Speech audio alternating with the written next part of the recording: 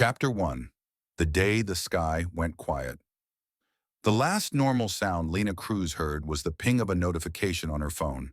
She wasn't even looking at it, just listening to the tiny chirp under the steady hum of the bus engine and the low murmur of 40 teenagers who'd already run out of things to say to each other. Outside the window, the highway rolled past in shades of winter brown, bare trees, gray sky, the occasional billboard promising food and gas, next exit, like rewards in a video game. Lena had her forehead pressed against the cool glass, counting mile markers and trying not to think about her parents. Her mom had hugged her a little too long that morning in San Antonio. Her dad had said he was proud of her 3 times in 10 minutes, which usually meant he was actually worried. "You'll do fine," he'd said, squeezing her shoulder at the bus door. "You've run in worse heat than they've ever seen in Missouri." "Yeah," she'd answered, "but I've never run in snow." Now, hours later, Lena was starting to wish her biggest problem really was just snow. Behind her, someone laughed too loud at a joke. 3 seats back, Coach Daniels snored softly, his head tilted back, earbuds in like he thought that made him invisible. From the very back of the bus, the tinny sound of electronic gunfire and explosions kept bursting through someone's headphones. It took Lena about 10 more seconds to realize those sounds weren't from the game. "Seriously?" she muttered, sitting up. The kid behind her, Noah something, the 10-year-old little brother of one of the runners, was playing on his handheld console, thumbs flicking, eyes locked on the screen. He'd been doing it for 3 hours straight, barely moving except to unwrap snacks. The ping on her phone came again, then again. Messages from the team group chat scrolled across her lock screen. "Anybody see the news? Coach says, don't panic." LOL, not helping. Is this like war or just Twitter war? Lena frowned and finally unlocked her phone. The signal bar showed 1 weak line of LTE that kept flickering, but her notifications loaded in bursts. Headlines from earlier in the day stacked up under each other. "Power grids on alert after new cyber attack warnings," one app said. "Officials say no cause for alarm," another one added helpfully, which always meant there was cause for alarm. Her dad had left the news on all morning while she packed. Some security expert on TV had been talking about electromagnetic pulses, EMPs, like something out of a sci-fi movie.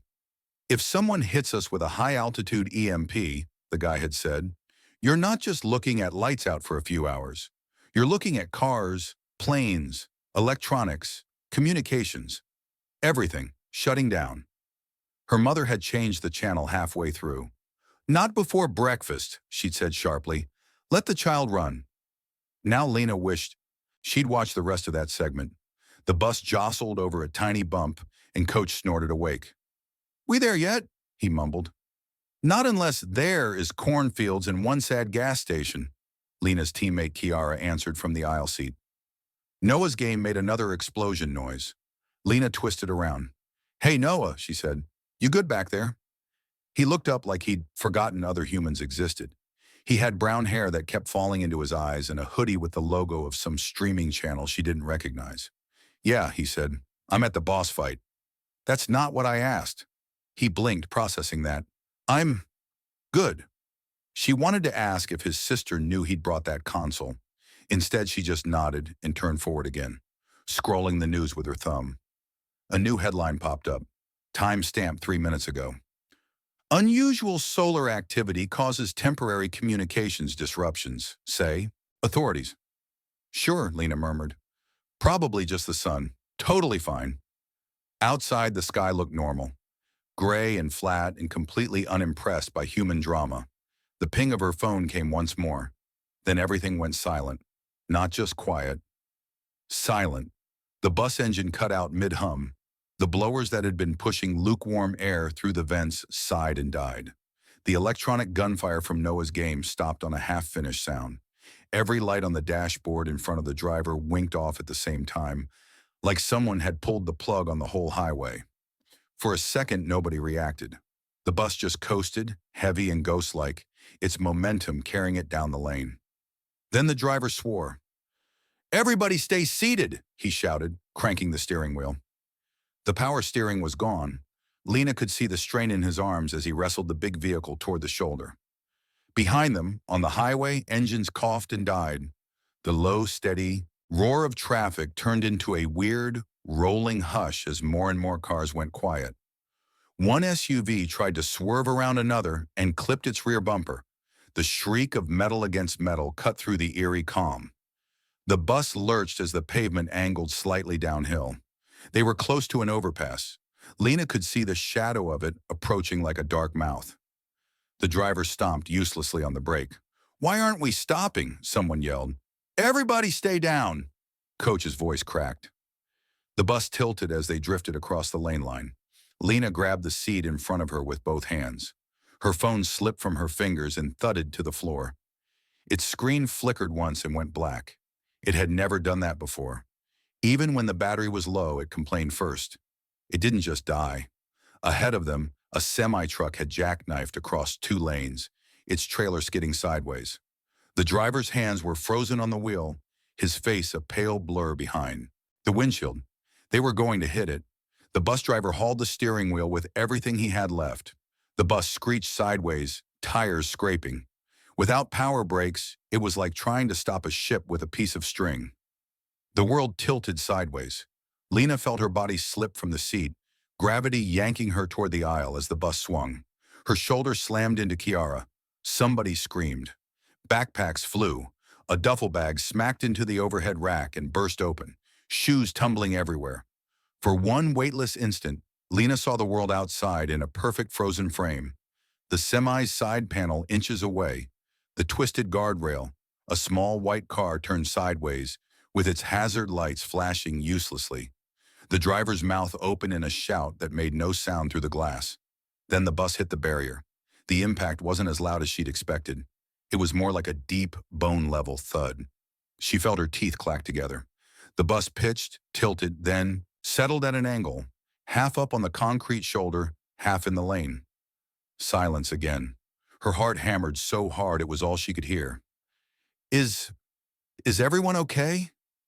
Coach's voice came from somewhere behind her, thin but alive. Lena unclenched her fingers from the seat. Someone was crying softly. Someone else was cursing in a long, panicked stream. Her knees shook when she tried to stand. "Stay seated," the driver barked. I need to call this in." He picked up the bus radio microphone, clicked the button, and frowned. No static, no click, nothing. He tried again. Nothing. Coach pushed past the seats, one hand on the overhead rail to keep his balance in the tilted bus. "My phone," he muttered, digging into his pocket. He pressed the power button once, twice. His expression changed from annoyed to scared. "It's dead," he said. "I charged it last night." Lena bent down and picked up her own phone from the floor. She held the side, buttoned down until her thumb hurt. No logo, no vibration, just a dead sheet of glass. "Lena," Kiara whispered, "what's happening?" "I don't know." But she did know it was wrong. She'd seen plenty of outages, storms that knocked out power, downed lines, blown transformers. Those came with chaos, sure, but you usually still had something. A radio station, a cell tower, a car driving by with its headlights on. This felt like someone had reached into the world and unplugged it at the root. The air outside smelled like burnt rubber and cold metal. A thin thread of smoke drifted up from the highway where 2 cars had collided. Their hoods were crushed, but not enough to stop the drivers from climbing out, dazed and furious. "We need to get off the road," the bus driver said finally. "Everybody one at a time, down the steps. Stay together." It was like waking up from a nightmare you weren't sure you'd been in. The other students moved slowly, as if in deep water. A few were bleeding from small cuts, but nothing looked life-threatening. Lena helped Kiara, whose lip was split, then turned around. Noah was still in his seat, unmoving, his game console in his lap. The screen was black. "Hey!" Lena touched his shoulder. "You okay?" He startled so hard he nearly fell sideways. "What? Did we crash?" "Almost," she said. "Seatbelt did its job. You hurt?" He looked himself over like he just realized he had a body. I think I'm fine." "Good. Come on, we're getting out." He clutched the console tighter. "It turned off," he said, voice small. "It never just turns off." "I know," Lena said. though she'd never actually held one of those fancy handhelds herself. You can freak out about it later. Right now, you've got to move. He stood up shakily. For the first time since she'd boarded the bus that morning, he wasn't just the annoying kid absorbed in his screen. He, was a real 10-year-old, pale and scared, looking at her like she might know what to do. That was the problem with being the kind of person who usually knew what to do. People got used to it. Outside, the highway looked like the world's slowest disaster movie. Cars sat stranded at weird angles all across the lanes, some sideways, some half up on the median. Drivers stood beside them, phones held up uselessly, hitting buttons harder and harder, as if force might scare the signal back into existence. A few people had popped their hoods and were staring at motionless engines, as if the problem would explain itself if they just glared hard enough. Farther down, a small plane descended low over the fields, gliding without sound. Lena watched it with a strange, detached calm. It had no engine noise, no contrail. It was just falling. Not straight down, but in a long, helpless curve. "Is that supposed to happen?" Noah asked quietly. "No," Lena said. The plane dipped behind a stand of trees. A beat later, a dull boom rolled over the highway. A smear of black smoke began to climb into the gray sky. Someone started sobbing. Coach, to his credit, pulled himself together first. "Everybody off the road," he shouted to both his team and anyone within earshot. "Move to the ditch and up the embankment. Stay away from the cars until we know what's leaking." It was the right thing to say. People needed orders. Even adults looked grateful to be told what to do by a man in a school windbreaker with a whistle around his neck. Lena led Noah down the steps. The air hit her like a slap, cold and raw. The quiet made her ears ring. She could still hear, she realized. There were people talking, crying, shuffling. But all the background noise she'd grown up with, the buzz of engines, the low hiss of tires on pavement, the faraway hum of power lines, was gone. They picked their way over the gravel shoulder and into the drainage ditch, then climbed up the grassy slope on the far side. From the higher ground, Lena could see more of the highway. It wasn't just their section. As far as she could see in both directions, cars had stopped in place, like toys dropped by a careless child. There were no sirens approaching, no flashing lights on the horizon. There were always sirens. Not this time. "Coach," she said as he reached the top of the embankment, breathing hard. "Maybe it's like a grid failure? But that wouldn't stop the cars, right? They have engines. They don't need city power." He shook his head. "I don't know, Cruz. I'm a track coach, not an engineer." "Look," she insisted, gesturing toward the stopped traffic. "It's everything. All at once. Phone towers, power lines, engines. That's not normal." He stared down at the stranded vehicles, jaw tightening. "Whatever it is, we need to keep the kids safe until help shows up." "What if it doesn't?" she almost asked, but swallowed the words. Noah tugged at her sleeve. "Lena, my sister, she's in the car behind the bus, remember? She rode with Mom and I don't see them." He was right. The small blue sedan that had followed them out of the last rest stop, his family's car, was nowhere obvious. Her stomach squeezed. "They might be farther back," she said. "Traffic pushed everything around when the engines cut. We'll go look. Stay close." They picked their way down the embankment again, not toward the bus this time, but down the line of frozen cars. A woman with a bleeding forehead leaned against an SUV, clutching a toddler to her. A biker sat beside his silent motorcycle, helmet in hands, staring at nothing. "Anybody have a working phone?" Lena called out as she passed. It seemed like the sort of questions someone should be asking. "Radio? Anything?" Heads turned. People checked pockets again, just to be sure, as if someone else's phone might magically have survived. Whatever had happened. One man in a flannel jacket held up his smartphone, the screen black. "It bricked," he said. "All my electronics. Watch too. It's like the circuit's fried." "Can that happen from a solar flare?" another driver asked. The flannel guy shrugged helplessly. "I don't know. My brother's in the National Guard. He said they were worried about EMP stuff. But that was just talk, you know? Worst case scenarios." The word EMP hung in the air like a bad smell. Lena kept moving. She scanned license plates, trying to spot the Texas tag Noah had pointed out earlier. The boy walked so close his shoulder brushed her arm with every step. "Lena, what's EMP?" he asked. She picked her way around a stalled pickup, careful not to step on the shards of broken headlight. "Electromagnetic pulse," she said. "It's like a burst of energy that can fry electronics if it's strong enough." "Like a bomb?" "Sometimes," she said. "But it could also be from space, I think. I'm not exactly a science podcast. Can they fix it?" The question was so simple she almost laughed. She stopped herself because it wasn't funny. If it's just local, yeah. They could swap out gear, restart systems. But if it hit a lot of places at once, she shook her head. "I don't know, Noah." They reached the spot where the highway curved slightly. A cluster of cars had piled up here when the power died. One sedan had rear-ended a minivan. Another had swerved into the guardrail. Steam rose from a cracked radiator. Noah's hand clenched tighter around her sleeve. "There," he whispered. His family's blue car was half-wedged between a delivery van and the concrete barrier, its front end crumpled. The airbags had deployed inside like two limp, deflated balloons. The driver's door hung open. "Noah, wait!" He sprinted forward before she could grab him. Lena swore, under her breath, and chased after him, shoes slipping on scattered glass. The car was empty. Noah's breath came in short, wild bursts.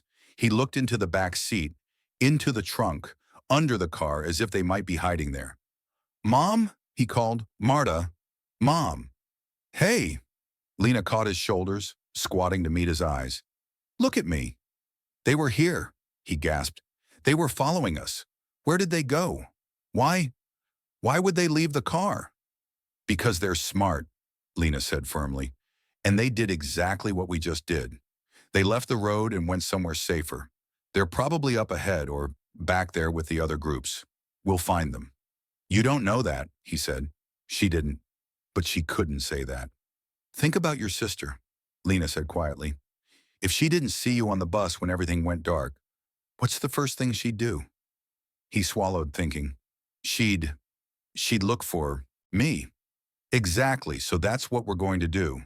We're going to make ourselves findable. If we just run around shouting, we'll miss each other. But if we gather somewhere obvious and stay there, they'll come." He took a shaky breath. "Where?" Lena looked up at the overpass. Beyond it, on the other side of a wire fence, a gas station sat quiet and dark. The pumps were useless, but the building was intact. "There," she said. "We get off the highway, we go up to that station. High ground, some walls, maybe food and water. We tell Coach. We set up a meeting place, okay?" Noah nodded slowly, clinging to the plan the way he had clung to his console an hour ago. Behind them, a horn blared, suddenly, a single confused note, then died mid-sound as whatever ghost of power had been left bled away. The silence came crashing back. By the time they got everyone off the road and herded toward the gas station, the thin winter sun was already starting to sink behind the clouds.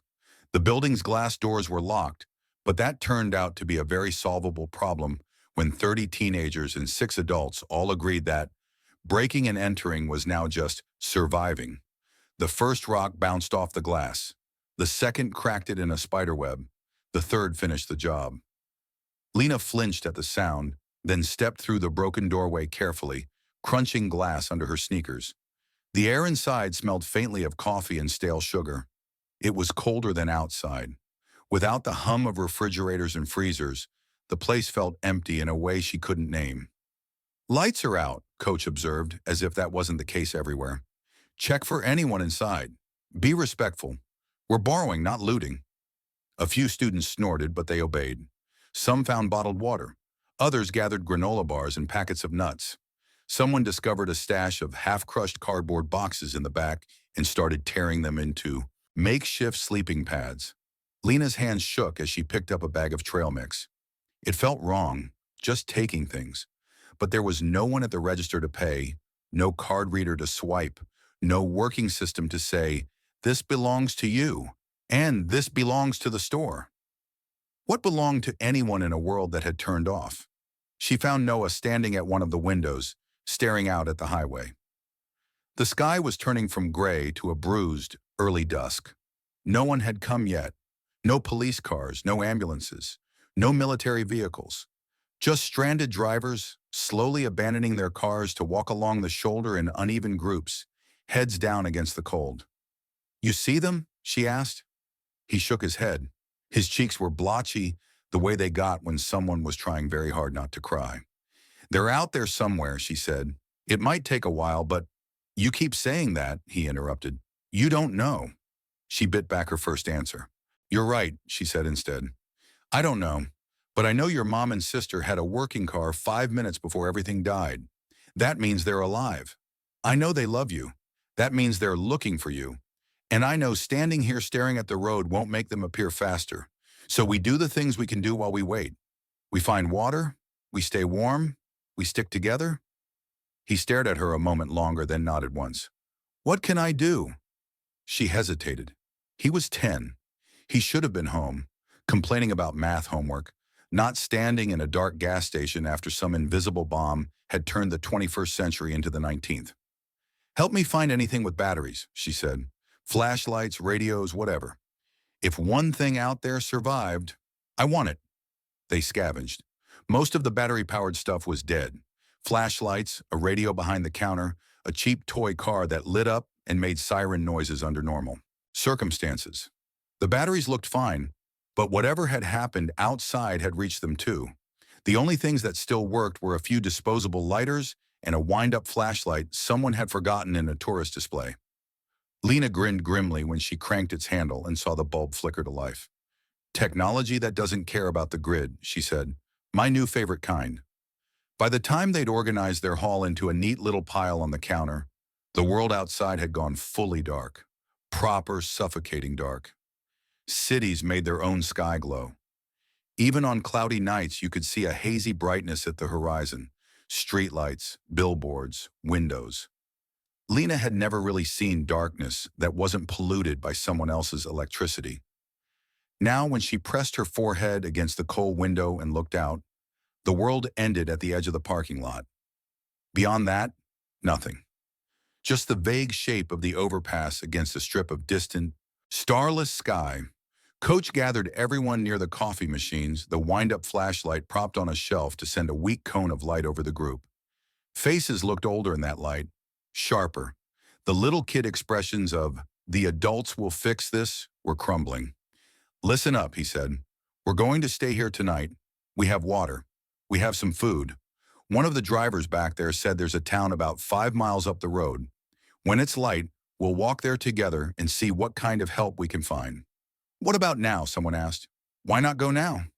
"Because it's dark," Coach said flatly. "Because there are damaged cars and maybe fires, and God knows what else between here and there. And because there's no reason to risk breaking an ankle or worse when we have shelter." "What if there are bad people?" another girl whispered. Coach hesitated. "We'll lock the door," he said. "We'll take turns keeping watch. No one goes out alone. No one opens the door without telling me. We're going to treat this like a storm that knocked everything out, okay? We do the same things we do then. We take care of each other." Lena listened, arms folded tight across her chest. This isn't a storm, she thought, but she nodded along with everyone else. Later, when the group had spread out across the store, wrapped in whatever coats and blankets they had, Lena sat on the floor by the drinks cooler with Noah beside her. The glass doors, dark and warm now, without the hum of refrigeration, made a strange mirror. She could see their reflections. A tall girl with wind-tangled hair, a skinny kid in a hoodie clutching his useless game console like a talisman. "Can you sleep?" she asked. He shook his head. "Can you?" "Probably not." A beat of silence. "Do you think they'll fix it?" he asked. "Like, tomorrow or the next day?" She stared at their reflections instead of his face. "I think they'll try," she said. "But even if they flip some lights back on, it won't be like before. Not for a while." Outside, the dark pressed up against the windows. Somewhere far away, a dog barked once and stopped. Lena remembered the TV expert's voice that morning. "You're not just looking at lights out for a few hours." She wondered if he was somewhere right now, sitting in his dark living room, realizing he'd been more right than he'd ever wanted to be. Her dad had texted her right before she boarded the bus. "Send me a pic of the stadium when you get there. I want to see where my champion wins." She'd written back deal with a little metal emoji. She picked up her dead phone and tried the power button one more time, knowing it was useless. Nothing. "I think," she said slowly, surprising herself with the words as she spoke them, "we need to figure out how to live without this stuff. At least for now. We can't just wait for someone to turn it all back on." "We?" Noah asked. She glanced at him. His eyes were huge in the dim light, but there was something stubborn in them too. "Yeah," she said. "We. You. Me. All these people. Everyone out there on that road. We're kind of stuck in this together." He nodded, chewing the inside of his cheek. "Then what do we do first?" Lena thought about that for a long moment. She thought about the dark highway, the silent cars, the plane falling from the sky, the way everyone had looked around as if the old invisible safety net of modern life might somehow snap back into place. Nobody was coming yet. Maybe nobody could. For the first time since the bus engine died, she allowed herself to name it. The world had been switched off. "First," she said quietly, "we survived tonight." She shifted, leaning back against the cooler, and pulled her thin jacket tighter around her shoulders. "After that, we figure out the rest. But if this is really an EMP, if it hit more than just here, then tomorrow's not just another day without power. It's the first day of a new world." Noah shivered. "A broken world?" he asked. Lena looked out at the black window where the highway had vanished. "A turbulent one," she said. "The kind where everything that used to keep us safe is gone. But maybe the kind where what we do actually matters more than it ever did before." He was quiet for a long time after that. His head slowly dipped toward his chest, and eventually, despite everything, sleep dragged his eyelids down. Lena stayed awake. She listened to the occasional cough or whisper from the other kids, the rustle of jackets as people shifted on the hard floor. She listened to the empty quiet of the world beyond the walls. Somewhere in that vast, powerless dark, her parents were looking at their own dead phones, wondering why their daughter hadn't sent a picture of the stadium yet. In another part of that dark, Noah's mother was calling his name, and somewhere high above it all, invisible and indifferent, the energy that had fried the circuits and silenced the engines was already gone, leaving only its absence. Lena wrapped her arms around her knees and watched the window, waiting for a light, any light, to flicker on out there and prove that the old world wasn't completely dead. None did. The night held, and the first day of the new world began in absolute, unnatural silence. Chapter 2. First night, first rules. The world didn't explode on the second day. It just sagged. Lena woke up with a crick in her neck and the taste of dust in her mouth. For a second, she forgot where she was and why her pillow felt like corrugated cardboard. Then the smell of spilled coffee and cold air conditioning that wasn't on hit her, and it all came back in one heavy rush. Gas station, bus crash, dead phones, silent highway. EMP, her brain supplied, as if it were answering a test question. Possible high-altitude detonation, global or at least continental. Congratulations. Civilization, you failed the multiple choice section. Her back protested as she pushed herself upright. Noah was curled on her left, hoodie pulled over his face, fingers still wrapped around his useless game console. On her right, Kiara snored softly, using her backpack as a pillow. Their breaths made tiny white clouds in the cold morning air, drifting through the broken glass doors. Someone had scrawled "no shoes" past this line on the floor years ago in red paint, right by the soda fountain. The letters seemed ridiculous now. Shoes were the only reason any of them could even think about walking anywhere. Coach was already awake, of course. He sat on an overturned milk crate by the front counter, elbows on his knees, staring at the wind-up flashlight as if he could will it to stay bright. The cone of light had dimmed overnight and now gave everything a tired yellow tint. "Morning, Cruz," he said quietly when he noticed her moving. His voice sounded like it had been sandpapered. "You sleep?" "Define sleep," she croaked. He gave the ghost of a smile. "We're giving everybody another 15 minutes, then we're moving. I want us at that town before noon." "You think they'll have power?" she asked. I think they'll have people, he said. People means information. Information, she thought, not help. That was an interesting choice of words. Maybe she wasn't the only one who'd stopped assuming there was a cavalry. She stood up, stretching until her shoulders popped. Her legs felt stiff but strong. At least all those early morning runs had bought her something. One by one, the others crawled out of their makeshift nests. They looked like a group of kids the morning after a sleepover that had gone on too long, except nobody was laughing and nobody smelled like microwave popcorn. A few whispered about their parents. Some tried their phones again, like maybe the problem had been a bad dream that didn't apply to electronics. Nothing powered up, not even a blink. Lena found Noah at the window, exactly where he'd ended the night when sleep had spat him back out. The highway outside looked different in daylight, but not better. Cars still sat frozen at odd angles, their paint dulled under a film of road dust. A couple of drivers were already walking along the shoulder with backpacks, their silhouettes small, against the wide gray ribbon of road. "See anything?" she asked. He shook his head. "No blue car." "They might have gone ahead," she said, "or taken another exit, or stayed with a different group. We'll keep asking as we go." His voice was flat when he answered, like it was coming from the bottom of a well. "What if something happened?" "Something did happen," she said. "To everyone. That doesn't automatically mean the worst thing happened to them." He didn't respond, but he stayed by her side instead of drifting away, so she counted that as a win. They ate breakfast out of plastic wrappers, granola bars, slightly stale donuts, peanut butter crackers. Coach insisted they log what they took on a notepad he'd found behind the counter, scribbling down each kid's name and how many items they grabbed. Lena raised an eyebrow at him. "You planning on mailing them a check later?" she asked. "If the world doesn't end," he said, "I'd like to stay employed.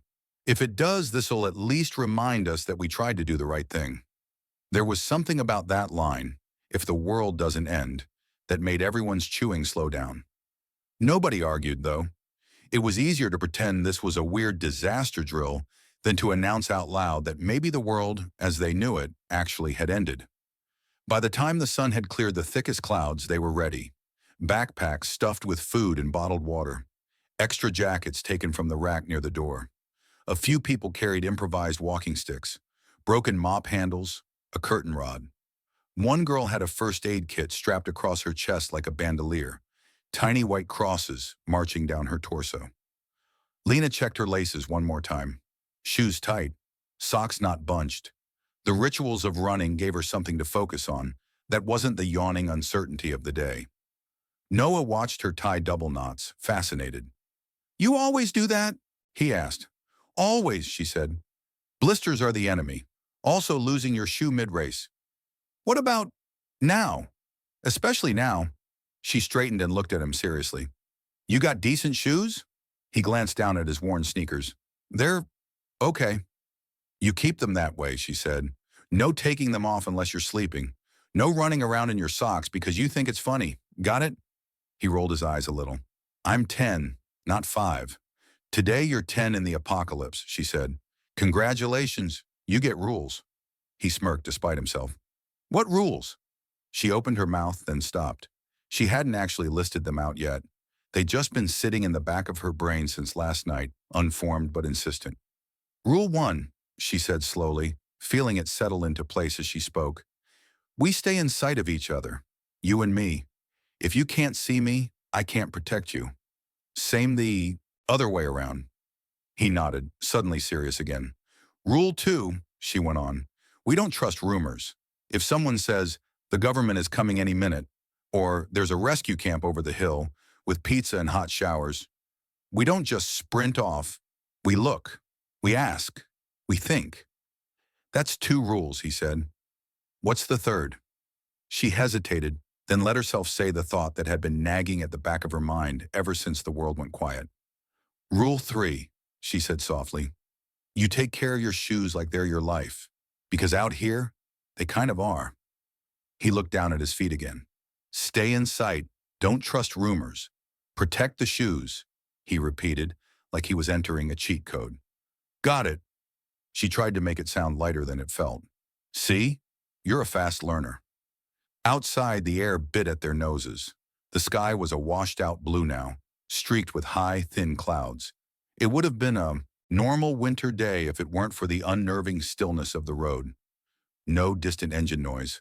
No endless stream of vehicles rushing past. The group filed out of the station and gathered in the parking lot. Coach went over the plan again. Follow the access road parallel to the highway. Cut toward the town someone had mentioned at the last rest stop. Keep the group together. A woman who'd taken shelter with them overnight, mid-30s, hair in a messy bun, a toddler on her hip, stepped forward. "Listen," she said, voice trembling slightly. "My car died back there.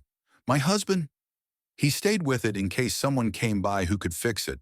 I can't just leave him." Coach looked pained. "Ma'am, we can't go back down the highway. It's too dangerous with all the wreckage. If he's there, emergency crews will find him." She glanced at the silent horizon. "What emergency crews?" No one had an answer. Lena watched the exchange with a tight chest. This was the part nobody ever showed in disaster movies. The argument between staying put and moving on when nobody knew which was safer. "We're going forward," Coach said finally, with the tone of a man who had chosen and would now live or die by that choice. "If you want to wait here, that's your decision. Just ration your food. Don't open the coolers. They'll go bad faster that way." The woman hesitated, eyes darting between the road and the group. In the end, she stayed. She wasn't the only one.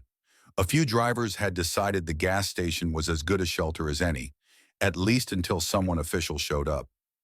Lena envied them for about 4 seconds. Then she remembered the plane falling behind the trees and the complete lack of sirens, and the envy evaporated. "Walk," her instincts said. "Move. Don't be the person waiting on a helpline that isn't connected to anything anymore." They set off in a loose column, backpacks bumping, shoes crunching on frost-stiff grass. Coach took the lead with one of the bus drivers. Lena drifted toward the middle, where she could see both the front and the tail of their little caravan, Noah keeping pace beside her. It felt weird to walk this slowly. Her body wanted to run, to burn off the anxious energy under her skin. But sprinting ahead would mean burning calories she couldn't easily replace, and leaving the group was not an option. Rule 1 didn't just apply to Noah.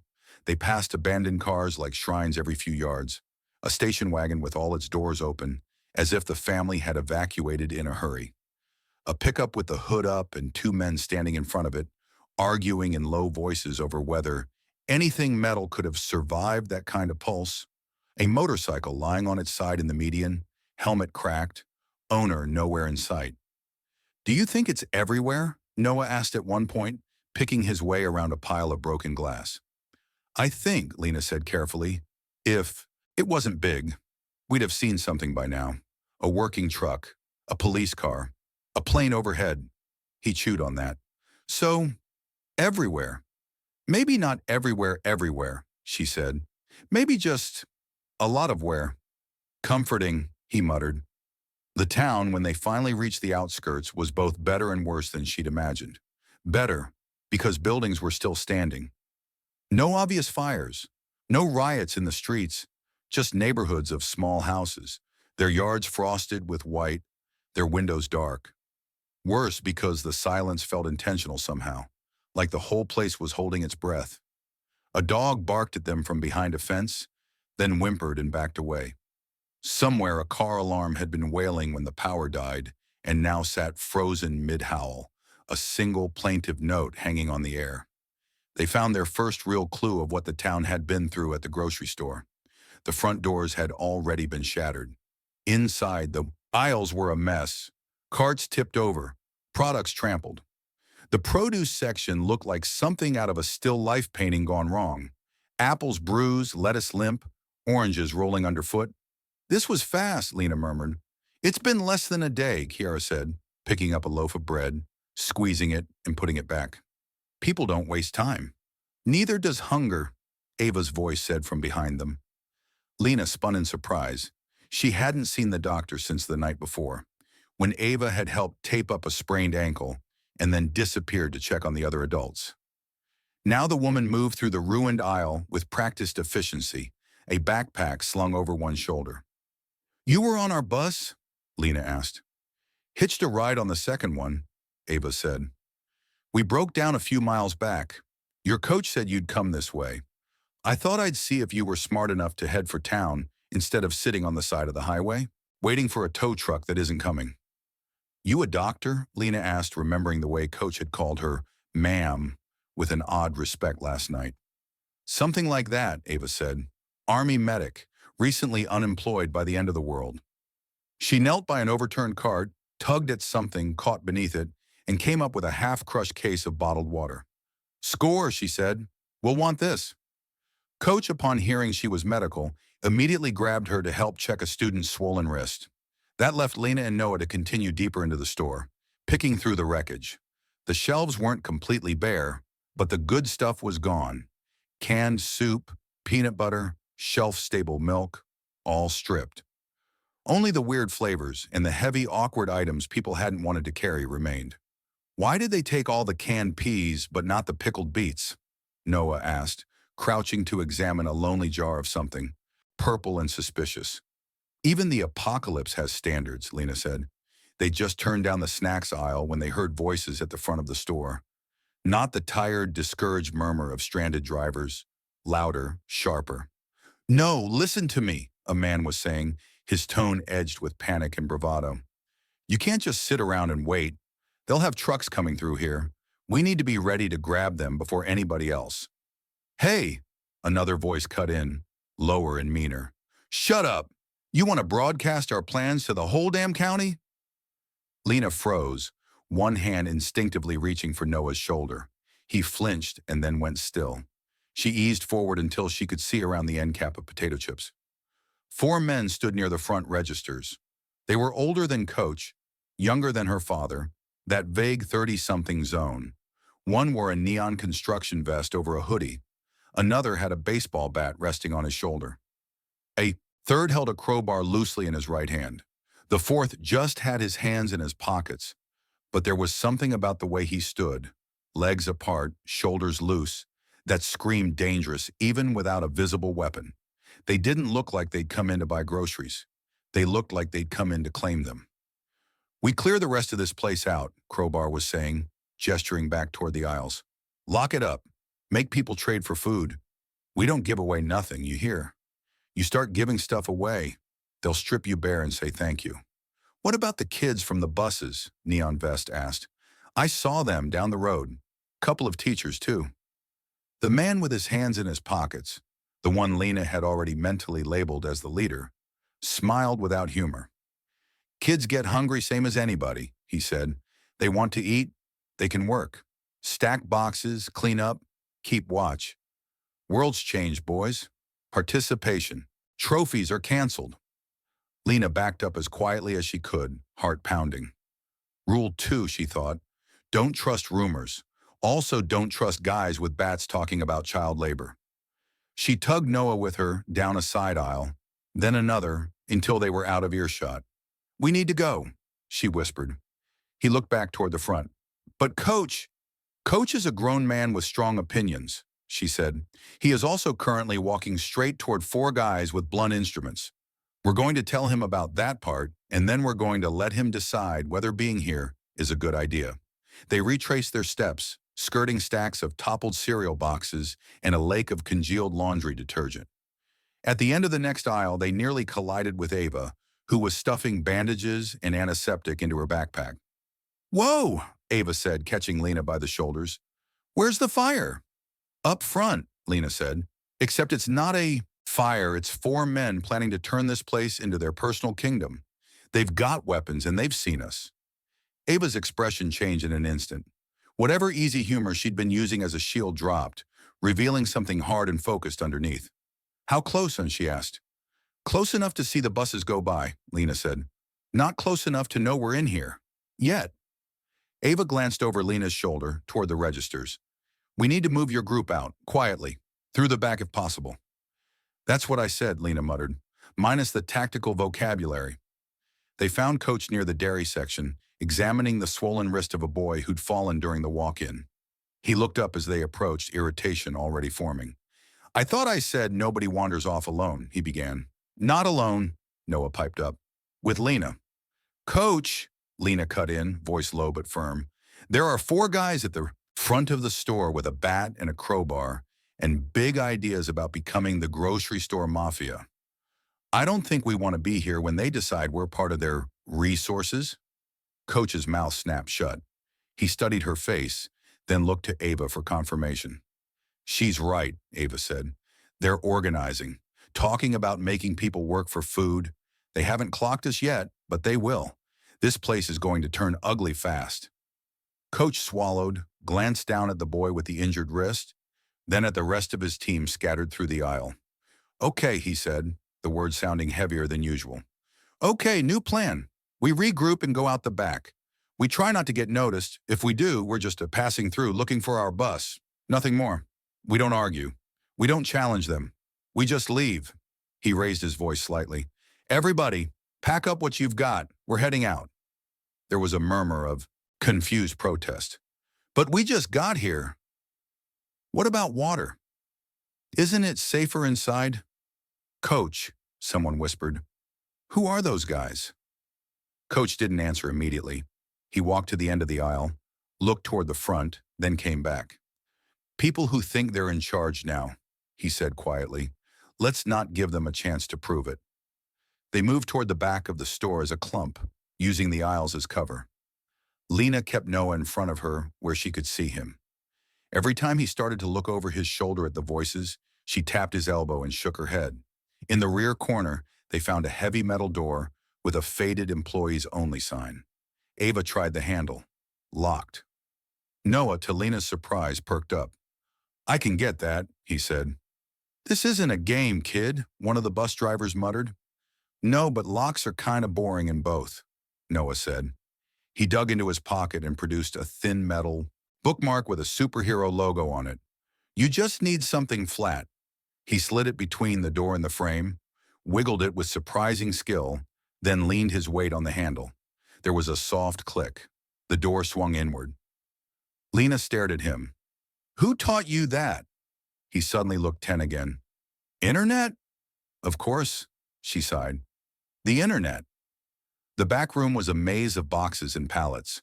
Cold air wafted down from somewhere above, probably a loading bay. The concrete floor echoed under their footsteps. It smelled like cardboard and onions and dust. They slipped through in single file, hunched as if the ceiling might decide to drop if they stood up straight. At the far end, a roll-up metal door was half open, leaving a gap just big enough for a person to duck under. Ava crouched and peered outside. Alley, she murmured. Dumpster. No obvious crowbar enthusiasts. Let's go. They spilled out into the alley like water escaping a crack. Damn! The cold slapped Lena in the face again, but this time it felt like relief. Behind them, through the thin wall, she could hear faint echoes of the men's voices, rising and falling.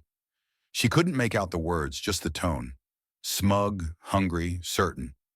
They threaded their way between buildings, keeping to back streets. The town square, when they finally reached it, was crowded. Not like a festival, like a power outage. Small clusters of people stood around the dark traffic lights, the silent fountain, the closed doors of the post office. Some had dragged chairs or blankets outside. A few had built little fires in metal trash cans. In the center of it all, a man in a sheriff's uniform stood on the steps of the town hall, trying to address the crowd without a microphone. We're coordinating with the state authorities, he was saying. We've got deputies canvassing the area, making sure the elderly and infirm are being looked after. We need everyone to remain calm and stay where you are until... Lena stopped listening when she saw the look in his eyes. He was saying the right words, the reassuring ones, but underneath the official tone, there was naked worry. He didn't know what was going on either. What did I say about rumors? She murmured. Noah's voice was barely audible. Don't trust them. A woman nearby clutched a battery-powered radio to her chest like a holy object. She kept turning its dial with frantic, jerky movements, pausing, then turning again. Anything? Lena asked softly. The woman shook her head. Just static. A little bit of something on AM for a second, but it cut off. May I? Ava asked politely. The woman hesitated, then handed the radio over. Ava knelt by the town hall steps, twisted the dial with more patience. For a long time, there was nothing but the soft hiss of empty frequencies. Then suddenly, a voice crackled through. Tinny, distant, but definitely real. Repeat. Widespread disruptions reported across multiple states. Officials urged the public to remain calm and conserve resources. Unconfirmed reports suggest static swallowed the rest, then faintly. Likely electromagnetic in nature, possibly accompanied by coordinated cyber attacks on key infrastructure. More static. Lena felt her skin prickle. Electromagnetic. Cyber attacks. It was one thing to guess, another to hear the words. What happens to planes? Someone near them blurted. My brother's flying back from Chicago. We don't have that information, the sheriff called over the murmurs. Until we do, speculation doesn't help anyone. A little late for that, Lena thought. The radio voice flickered in again, stronger this time. Water systems, hospitals, and emergency services severely affected. If you are in a safe location, authorities recommend you stay there. Do not attempt long-distance travel. Repeat, do not attempt long-distance travel unless directed to do so by emergency personnel. The broadcast cut. No sign-off, no station ID. Just static.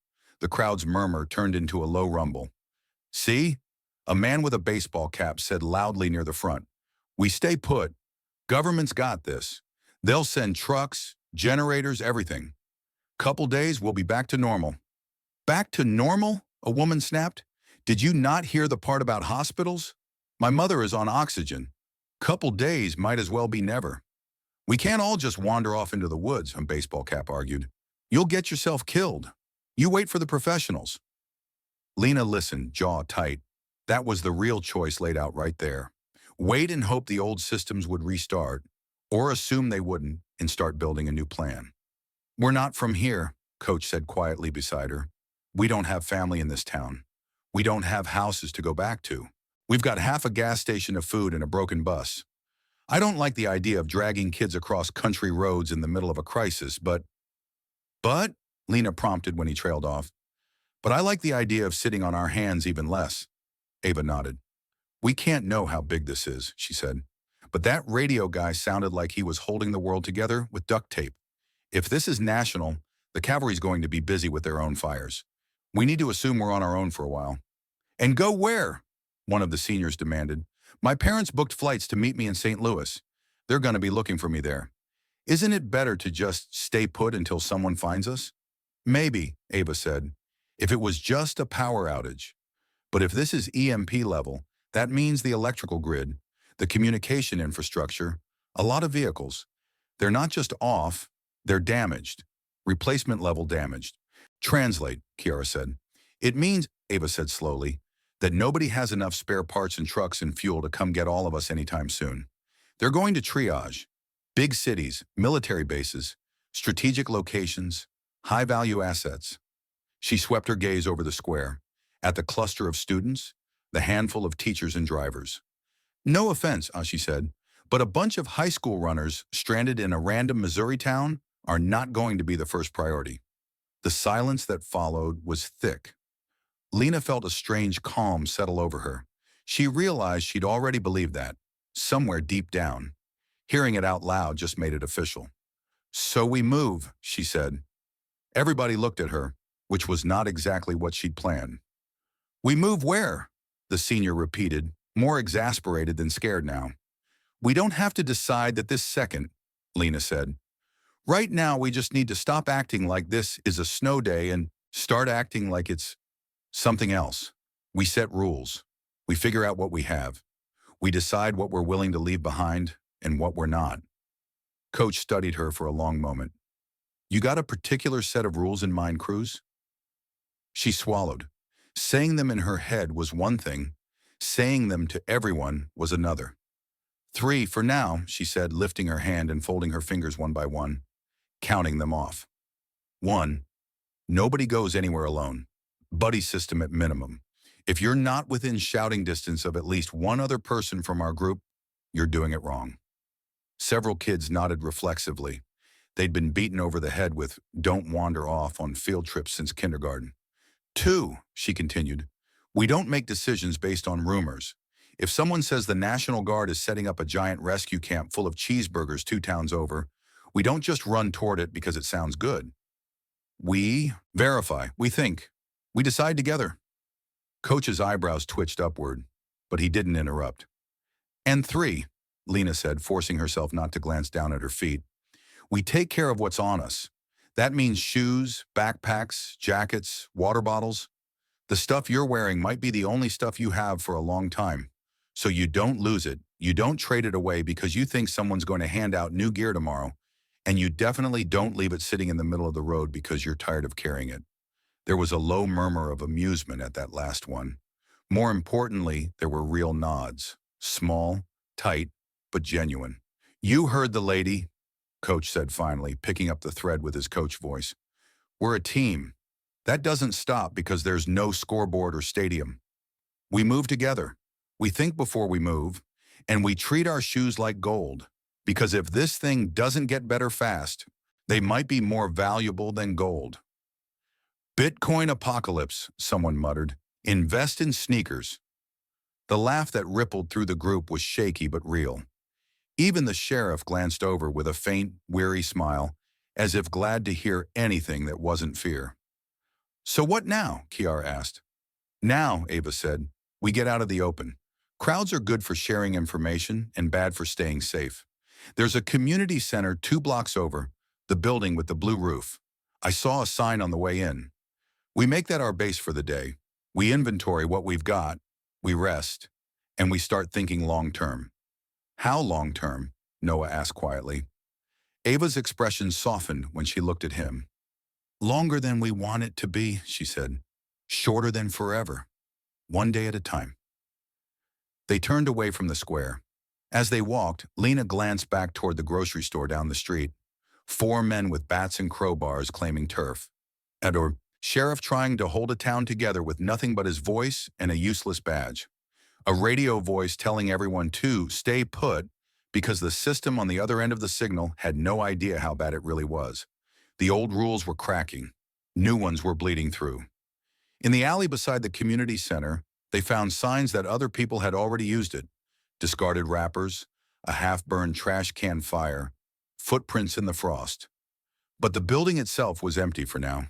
The front doors were unlocked, the gym dim and echoing, the air faintly smelling of sweat and cleaning supplies. They set up along one wall, sleeping bags and jackets and backpacks in a rough line. Ava found a storage closet full of folding mats and dragged them out to use as padding.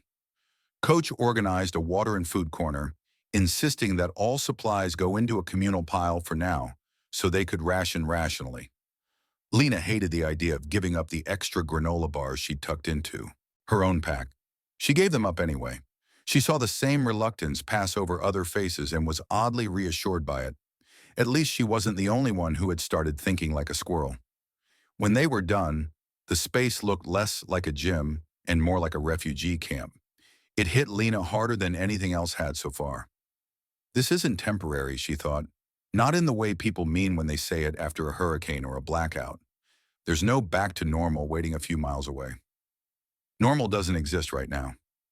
Noah sat cross-legged on a mat, turning his dead console over and over in his hands. You know, she said, sitting beside him, you could repurpose that. As what? He asked. A paperweight? A reminder, she said, of what not to count on anymore. He snorted. That's depressing. Yeah, she agreed, but also useful. He looked at it a moment longer, then slid it carefully into his backpack instead of leaving it out. Her stomach twisted. He wasn't ready to let go yet. Maybe that was okay. Nobody should have to process the end of the world in one afternoon. As the weak winter light slanted through the high gym windows, Ava gathered the adults in a huddle. Voices rose, fell, sharpened. There were words like liability and parents and school board, and once whispered but still audible, lawsuits. Lena almost laughed. Lawsuits, as if courts and law firms still mattered when planes were falling out of the sky. She lay back on the mat and stared up at the ceiling instead. The fluorescent lights were useless now, but the exit signs glowed faintly from backup batteries. Little red promises that still believed in safety regulations. Her dad's last text replayed in her mind. Send me a pic of the stadium when you get there. She tried to imagine the stadium, hundreds of miles away. The silence there, the athletes milling around, the officials arguing about whether to cancel the meet when there were no working clocks, no announcements, no lights. Maybe they'd all just gone home. Home, she thought, and felt a fierce ache. Texas felt farther away than the moon. Noah rolled onto his side, propping his head on his hand. Hey, Lena, he said. Yeah? You said we needed rules to stay alive, he murmured. Do we need more than 3? She thought about the grocery store men, the way people in the square had argued about staying or leaving, the kid whose wrist Ava had taped, the woman at the gas station who had refused to leave her waiting spot because her husband might come back. Probably, she said, but 3 is a good start. He considered that.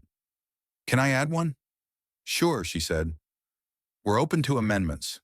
He took a breath. Rule 4, he said carefully. We don't forget people.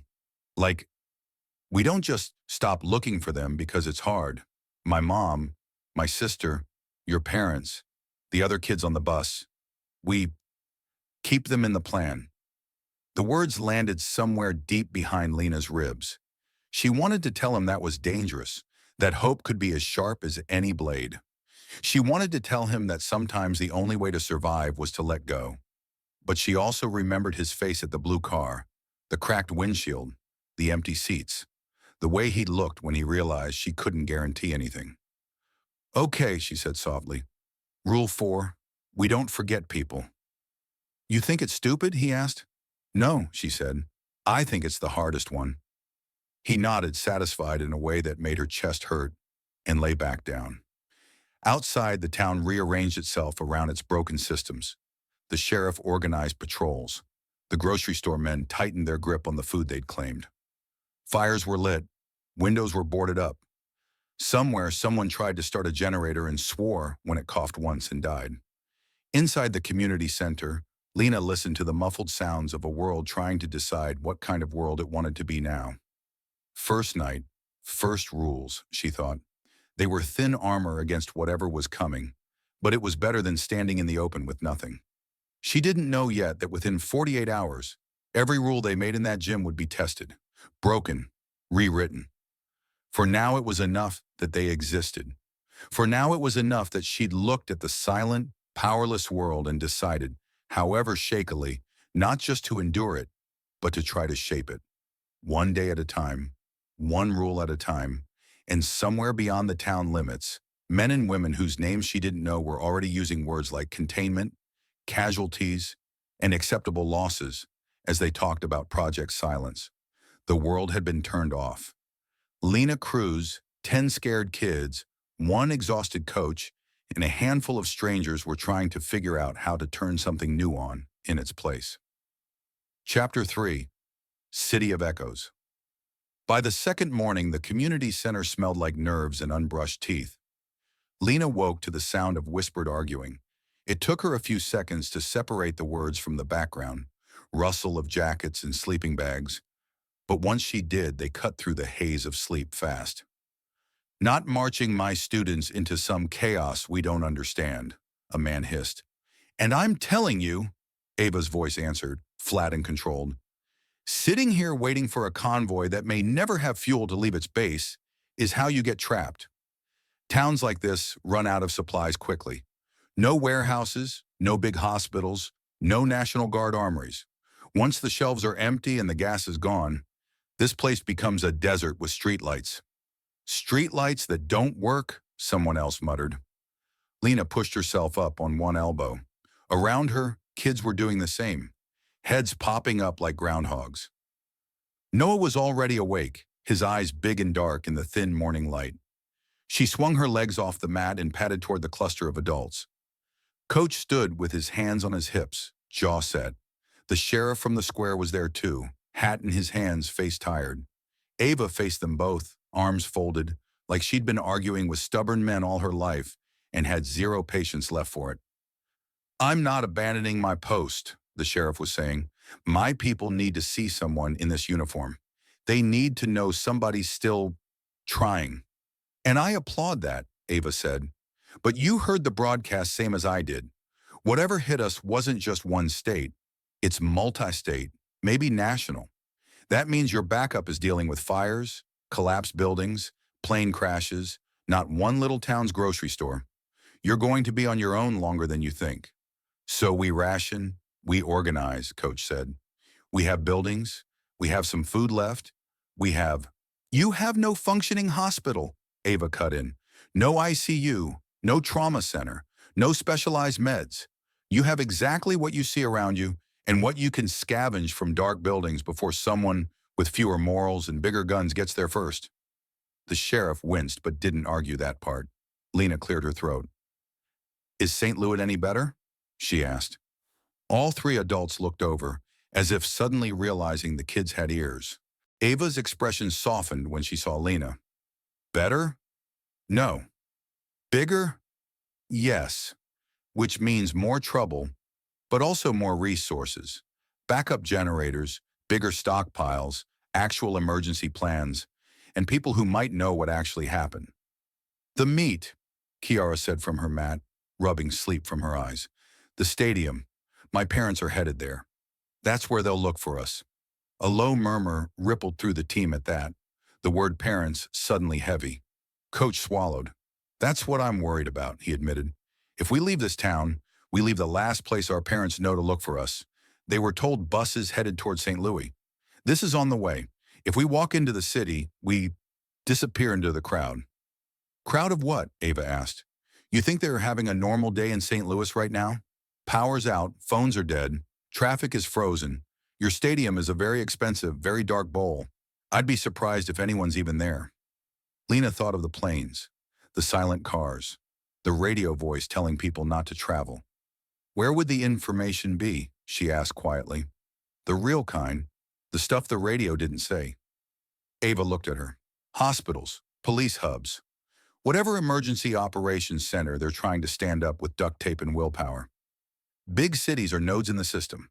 If there's any plan, any response beyond tell people to stay put and pray, it'll be organized from a place like that. The sheriff sighed and ran a hand over his face. Even if that's true, I can't march half this town on foot to St. Louis. It's 40 miles. I'm not asking you to, Ava said. You stay. Hold this place together as long as you can. Someone has to. But I'm heading to St. Louis. I need intel. I need to connect with anyone left in uniform who remembers my name. And I'm not going to be any use to anybody sitting on a gym mat hoping the lights come back. Lena felt something in her chest align with those words. Movement. Purpose. The opposite of waiting.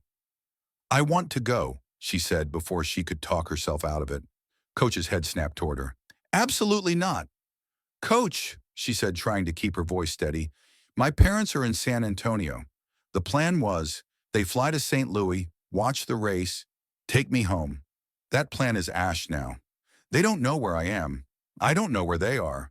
The only place even vaguely in common is the city. If I stay here, I'm just another missing piece on the board. That doesn't mean walking 40 miles into a blackout zone is a good idea, he said. You're 16. And I've run half marathons for fun, she said, on hills in August. This is not me saying I'm going alone. It's me saying, if there's a group going, I want in. I'd rather move toward information than sit here waiting for the sheriff's radio to catch a miracle. Noah pushed himself up and stumbled over, almost tripping on someone's blanket. I'm going too, he blurted. Lena stared at him. That's not what I have to, he said, words tumbling out too fast. My mom and sister were driving behind us, remember? They were going to the stadium too.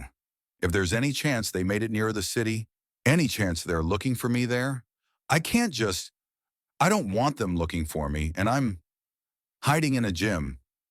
The room seemed to tilt a little. He was 10, and he just put into words the thing that had been clawing at the back of her brain. Coach looked from Lena to Noah to Ava, his features torn between responsibility and reality. I can't split the team, he said. If I lead them into the city and something happens. You're not leading them, Ava said gently. You're responsible for them. That means you get to choose the least bad option. From what I see, that's staying here, organizing with the sheriff, making this place as safe as you can, and letting the ones who have clear reasons to move. That's not how field trips work, he said, almost desperate. We stay together.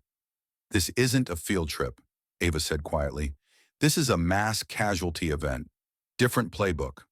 The phrase landed with a dull thud in the room. Mass casualty event, the kind of thing Lena had only ever heard in news reports about cities she didn't live in. Coach pinched the bridge of his nose. When he finally looked up, his eyes were shiny. Any other students want to go? He asked, voice rough. There was a long pause. A couple of kids shifted, looking like they might stand, then thought better of it. A senior named Drew, whose parents were supposed to meet him after the meet instead of at it, started to raise his hand, then dropped it at the sight of his girlfriend's face. Only one other person moved, a quiet girl from the JV team, Jasmine, who had relatives in St. Louis she never stopped talking about on bus rides. My aunt works at a hospital there, she said. If there's anywhere she'd be, it's helping. I want to try to get to her. Coach looked like he wanted to forbid it, but he also looked like a man counting his options and finding each one on fire. 4, he said finally, voice hollow. 4 is at least more manageable than 20. 5, added one of the bus drivers, the younger one, whose name Lena kept forgetting. I've driven into St. Louis 100 times. I know the side roads, and I'd rather be doing something than waiting for my boss to yell at me over a phone that doesn't work. Ethan, Ava said, nodding to him. Good. We could use a guide who knows which highways clog first. Coach stared at the little cluster they made. 1 medic, 4 kids, 1 driver. He looked older than he had 2 days ago, maybe 10 years older. I'm not signing off on this, he said. I'm not saying this is fine. I'm saying I don't have the power to physically chain you to this gym. I can tell you I think it's dangerous. I can tell you I wish you'd stay. But I also know I can't be everywhere at once. And if the city has any answers, he trailed off, then turned to Lena. You take care of them, he said. It wasn't a request. It was an order wrapped in surrender. Her throat tightened. I will. And you, he said, crouching in front of Noah so their eyes were level. You stay with her. No arguing, no running off, no hero moves. You treat her like your coach. Got it? Noah nodded so hard his glasses slipped down his nose. He shoved them back up with a trembling hand. The sheriff pulled Ava aside for a brief low conversation. Lena caught only fragments. Bridge checkpoints, National Guard armory, stay away from the mall. Then the sheriff pressed a folded map into her hand. If you make it in, he said, and you find anyone organizing this mess, you tell them this town exists. Name's Mayfield. Population, he glanced around at the half-filled gym. Population still trying. Ava nodded. I will. They left Mayfield under a pale sun that did nothing to cut the cold. The road toward St. Louis was a patchwork of half-abandoned suburbs and little knots of humanity refusing to give up. Some houses had grills dragged onto the front lawns, smoke curling from them as families cooked everything in their freezers before it spoiled. Kids kicked a flat soccer ball in the street, their laughter weirdly normal against the backdrop of silent, dead cars. Every so often, they saw a hand-lettered sign, Need insulin, will trade generator for gas, charging here, pedal bike only. Someone had rigged a stationary bike to a little alternator and was letting people produce their own phone charge in exchange for canned goods. None of it helped with a bricked phone, but the sight made Lena's chest hurt anyway. People were trying. That's what humans did when everything fell apart. They improvised, branded their desperation with cardboard and hope. You seeing this? Ava asked quietly as they walked past one house where a family had put a Christmas tree out on the porch in December daylight, strings of dead lights wrapped around it. Yeah, Lena said. It's like everyone's trying to prove it's still normal. Normal is dead, Ava said, not unkindly, but habits don't know that yet. By midday, Lena's legs had found their rhythm. The pavement kept unrolling under her feet. The weight of her backpack became a background fact instead of a sharp complaint. Noah, shorter and less practiced, lagged sometimes, but he refused to ask for breaks. She adjusted her pace without comment, letting him feel like he was keeping up. They didn't see many moving vehicles. The ones that did pass stood out like unicorns. An ancient tractor chugging along the shoulder, a rusted pickup that looked older than Lena's parents. "How does that still work?" she asked as the pickup rattled past, its driver waving. "Probably old enough not to have a computer brain," Ethan said. "Older ignition, less sensitive circuits. EMP kills electronics, not internal combustion itself. So we just need a time machine back to 1975, Noah said dryly. Cool. The driver of the pickup slowed, then stopped a little ahead, leaning out his window. "You kids headed into the city?" he called. Ava studied him for a moment, the way his eyes crinkled from years in the sun, the hands that had more grease than skin visible. "Yes," she said. "If that 75 miracle of yours has room," he laughed once. "She's an 82, actually. But yeah, I can take you part of the way. I'm dropping off some folks at the outskirts. After that, I'm getting myself and my family as far from concrete as we can go." Lena glanced at Ava. Riding with a stranger in the end of the world should probably have set off more alarm bells than it did, but the man's truck bed was already half full of other passengers. An older couple, a teenager with a cast on his leg propped up on a crate. If it was a trap, it was a very crowded one. "Thank you," Ava said. "We'd appreciate the lift." They climbed in, Lena helping Noah over the tailgate. The metal was cold through her jeans. As the truck pulled back onto the road, the wind cut through every layer of clothing she had. But the speed was a relief. The world actually moved under them again, instead of inching past on blistered feet. From the raised vantage point, St. Louis slowly grew on the horizon. The arch speared the sky like a thin, silver question mark against the pale blue. Smoke columns coiled up from a couple of places, gray-brown paisley smudges against the winter air. "They're saying on the farm channel that it's bad in there," the driver said over his shoulder. "Looting, fires, people jammed up on the bridges. You sure you want to go in, not out?" "Some of us have people there," Ava said. "Some of us need information. We won't stay long." "Long may not be up to you," he said. "City's a bowl, hard to climb out of once you fall in." Lena felt Noah shiver beside her, not entirely from the wind. "I hate bowls," he muttered. Traffic thickened as they neared the city limits. Lines of dead cars like fossilized rivers jamming the interstates. The driver stuck to back roads, cutting between neighborhoods, weaving around stalled minivans and a city bus that had died blocking an intersection. Once they saw a police cruiser. Its lights were off, but two officers stood beside it, directing pedestrians away from a fallen power line. One of them looked up at the truck as they rolled past, eyes tired, jaw tight, as if she'd been saying, "I don't know," to every question for the last 24 hours. The truck couldn't take them all the way in. The roads became a labyrinth of blockages and abandoned fender benders. Finally, the driver pulled to a stop on a side street. "End of the line," and he said, "If I go any farther, I'll never get out. You head that way." He pointed through the trees toward the distant curve of the arch. "And you'll hit downtown sooner or later. Good luck to you." "Same," Ava said. "And thank you." They jumped down, backpacks shifting. The truck rumbled away, a relic of a world where gas stations meant gas and roads meant travel. The inner city felt different from Mayfield in a way Lena couldn't quite name at first.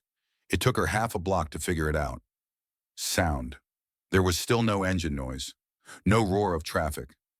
But the silence here was filled with people noises, shouted instructions, a baby wailing, someone calling a name over and over, the clatter of something metal knocked over, a dog barking frantically. It all echoed off brick and glass, bouncing down empty avenues. City of echoes, she thought. They headed toward what Ava said was likely a hospital district, using the map the sheriff had given them. Several times they had to detour around piled-up wrecks or groups of people clustered around makeshift fires, heating soup in scavenged pots. Once they passed a line of people stretching around the block, as if they were waiting for concert tickets. "What's that?" Noah asked. A woman near the back answered without being asked, eyes fixed ahead. "Word is the National Guard's distributing bottled water from the armory. 1 case per household." "How long have you been waiting?" Ava asked. "Since dawn," the woman said. "They haven't started yet. Said they're dealing with something." What something? Jasmine pressed. The woman finally looked at them. Her eyes were red-rimmed with exhaustion. Ambulances that don't run, she said. Wheelchairs with dead batteries. Old people stuck on the 10th floor of buildings with no elevators. Pick one. Her voice wasn't angry, just scraped out. They left the line behind and kept moving. The closer they got to the hospital, the more they saw signs of triage spilling out into the street. Outside the main entrance, a parking lot had been turned into an improvised treatment zone. Plastic folding tables held stacks of bandages and gloves. Nurses in wrinkled scrubs moved between patients on blankets and mats. Someone had rigged a big orange extension cord from a humming generator to power a handful of crucial machines. It sounded like the only thing in the city that still believed in electricity. "Stay close," Ava said. Her posture changed as they approached, shoulders squaring, movements tighter. Lena recognized the shift. This wasn't casual former medic Ava. This was on-duty Ava. A security guard at the edge of the lot frowned as they came up. "Folks, unless it's life-threatening, you need to—" "I'm medical," Ava cut in, flashing the ID from her wallet like it still meant something. "Former Army. I can help. What's your incident command structure?" The guard blinked as if she'd spoken another language. The chief nursing officer is coordinating with, someone from the Office of Emergency Management. Inside. But I'll find them." Ava's tone broke no argument. She turned to the kids. "You stay here. Don't get in the way. If someone looks like they're about to pass out, sit them down and get them water. If someone starts yelling, walk the other direction. Got it?" Lena nodded. "Got it." Noah nodded too, his eyes darting everywhere at once. Ava disappeared into the controlled chaos near the entrance, swallowed by a swirl of scrubs and clipboards. They did what she said. They stayed near the wall, backs against cool concrete, watching. It felt wrong to just stand there, though. So when they saw a young woman struggling to usher her grandmother into some shade, Lena stepped forward. "Here," she said. "Sit her on this." She kicked one of the plastic crates over and helped ease the older woman down. Her skin was clammy. Lena could feel heat even through the jacket. "What happened?" she asked gently. "Her pacemaker," the granddaughter said, voice shaking. "It stopped talking to the monitor last night. Then she started feeling off. They said they're prioritizing people without heart rhythm, but how long are we supposed to wait for it to get that bad?" Lena had no answer. She fetched water, helped Jasmine hand out makeshift cups torn from a stack of cone dispensers, kept an eye on Noah as he silently passed bandages to a nurse who barked thanks without looking up. Time blurred. The sun slid across the sky. The generator hummed until it coughed, then was hurriedly refueled. Voices rose and fell, punctuated now and then by a wail of grief that made the hairs on Lena's arms stand up.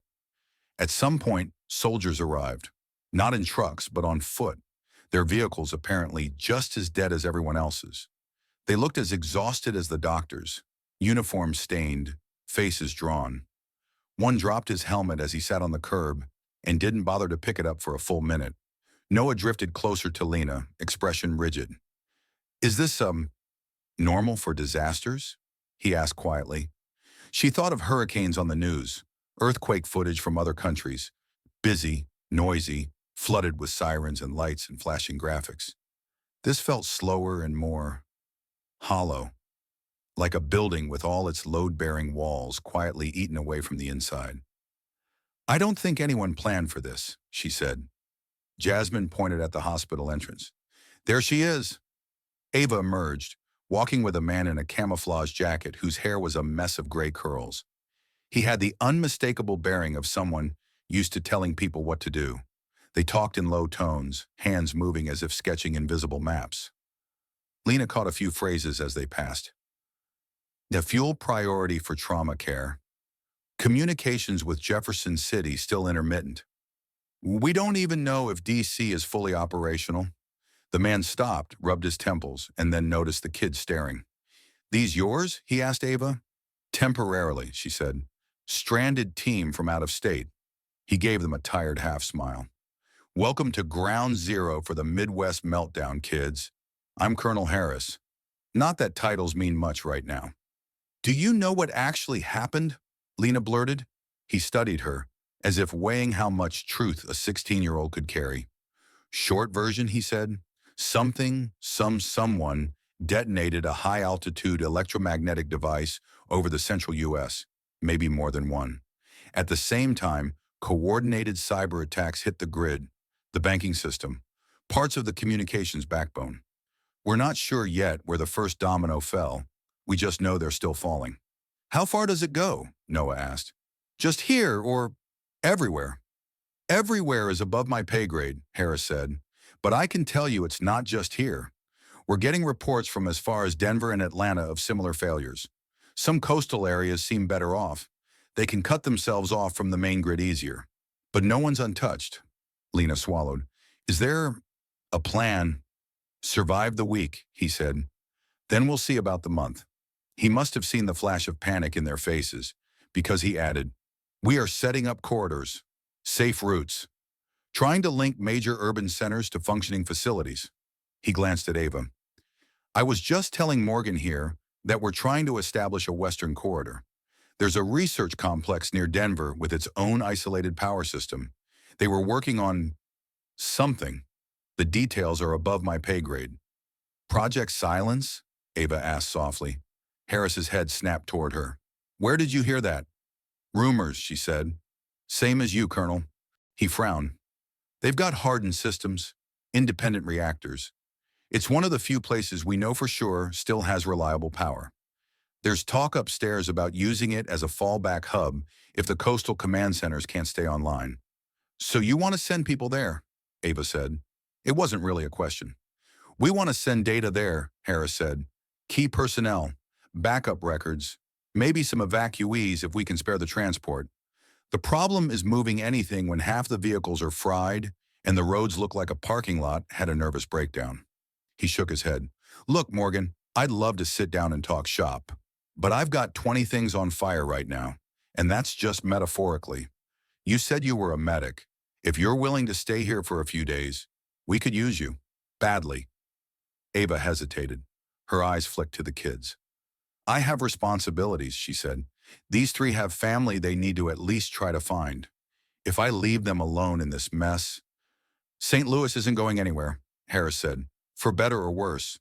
But it's going to get worse before it gets better. We're already rationing fuel for generators. Water treatment plants are running on fumes. If you're going to move, do it soon. He looked at Lena and Noah and Jasmine. You kids staying in the city or moving on? Lena realized everyone was waiting for her answer again, which seemed deeply unfair. My parents are south, she said slowly. His mom and sister were driving in from outside. She nodded at Noah. Her aunt, she nodded at Jasmine, is supposedly here at a hospital. And now there's Denver. The word felt weird in her mouth, like she was suddenly talking about another planet. Harris sighed. Far as I'm concerned, nobody should be traveling long distance unless they're part of an organized convoy. But I also know I can't stop you. No working surveillance, no functioning traffic control. Whole country's basically honor system right now. A nurse shouted his name from across the lot. He grimaced. Think fast and stay alive, he said to Ava. If you decide to head west, find a guard unit. Don't go alone if you can help it. And if you see anyone wearing a patch that says silence... He paused as if debating whether to continue. Be careful what you tell them. Then he was gone, swallowed back into the hospital chaos. Ava stood there staring after him, jaw clenched. What's Project Silence? Noah asked. Something they didn't want on the news until it was too late, Ava said. That's my guess. She inhaled, then blew the breath out slowly. Okay, she said. Update. St. Louis is not a permanent base. It's a triage pit. It'll keep people alive for a few more days, maybe a few weeks. But then the fuel runs out, the medicine runs out, and you're stuck in a city of 1 million people fighting over candles. Fun mental picture, Jasmine muttered. We find your aunt, Ava said to her. We check what we can about your families. She nodded toward Lena and Noah. Then we decide if we're going to ride this out here or start moving toward that Denver facility. You think that place is real? Lena asked. I think Colonel Harris believes it's real, Ava said. And that's enough to put it on my map. They spent the next few hours searching, Jasmine's aunt did in fact work at the hospital, but she wasn't there. Another nurse recognized the name and told them she'd been at an outlying clinic when the pulse hit, trying to stabilize patients with failing machines. "She hasn't checked in," Jasmine asked, voice thin. "Comms are down everywhere," the nurse said. "She could be fine and we wouldn't know, or—" She cut herself off, clearly deciding she had already said too much bleak truth for one afternoon. "If she's alive, she'll make her way here. This is the biggest node left."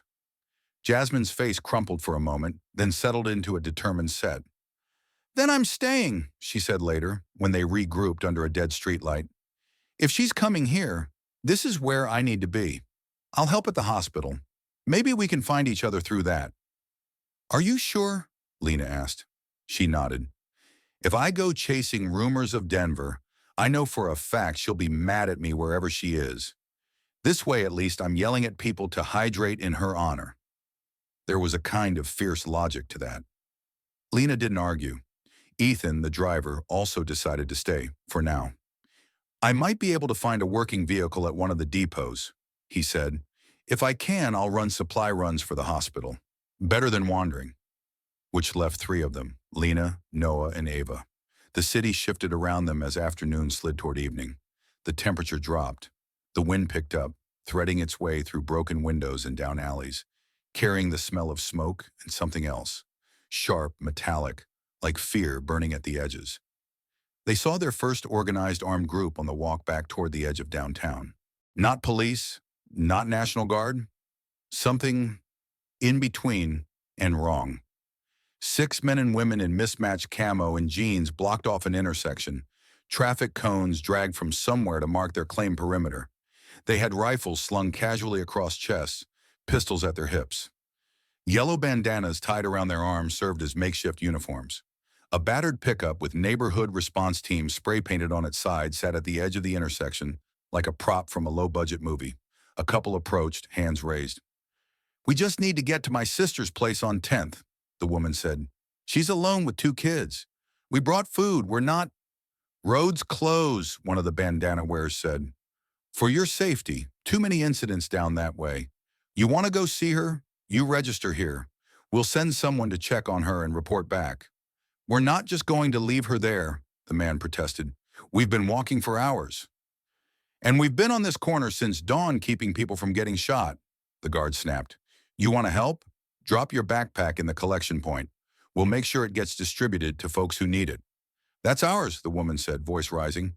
"We brought that for—" "Ma'am," the guard said, hand drifting toward his rifle.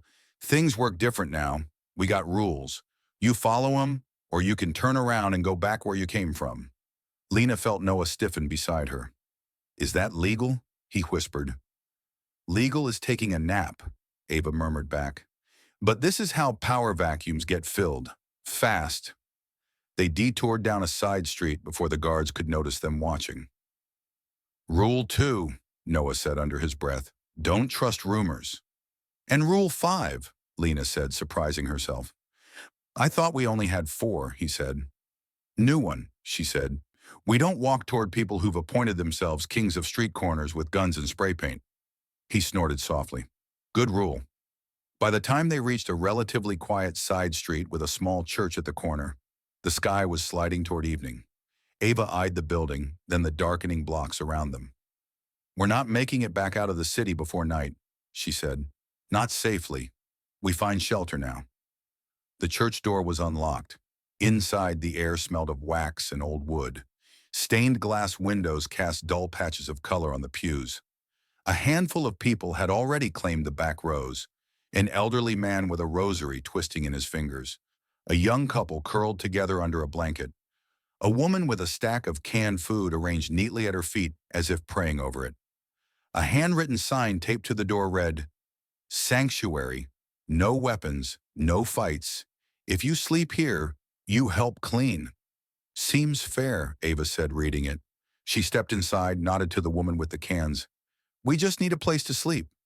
"Plenty of pews," the woman said. "Plenty of dust, too. Father Miguel says if you want a seat, you get a broom." She gestured toward a closet. "Help yourself."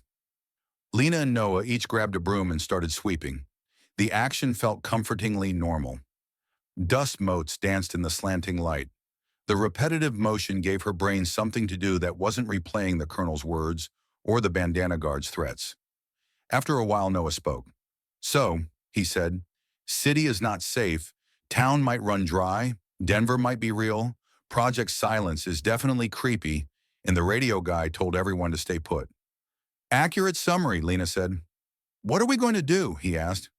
She stopped sweeping and leaned on the broom, watching the candles flicker at the front of the church where someone had lit them despite the warning about conserving resources. "Tonight," she said, "we sleep.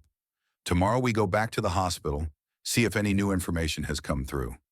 We leave a note with the staff in case your mom, your sister, or my parents somehow make it here and ask about us. Then, then Denver," he prompted. "Then we decide if running toward a place we know almost nothing about is better than staying in a place we know is slowly breaking." "That sounds like all bad choices," he said. "That," she said, "might be the new normal." He made a face. "I vote for a world where choices are about pizza toppings again." "Same." He hesitated. "Do you think my mom would be mad if I went to Denver?" Lena pictured a woman driving a blue car, white-knuckled on the steering wheel, scanning every bus and gas station for her missing son. "She'd be mad if we didn't leave a trail," Lena said. "So we'll make one. Notes, names, places, and dates. We were here, we went there. It's not much, but it's better than disappearing. It's like a save file," he said quietly. "So if someone finds it, they know where we last were." "Exactly," she said. "We're going to breadcrumb our way through the apocalypse." He smiled for the first time that day. It ached to see it. As night fell, the church filled slowly with more people seeking sanctuary. Some prayed. Some just curled up on pews and stared at the ceiling. The faint glow of candles painted flickering shapes on the walls. Outside, the city kept echoing. Shouts, distant crashes, the occasional bark of a dog. Once there was a sharp crack that might have been a gunshot. Everyone in the church froze for a heartbeat, then went back to pretending they hadn't heard it. Lena lay on a pew with her hoodie bunched under her head, listening to Noah's breathing on the floor beside her and Ava's quiet movements as she wrote something on a scrap of paper near the altar. "What are you writing?" Lena asked. "Names," Ava said. "Yours, Noah's, mine. Where we came from. Where we're heading next if we go. I'll leave copies at the hospital and with that colonel if I can catch him. Another here with Father Miguel. If your families come looking, they'll have more than a shrug to go on." Lena stared up at the dark rafters. "Do you think they'll actually find one of those?" she asked. "Maybe," Ava said. "Or maybe someone we don't expect will. Either way, information is never wasted. It's the only thing besides water I hoard." Lena thought of the rules they'd made in Mayfield, now stretched and bent by the city. Rule 1, stay in sight. So far, so good. Rule 2, don't trust rumors. The rumor about grocery store gangs had turned out right. The rumor about National Guard water had turned into a 20-block line. The rumor about Project Silence hung over them like a storm cloud. Rule 3, protect your shoes. She flexed her toes inside her sneakers. Intact, her laces still double knotted. Rule 4, don't forget people. She closed her eyes and pictured her parents' faces. Noah's mom and sister, Jasmine's aunt, Coach back in the Mayfield gym, trying to look like a man in control in front of 20 scared teenagers. Rule 5, no walking towards self-appointed kings with guns, felt like one they'd need more than once in this city. The candles guttered. Someone near the front muttered a prayer. Somewhere far away, a siren tried to wail and choked off halfway through. City of echoes, she thought again. Tomorrow they'd step back into it. They'd follow its broken streets to whatever information, danger, or opportunity it wanted to show them next. Maybe that road would lead them west. Maybe it would trap them here. For now, all she could do was curl her fingers around the strap of her backpack, feel the solid weight of the water bottle inside, and hold on to the thin thread of resolve that had carried her this far. In a world that had been turned off, sometimes the only power you had was the decision to keep moving. She planned to use that power as long as her legs and her rules would carry her. Chapter 4, Lines in the Sand. Lena woke to the sound of someone singing under their breath. It took her a second to realize the notes weren't coming from a speaker or a phone. They were just a human voice, thin and slightly off-key, drifting through the dim church like smoke. When her eyes focused, she saw the source. An old man in the front pew, rocking gently, mouthing the words to a hymn only he seemed to remember. No alarm, no buzzing notifications. Just dawn sliding in through stained glass and the creak of wood as people shifted on pews. For one disorienting moment, she thought, maybe it's over. Maybe they fixed it while we were sleeping. Then she sat up and the world was still unplugged. Candles were puddles of cooled wax. Breath misted in the cold air. Outside, beyond the stained glass windows, there were no headlights cutting the gray, no traffic murmuring by. The silence was too big. Noah's backpack was wedged under his head beneath the pew, like he was guarding it even in sleep. His glasses had slid sideways. She reached down and nudged his shoulder. "Hey," she whispered. "Time to wake up. Apocalypse waits for no one." He blinked awake, eyes foggy, then cleared fast as memory caught up. "Did anything change?" "Yeah," she said. "I think the dust got thicker." He snorted despite himself, then pushed his glasses back into place and sat up. Around them, the other people who'd spent the night in the church were beginning to stir. A woman rubbing her neck, a kid yawning so hard his jaw cracked, Ava rolling up her jacket like a pillow she was firing from duty. "Bathroom first," Ava said when she caught Lena's eye. "Then hospital. Then decisions." Lena stretched, muscles stiff but responsive. Her legs felt like they'd walked a marathon, slept on a plank, then gotten up for another lap. At least that meant they were still working. After a cold splash from the church's still-running sinks, gravity was doing what the grid couldn't. They stepped back out into the street. Morning made the city look less like a nightmare and more like a bad hangover. People moved with that slightly stunned, slow caution of someone who'd woken up to find their life rearranged while they slept. Smoke still curled from a few rooftop fires. Someone had spray-painted "Power to the People" on a brick wall, then crossed out "Power" and written water over it in thick black letters. "How long can they keep that hospital running?" Noah asked as they walked. "As long as the generator fuel holds out," Ava said. "After that, they get creative or they get desperate." "Those are our only options now, huh?" he said. "Creative or desperate." "Sometimes both," she said. The hospital parking lot was somehow busier than the day before. More blankets, more people on the ground. More staff moving with that particular jerky efficiency that said they'd been up too long. Colonel Harris looked worse too. They found him near the generator, arguing with a man in overalls who smelled like diesel. His jacket was unbuttoned, his hair messier than yesterday, and the lines around his mouth had set deeper overnight. "I can't conjure fuel out of thin air," Overalls was saying. "Your people burned through half the reserve in one day running those machines." "We are triaging," Harris shot back. "We shut down half the floors. We're not powering hair dryers and vending machines." "Doesn't matter," an Overall said. "You keep that thing running 24/7, you're dry in 3 days. Maybe 4 if you pray real hard." Lena had never seen a grown man look more like he wanted to punch math itself. Ava cleared her throat. "Colonel." Harris turned, irritation ready, then relaxed a fraction when he saw her. "Morgan, you still here?" "Last I checked," she said. "We're leaving notes, like I said, for their families." She tilted her head toward Lena and Noah. "And for mine. Then we're heading west." "Straight for the fantasy fortress," Harris said. "Bold move." "You said it yourself," Ava answered. "This city is a bowl. Once the fuel's gone, so is the safety. At least Denver has independent power. If Project Silence did this," her voice dropped on the name, "I want to see what's left of it up close." Harris grimaced. "I never said—" "You didn't have to," she cut in. "I've seen that logo in too many of the wrong briefing rooms." He blew out a breath. "You really think dragging 2 kids halfway across the Midwest on foot is better than staying put under the flickering umbrella of what passes for order here?" Noah's jaw tightened. "I'm 10, not 2, he muttered. "And we're not just dragging, we're walking." Harris looked down at him, eyebrows lifting. "My apologies, soldier." Noah straightened almost reflexively at the word. We're not asking for your blessing, Ava said. We're asking for intel. You mentioned a western corridor. Any roads we should avoid? Any actual safe routes, or is corridor just a hopeful word on a whiteboard somewhere? Harris glanced around, then motioned them a few steps away from the generator, where the noise would cover their voices. We're trying to keep I-70 passable for emergency convoy, he said. Trying. Between dead vehicles and idiots blocking lanes to set up toll booths, it's like threading a needle through a junkyard. If you want to move west on foot, stay off the main interstate when you're near population centers. Too many people. Too many opportunists. Use frontage roads, old county routes when you can.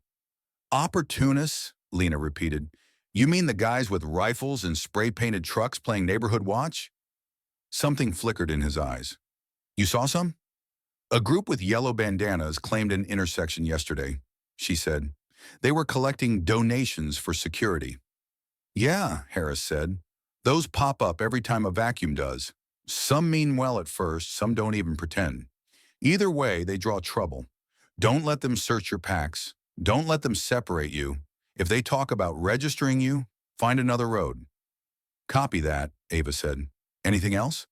He hesitated, then dug into his pocket and pulled out a folded scrap of paper, crumpled from being handled too much.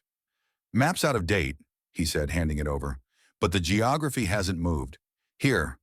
He pointed at a thin line west of the city. Old State Highway 47 runs roughly parallel to I-70 for a while before veering southwest. Fewer towns, fewer choke points. You follow that. You'll add miles, but maybe keep your skin. And the Denver facility? Ava asked. He hesitated. If you make it that far, look for anything marked Research Complex or Experimental Grid Node. They won't write silence on the door in big friendly letters. Shocking, Lena said. Harris's mouth twitched. Morgan, we're not telling people about this yet, not most people.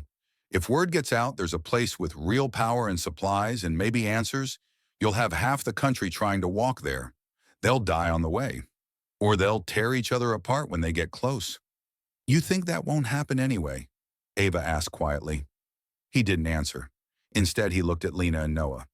You both understand this is not an adventure, he said. There will be no camera crew, no respawns. You're going because you think it's your best chance, not because it's exciting. Yes, sir, Lena said. Yes, Noah echoed. And also, a little bit because the city freaks me out. That's the honest answer, Harris said. I respect that more. A nurse yelled his name from the triage line. Urgent. He squeezed Ava's shoulder once. West, he repeated. Stay small. Stay moving. Stay smart. And if you ever end up in a room with someone who admits to signing off on Project Silence, do me a favor and punch them once in the throat for me. Consider it on my to-do list, Ava said. They left a note with their names and intended direction at the hospital's improvised reception. Ava wrote carefully in thick, dark letters on a clipboard labeled Messages. Under Lena's name, she added, Track Team, San Antonio, heading west with Medic A. Morgan. Under Noah's, brother of Marta Reed, blue Toyota sedan. If found, please contact hospital for latest route. We're officially breadcrumbs, Noah said as they stepped back onto the street. High priority breadcrumbs, Lena said. Handwritten, in ink, vintage. They left a second note at the church with Father Miguel promising to keep it, somewhere safe but not too safe. People come looking, he said, tapping the paper. I tell them where you went. If no one comes, he shrugged, a small, sad lift of the shoulders. Then at least I know you're moving, not gone. It was almost noon by the time they threaded their way out of the inner city. The towers thinned out into apartment blocks, then into a confused belt of strip malls and warehouses. As they walked, Lena kept seeing ghosts of the old world. A darkened billboard for a smartphone with the slogan, Always Connected. A row of EV charging stations standing useless. A bus stop ad for a vacation cruise. Two laughing people on a sunlit deck, utterly unaware their ship might now be a powerless metal island, drifting wherever currents chose. Rule check, Noah said at one point, adjusting the strap of his backpack. 1, we stay in sight. 2, we don't believe every miracle rumor. 3, shoes are life. 4, don't forget people. 5, no homemade kings with guns. Lena gave him a sideways look. You making flashcards in your head? Maybe, he said. My brain needed something to do besides panic. Add Rule 6, Ava said from ahead of them, without turning around. We listen when someone with experience says, don't go there. What if you want to go there? Noah asked. Then I'd better have a very good reason. Oh, he said. So Rule 6 is argue with Ava only when you're extremely sure. Exactly, she said. They followed smaller roads, avoiding clusters of people as much as possible. Once they passed a gas station where a crowd had gathered around a man with a working hand pump, trading valuables for a few gallons of fuel. The air smelled like gasoline and desperation. By late afternoon, they hit the outskirts where the city gave up, and the country hadn't fully started yet. Patchy fields, neglected industrial parks, clusters of houses that looked like they couldn't decide if they were suburbs or villages, and that's where they ran into Cole Harrow. They didn't know his name at first. All they saw was the roadblock. It wasn't sophisticated. 2 pickup trucks parked nose to nose across the road, a couple of sawhorses with construction cones on top, a chain of yellow caution tape strung between them. But the message was clear. This is ours. 4 men and 2 women lounged near the trucks. They had the same kind of mismatched gear Lena had seen on the city neighborhood response team. Cargo pants, hunting jackets, a mix of baseball caps and knit beanies. Most had guns. All had the look of people who were very sure they were in charge of this 20-yard stretch of pavement. On one of the trucks, someone had hung a spray-painted sign. Neighborhood guard, safe passage. Rules apply. The word guard was underlined 3 times, as if underlining could make it noble. Rule 5 pinging, Noah murmured. Yeah, Lena said. A man in his 40s pushed off the hood of the nearer truck as they approached. He had the kind of presence that filled space without trying. Broad shoulders, dark hair threaded with gray, eyes that took everything in and gave nothing back. His beard was 2 days past clean-shaven, the kind that said he used to trim it every morning before work. He walked like a cop, or like a guy who wanted you to think he used to be one. Afternoon, he said as they stopped a few yards away. His voice was calm, confident, like a teacher beginning a lesson. You folks from the city? Passing through, Ava said, equally calm. Heading west. We're doing our best to keep this corridor safe, he said. A lot of chaos out there. Looters, gangs, confused folks making bad decisions. We're making sure none of that spills over into the neighborhoods back that way. He jerked his chin toward a cluster of houses behind him. Lena could see people watching from porches, faces half hidden, eyes bright with a mix of hope and fear. Kids peered from behind adults' legs. An old woman sat on a folding chair with a blanket over her knees, a thermos in her hands. Cole, because she was already mentally calling him that, spread his hands in a gesture that would have looked open if it hadn't been so precise. To keep this all running, he said, we have a few simple rules. Funny, Noah muttered. So do we. Lena nudged him. What kind of rules? Ava asked. Nothing unreasonable, the man said. No weapons past this point without registration. No looting from the houses behind me. Anyone passing through leaves a small contribution. Weapons, meds, food, whatever you can spare. We pool it. We protect this stretch of road. We keep the worst out. Fair trade. His eyes flicked to Ava's backpack, then to Lena's, then to Noah's. Kids especially, he added. They're welcome. We got clean cots in the church basement, regular meals once we get this system fully running. School will restart soon as we have stability. He said it with such smooth conviction that for a moment Lena could almost see it. Rows of kids at desks, lessons about fractions and grammar under lantern light, guards at the doors. The whole place wrapped in a neat little illusion of safety. Appreciate the offer, Ava said, but we're not looking to settle. Like I said, we're moving on. Moving on to what? His tone stayed pleasant, but there was an edge now. You seen out there? City's a mess, harder the farther you get. You're a medic, yeah? We can use that. You'll have a place. The kids will be protected. You go wandering, you roll the dice with every mile. Lena noticed his hands as he spoke. Open, not on his weapon. But the people around him had subtly shifted positions, a half circle tightening. None of them quite raised their guns, but they didn't lean on them as casually as before. "We already rolled the dice walking out of St. Louis," Ava said mildly.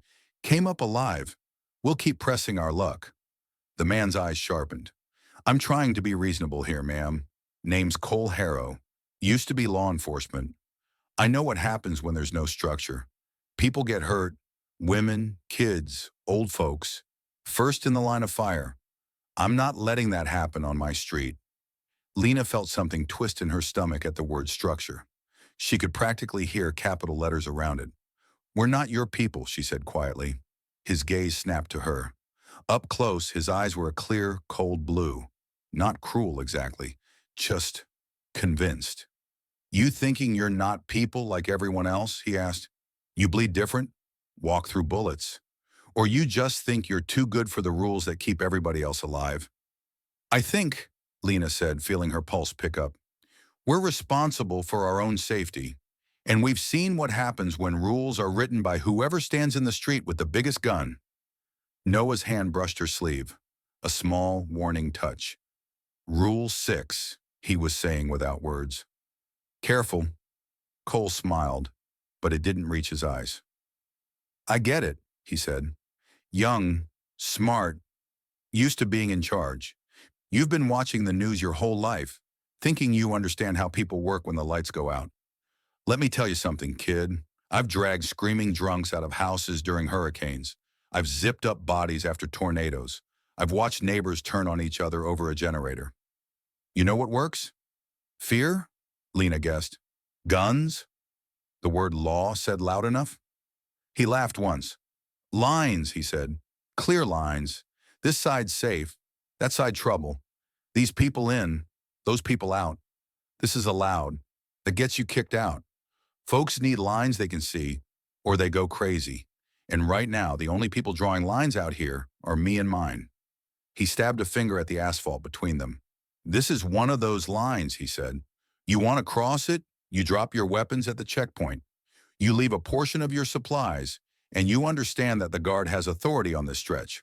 Or you turn around and find another route into whatever mess you're chasing."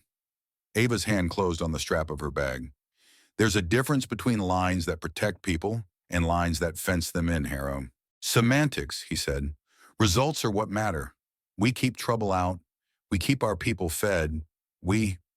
You keep yourself in charge," Lena said before she could stop herself. His gaze slid back to her, cooler now. He looked past her youth, past her team jacket, straight to the spine she was trying not to tremble on. "What's your name?" he asked. She hesitated. "Lena," Noah said. "Lena Cruz." She shot him a look. He shrugged slightly. He was going to find out anyway. "Lena," Cole repeated, tasting it. "Let me teach you a quick lesson. Authority's not about loud voices or job titles anymore. It's about who stepped up first when everyone else froze. These people," he gestured toward the porches, "needed someone to keep the worst of the city from washing over them. I stepped up. Now I've got guns, numbers, and something they want. A plan." He pointed at Ava. "You walk in here with medical skills, you're useful. You walk in here with strong legs." His finger shifted to Lena. "You're useful as a runner, a scout. You walk in here 10 years old." His finger moved to Noah. "You're a responsibility. I take responsibility seriously. I don't let them just wander down the highway into chaos." Lena felt heat rise in her face. "He's not a responsibility," she snapped. "He's a person, and we didn't ask you to take anything." "Maybe not," Cole said. "But I answer to more than 3 strangers with backpacks. I answer to all those eyes watching from the houses. And they're scared. They see a medic turning away their kids and walking off into the sunset with 2 extra mouths. They're going to ask why I let that happen instead of putting her to work here." He took a step closer. The other guards shifted with him, subtle as a tide. "So here's me, being reasonable one last time," he said quietly. "You 3 come in, you help us build something stable. In return, you get food, shelter, protection. You step over that line and keep walking. You're on your own. And if trouble follows you back this way..." He let the sentence hang. Lena met his gaze and realized she'd just stumbled into a different kind of crossroads than any the map showed. On one side, relative safety wrapped in someone else's rules. On the other, the long, uncertain road west toward a maybe real, maybe mythical facility, with nothing but their own wits and a worn-out map between them and whatever waited.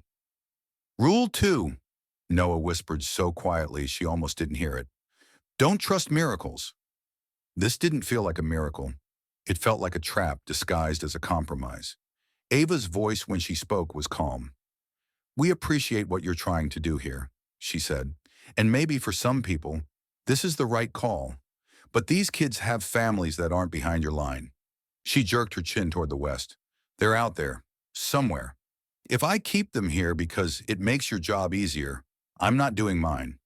And your job is, what? Cole asked. Savior of lost children? My job, she said, is making sure they have a shot at something besides your 20-yard kingdom. A flicker of real anger crossed his face. You're not thinking long-term, he said. We get organized now. We expand later. We link up with other guards. We build something bigger. But if everyone with skills runs off to chase personal quests, there's nothing left to build from. Building on fear and forced contributions is how you get a different kind of collapse, she said. I've seen it. Different country, same pattern. He studied her. You military? Was, she said. Then you should understand chain of command. I do, she said. That's why I'm not giving mine to you. The air between them tightened. Lena could feel people watching from the porches, the behind-the-glass eyes weighing every word. The guard's fingers twitched near triggers. The line of yellow tape fluttered faintly in a small breeze. This was where someone made a mistake, and everything went very bad very fast. Lena stepped forward half a pace, just enough to draw Cole's attention to her instead of the adults with guns. Look, she said, forcing her voice to stay steady. You want to protect your neighborhood? Great, honestly. The world needs fewer idiots looting pharmacies, and more people keeping kids from getting shot over a can of beans. But that doesn't mean you own the road. We're not asking to move in. We're just passing through. We'll be ghosts in 5 minutes. You never have to see us again. Cole's gaze flicked to her shoes, scuffed runners, laces double-knotted, and back up to her face. You remind me of my daughter, he said abruptly. Stubborn. Thought she knew better than everyone. She's why I'm drawing these lines now instead of sitting at home hoping someone else will. Where is she? Lena asked softly. He didn't blink. Not here. The way he said it made something hollow open up in her chest. Grief, sharp and unspoken, hung between his words. For a heartbeat, she saw the other version of him, the one who might have set up a soup kitchen instead of a toll booth. The one who might have been organizing volunteer patrols and mutual aid instead of building a little empire. The one whose daughter might have stood where Lena stood now, arguing with him in a different context. It didn't change the fact that guns were pointed in their general direction. Last offer, Cole said. Come in, help build something that lasts, or take your chances out there. But you don't cross this line with those packs for free. Ava's fingers brushed Lena's wrist. It was a question and an answer all at once. Lena took a slow breath. What exactly are you asking for, she said. How much contribution buys us some safe passage? Cole's gaze sharpened. Half your food. Any meds that aren't life or death for you personally. Weapons if you've got them. Half our food, Noah squeaked. That's not small. That's like if someone took half your... Shh, Lena hissed. Ava's jaw tightened. You take half our supplies, you cut our survival odds in half for your convenience. For the safety of everyone behind me, he corrected. That's not how safety works, Lena said. You don't get to rob 3 people to make 20 feel better and call it justice. It's called triage, he said. You're passing through, they're staying. I protect the ones who commit. And I protect the ones who trusted me to get them out, Ava said. We're not handing over half our food so you can feel more like a mayor. One of the other guards, the youngest, with a patchy beard, shifted uneasily. Cole, maybe... they're just 3 people. Let them go. We got that big family from the school buses earlier. Cole cut him off with a look. The kid subsided.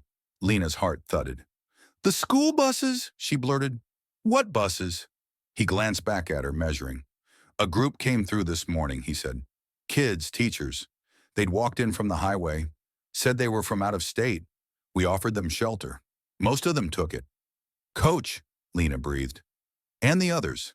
She pictured them in the gym, packing up mats. Argue, decide, stay, and then end up here. They're okay, she demanded. They're alive, Cole said. We gave them food, a place to sleep. They're helping set up a school for the younger ones. His gaze sharpened. You could join them. Reunite with your people. Stay together. That's what you wanted, isn't it, Coach's pet? The words hit harder than she expected. For a moment, she did picture it.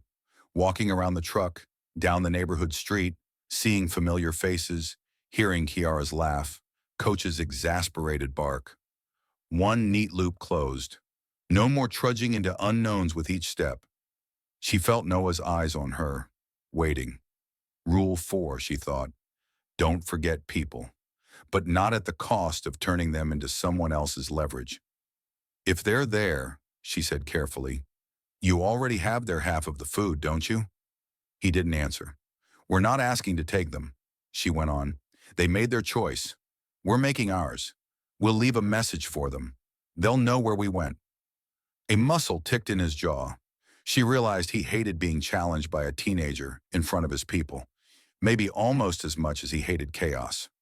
All right, he said finally, voice smooth again. Have it your way. You don't want safety? Fine. But you still don't pass for free.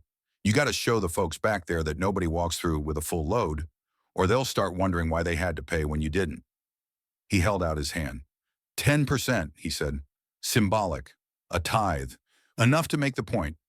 Ava looked at Lena. 10% hurt, but it didn't kill. It was still wrong. But so was getting into a standoff with 6 armed people when they had exactly 0 interest in dying on a random back road. Lena thought of Rule 6. Don't argue with Ava unless you're extremely sure. Ava sighed. We're not starting a war over granola bars, she murmured. We'll pay the toll, but we're not coming in. She unslung her pack, unzipped it, and began pulling out items, 2 cans of beans, a pack of protein bars, a roll of gauze she could grudgingly spare. Lena added a couple of noodle cups and a bottle of sports drink. Noah, with visible reluctance, handed over one of his precious chocolate bars and a pack of trail mix. Cole nodded to one of his people, who took the items and carried them to a crate near the truck. The old woman in the folding chair watched with sharp eyes like she was tallying accounts in her head. See, Cole said. Fair. You pay, you pass. Nobody gets special treatment. He stepped aside, gesturing toward a narrow gap between the trucks. The yellow tape fluttered. Road's open, he said. Lena stepped forward, muscles coiled for some last-minute trick. None came. She walked between the trucks, feeling the eyes of the guards on her back like fingers. Noah followed so close she could feel his breath on her neck. Ava brought up the rear. As they passed, Cole called after them. Cruise! She turned. He stood with his hands on his hips, silhouette framed against the setting sun, the spray paint sign behind him. You keep going west, you're going to see more of this, he said. Lines. People taking charge. Some worse than me, some better. Just remember, the first ones who stepped up are the ones who kept you alive today. Rule 7, Lena said before she could stop herself. Never let the person who drew the line be the only one who gets to define it. He frowned. What's that supposed to? But she was already turning away. They walked until the roadblock was out of sight. The houses thinned. The fields widened. The sky above them opened up in a wide, cold dome. Lena felt her shoulders loosen with each step, as if she'd been walking under low ceilings all day. That was intense, Noah said finally. That was a preview, Ava said, of the next few months, maybe years. Vacuum of power, people with guns and confidence stepping in to fill it. You think Coach and the others are really safe back there? Lena asked, glancing over her shoulder at the line of trees now hiding the neighborhood. For now, Ava said, Cole's type needs loyal subjects. He'll treat them well while he's consolidating. Checkpoints, ration cards, neighborhood watch. It'll feel like order, maybe even comfort. Whether it stays that way, she let the sentence trail off. And we just left them, Noah said softly. We didn't just anything, Ava said. They chose. We chose. Different lines. That's how it's going to be now. Lena thought of Coach's worn face in the gym, the way he'd looked at her and said, "You take care of them." "I hate this," she said. "Good," Ava answered. "Hate keeps you honest. When you stop hating hard choices, that's when you become coal." They walked on until the sun dipped low and the air sharpened with evening cold. Lena's feet ached, but her stride held. The world felt bigger now, not in the sense of possibility, but in the sense of distance. Every mile they put between themselves and St. Louis was a mile further into a map whose edges nobody really understood anymore. They found a place to camp in a copse of trees just off the road, where an old picnic area had surrendered to weeds. A rusted grill listed to one side. Graffiti carved into the wooden table declared K plus J4, ever in a shaky heart. "Forever didn't get the EMP memo," Noah said, tracing the letters with a finger. "Maybe they're sitting under a candle somewhere right now, arguing about whose turn it is to forage," Lena said. "Not everything ended." "Feels like it did," he said. "Feels like a line," she corrected. "Behind us, the world where we thought someone else would fix it. In front of us, whatever comes next." As the sky went dark, they built a tiny fire, just enough to warm their fingers and boil some water in Ava's battered metal cup. They ate noodles that tasted like salt and smoke and plastic, and it was the best dinner Lena had ever had. "Lines in the sand," Noah said when they were done. "Cole loves them. You hate them. I just keep stepping over them and hoping I don't get shot." "Lines are inevitable," Ava said, staring into the coals. "It's who draws them and why that matters. Today we decided we draw our own, even if it means walking away from easier ones." Lena lay back, the cold ground pressing through her thin sleeping pad, the stars faint above the haze. She thought of all the lines they'd crossed in the last 2 days. The cracked threshold of a gas station, the doors of a town hall, the hospital parking lot, the edge of the city, the yellow caution tape across a commandeered road. Every one of them had carried a choice: stay or move, submit or resist, wait or walk. "Rule 8, she murmured without meaning to. "What now?" Noah asked sleepily. "We keep moving toward places that give more choices, not fewer," she said. "If a place only offers one way to live, we don't stay." "That's actually a good one," he said. "I'm writing that down in my brain notebook." She smiled even though he couldn't see it in the dark. Somewhere far behind them, in a church basement in Cole Harrow's guarded neighborhood, Coach was probably explaining new community guidelines to a circle of scared kids. Somewhere farther still, in a Mayfield gym, the sheriff was promising rationed stability. In St. Louis, Colonel Harris was staring at fuel gauges and casualty lists, drawing his own lines. And somewhere ahead, beyond miles and miles of darkened highways and broken towns, a facility with its own power hummed under the sky. Project Silence's birthplace or prison, depending on who told the story. The world's lines had been redrawn without their consent. Lena Cruz had chosen which side of one of them she stood on. Tomorrow they would start walking toward the next. Chapter 5, Smoke on the Highway. The first thing Lena saw when she opened her eyes was her own breath. It came out in short white puffs in the cold air under the trees, dissolving into the gray morning like she was slowly fading along with it. The second thing she saw was Noah, curled on his side with his backpack hugged to his chest, face buried so deep in his hoodie that only his hair stuck out. For half a second, she let herself imagine waking up in her own bed, with the hum of the air conditioner and the smell of coffee drifting down the hall. Then the stiffness in her shoulders, the damp chills seeping through her sleeping mat, and the distant shape of the highway beyond the trees brought reality back, like a bucket of cold water. No humming, no coffee, just the world, still off. Ava was already awake, of course. She sat on the busted concrete picnic table, elbows on her knees, studying the road as if it might decide to start behaving again, just because she glared at it hard enough. "How long was I out?" Lena asked, voice scratchy. "A few hours," Ava said without looking away. "You needed it." "So did you," Lena said. Ava snorted softly. "Sleep is a suggestion at this point, not a rule." Noah stirred, mumbled something into his backpack, then sat bolt upright as if someone had yanked a cord. "I didn't miss anything, right?" he blurted. "No trucks, no miracle convoys, No come back? We fixed the grid announcements? Trust me, Lena said. If the world flipped back on overnight, you'd know. There'd be people screaming from joy and a lot of really loud blenders. He peered through the trees toward the highway.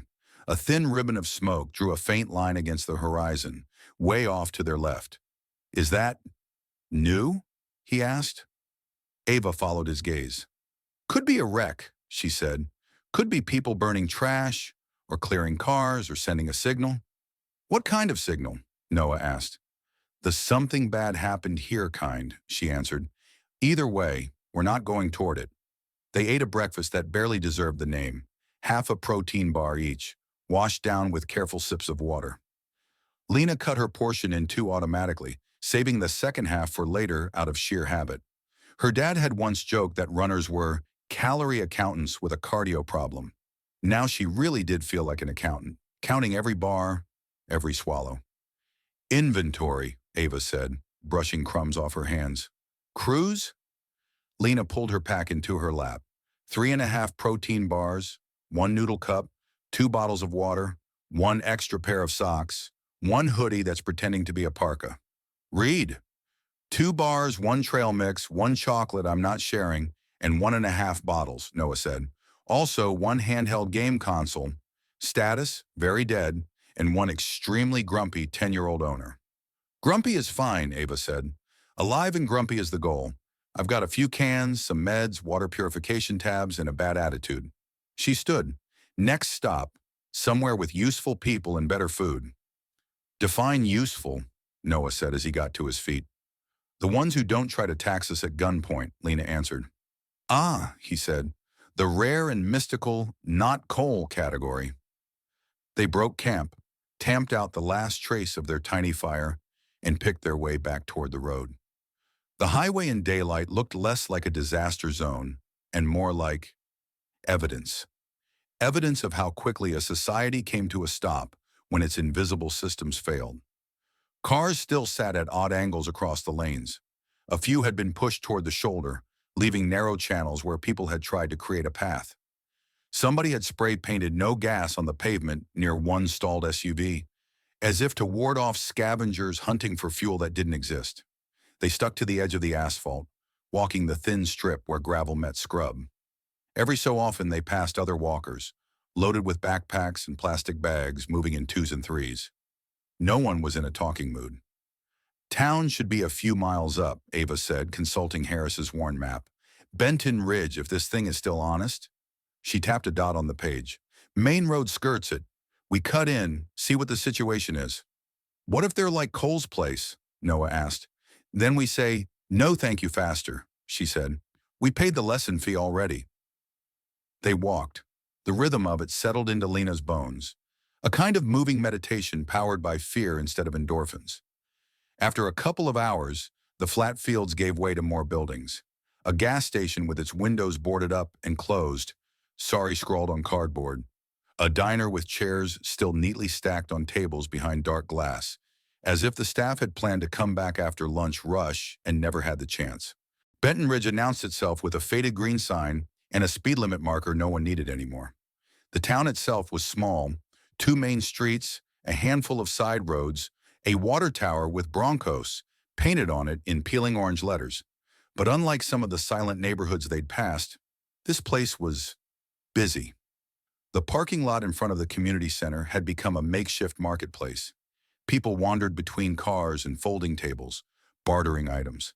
Canned food traded for blankets. A box of candles swapped for a spare battery-powered radio. Jars of pickles lined up next to bottles of aspirin. A hand-painted banner strung between 2 lampposts read, Ridge Exchange.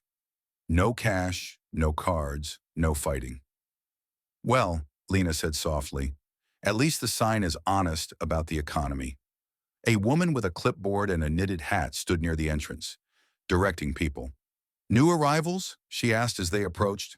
Passing through, Ava said, looking to trade and maybe get news. News is free, the woman said. For now, I'm Dana. We're trying to keep things civil. She gestured at the market. You play by the rules, you're welcome. No weapons visible, no taking pictures of anyone without permission, no taking more than you can carry. We do disputes by talking, not punching. Strong policy, Lena said. Strongly enforced, Dana said. We've had enough people show up trying to play warlord. Her lips tightened. They don't stay long. Lena felt something unclench inside her. The lines here were drawn with cardboard and cooperation, not caution tape and rifles. They wandered through the exchange, taking it all in. A man had set up a repair booth with a handwritten sign, "I fix stuff, if it's fixable." Broken radios, lanterns, and even an ancient laptop lay in front of him, like patients awaiting judgment. A family was trading extra blankets for baby formula. Someone else was offering fishing hooks and line in exchange for matches. At one table, a teenager was trading his entire collection of collectible card game decks for a hand-cranked water filter. His face betrayed how much it hurt, but he did it anyway. "See anything we can use?" Ava murmured. Lena's eyes landed on the water filter, then on a small, rusty camping stove, and finally on a roll of duct tape that might as well have been solid gold. "Water filter," she said. "Tape. Maybe painkillers. And information," Ava added. They ended up at a folding table run by an older man in overalls with oil-stained hands and a cap that read, "Ray's Trucking." He had a few useful-looking items arranged with surprising neatness. A small camp stove, 2 fuel canisters, several rolled-up maps, a jar of coffee grounds, and a shortwave radio that looked like it had survived 3 decades of hard use and 1 electromagnetic apocalypse. "You have a working radio?" Lena asked, eyes widening. Ray shrugged, a little pleased. "Old analog, shielded in the shop when that sky flash hit. Doesn't like being moved much, but she sings if I treat her right." "Where'd you keep it?" Noah asked, fascinated. "In a metal cabinet under a pile of junk," Ray said. "Best EMP shield I never knew I built." Ava pointed to the maps. "These current?" "Highways haven't moved since they printed them," he said. "Traffic's another story. I've been marking trouble spots as I see them." He tapped circles and crosses he'd drawn along the interstates. Burned-out pile-ups, blocked bridges, places where folks like to play toll booth. Lena leaned closer. "You've been driving since the Pulse?" "82 diesel rig," he said. "No computer. She runs cranky, but she runs. That makes me popular and unpopular at the same time." "How far west have you been?" Ava asked, eyes sharp. "Couple 100 miles," he said. "Long as I can find fuel, I keep moving. Take people when I can.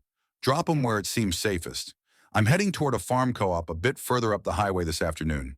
They're setting up as a food hub." "Could you take us?" Noah blurted. "3 more won't sink the ship," he said. "You pull your weight loading and unloading. What are you offering?" Ava opened her pack and laid out a few items. A bottle of ibuprofen, a small bag of rice, a cheap multi-tool, 2 of their remaining protein bars. "Plus," she said, "I can patch up anyone who took a fall or a cut recently. No surgery, but I can clean wounds, set simple breaks. That worth a few miles of gas?"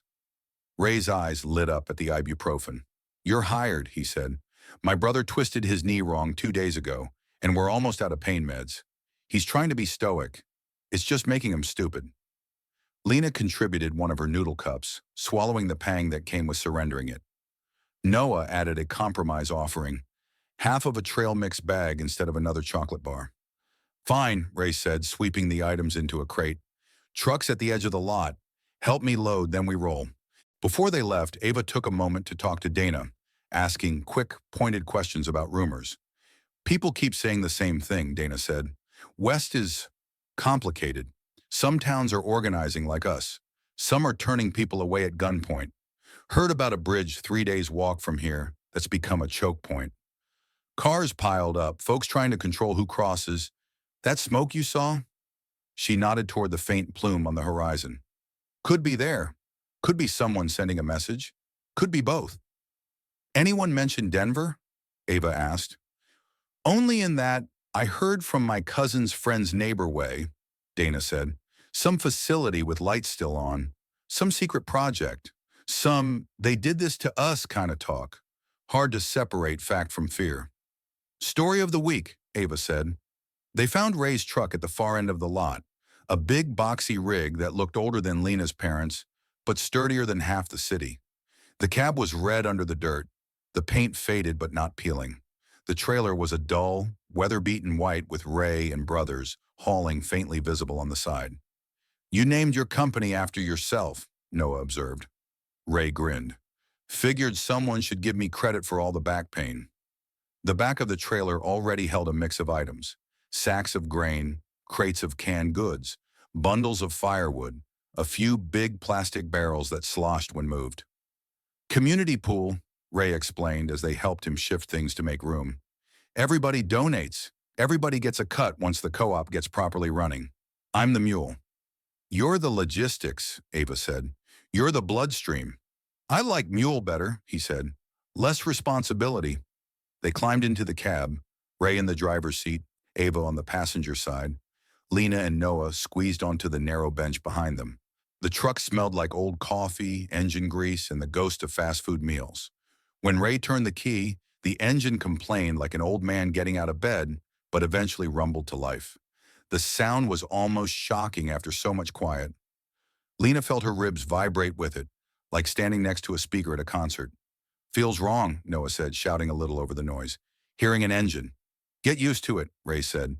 "Until the fuel runs out, I'm going to make every drop count." They rolled out of Benton Ridge under the watchful eyes of barterers and volunteers. Dana raised a hand in farewell. Ava returned it.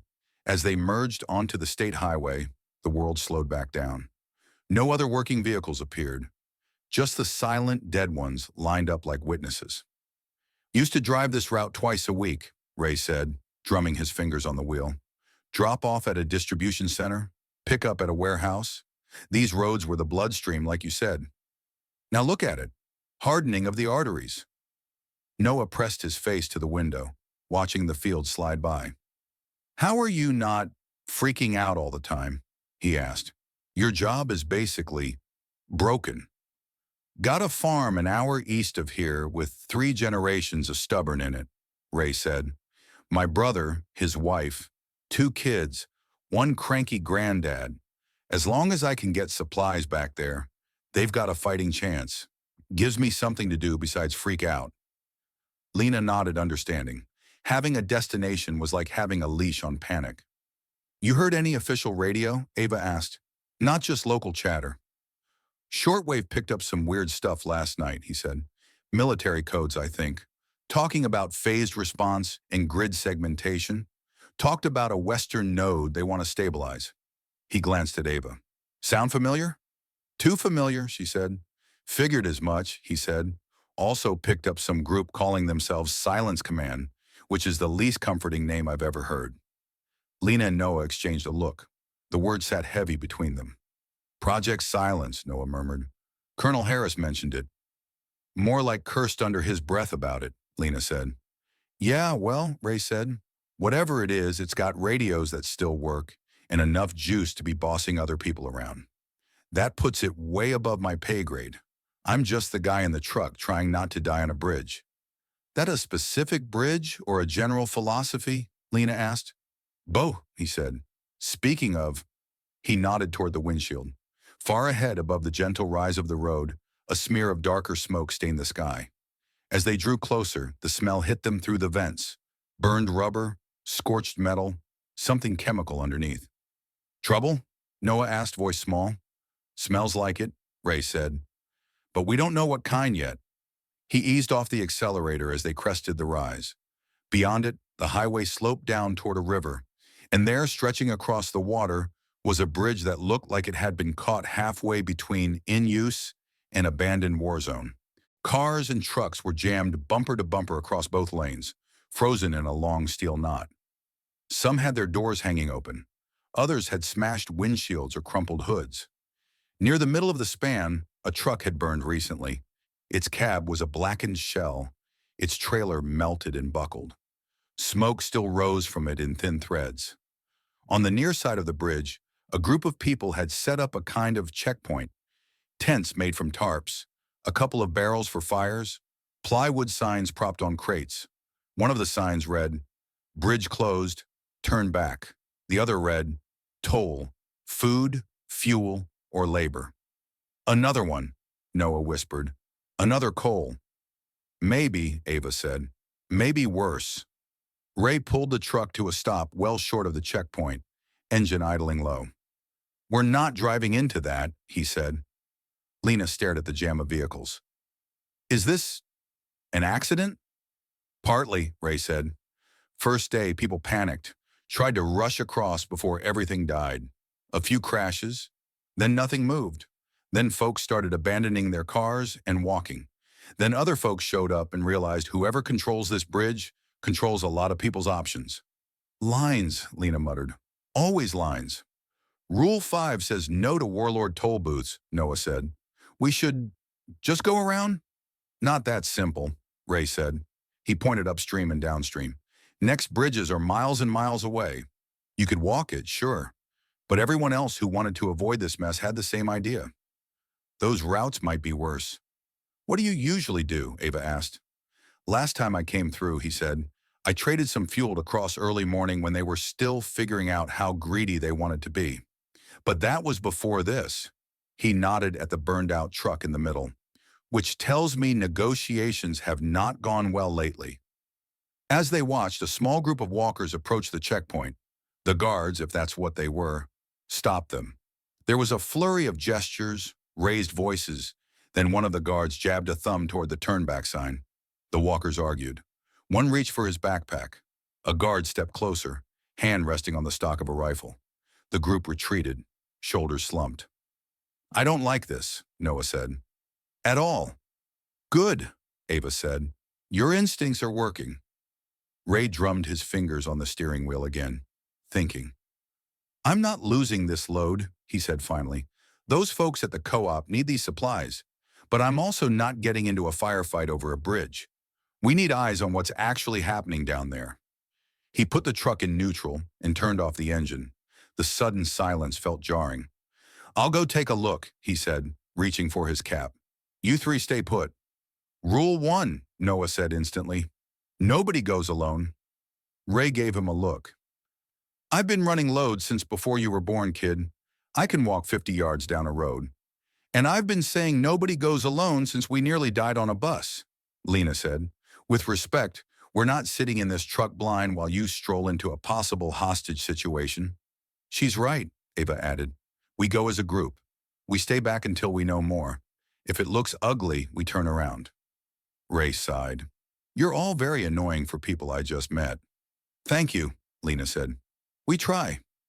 They left their big packs in the cab, no sense advertising how much they carried, and walked down the shoulder toward the bridge. The guards at the checkpoint wore mismatched gear like the others they'd seen, but there was a harder edge here. These people weren't just running security. They looked frayed, tired. Their faces had that tight, brittle look of people who'd been under pressure too long. A weather-beaten man in a faded camouflage jacket stepped forward as they approached. He had a shotgun slung across his chest and tired, sunburned cheeks. Bridge is closed, he said without preamble. Turn around, find another crossing. We're hauling supplies to a farm co-op west of here, Ray said. Food, seed, tools. They're expecting us. What's the situation? Situation is fuel trucks crashed on the far side, burned half the middle. Could be structural damage. Could be fine. Nobody with actual credentials has come to look at it and tell us which. In the meantime, nobody's taking 2 tons of truck over my head. No one's crossed at all? Ava asked. On foot? Couple tried, he said. Some made it through the car maze. Some didn't. People are edgy. Someone knocked over a lantern 2 nights ago. That's why that truck looks like charcoal. We've had to shut it down for now. What about the toll signs? Lena asked, nodding toward the plywood. He grimaced. We're not charging tolls to cross, he said. We're asking for help to clear the wrecks. You want to stay on this side, work a shift, dig cars out, move scrap, you get fed. You want to walk across? He spread his hands helplessly. You do it at your own risk, and you're not doing it with a full convoy behind you. Lena blinked. This wasn't what she'd expected. So you're not Cole, she said. Who? He asked. Long story, she said. Short version, guy who liked drawing lines more than keeping people alive. I'd love to have less in common with him than with anyone, the man said. Name's Thomas, used to manage a hardware store. Congratulations, the apocalypse promoted me to bridge troll. He scrubbed a hand over his face. Look, we're not trying to shake people down. We're trying to keep them from dying in a pileup on a compromised structure. But rumors run faster than we do. Every second person shows up here convinced we're holding the bridge hostage. Are you? Ava asked. If I wanted to play warlord, I'd have done it back when the gas pumps still had anything in them, Thomas said.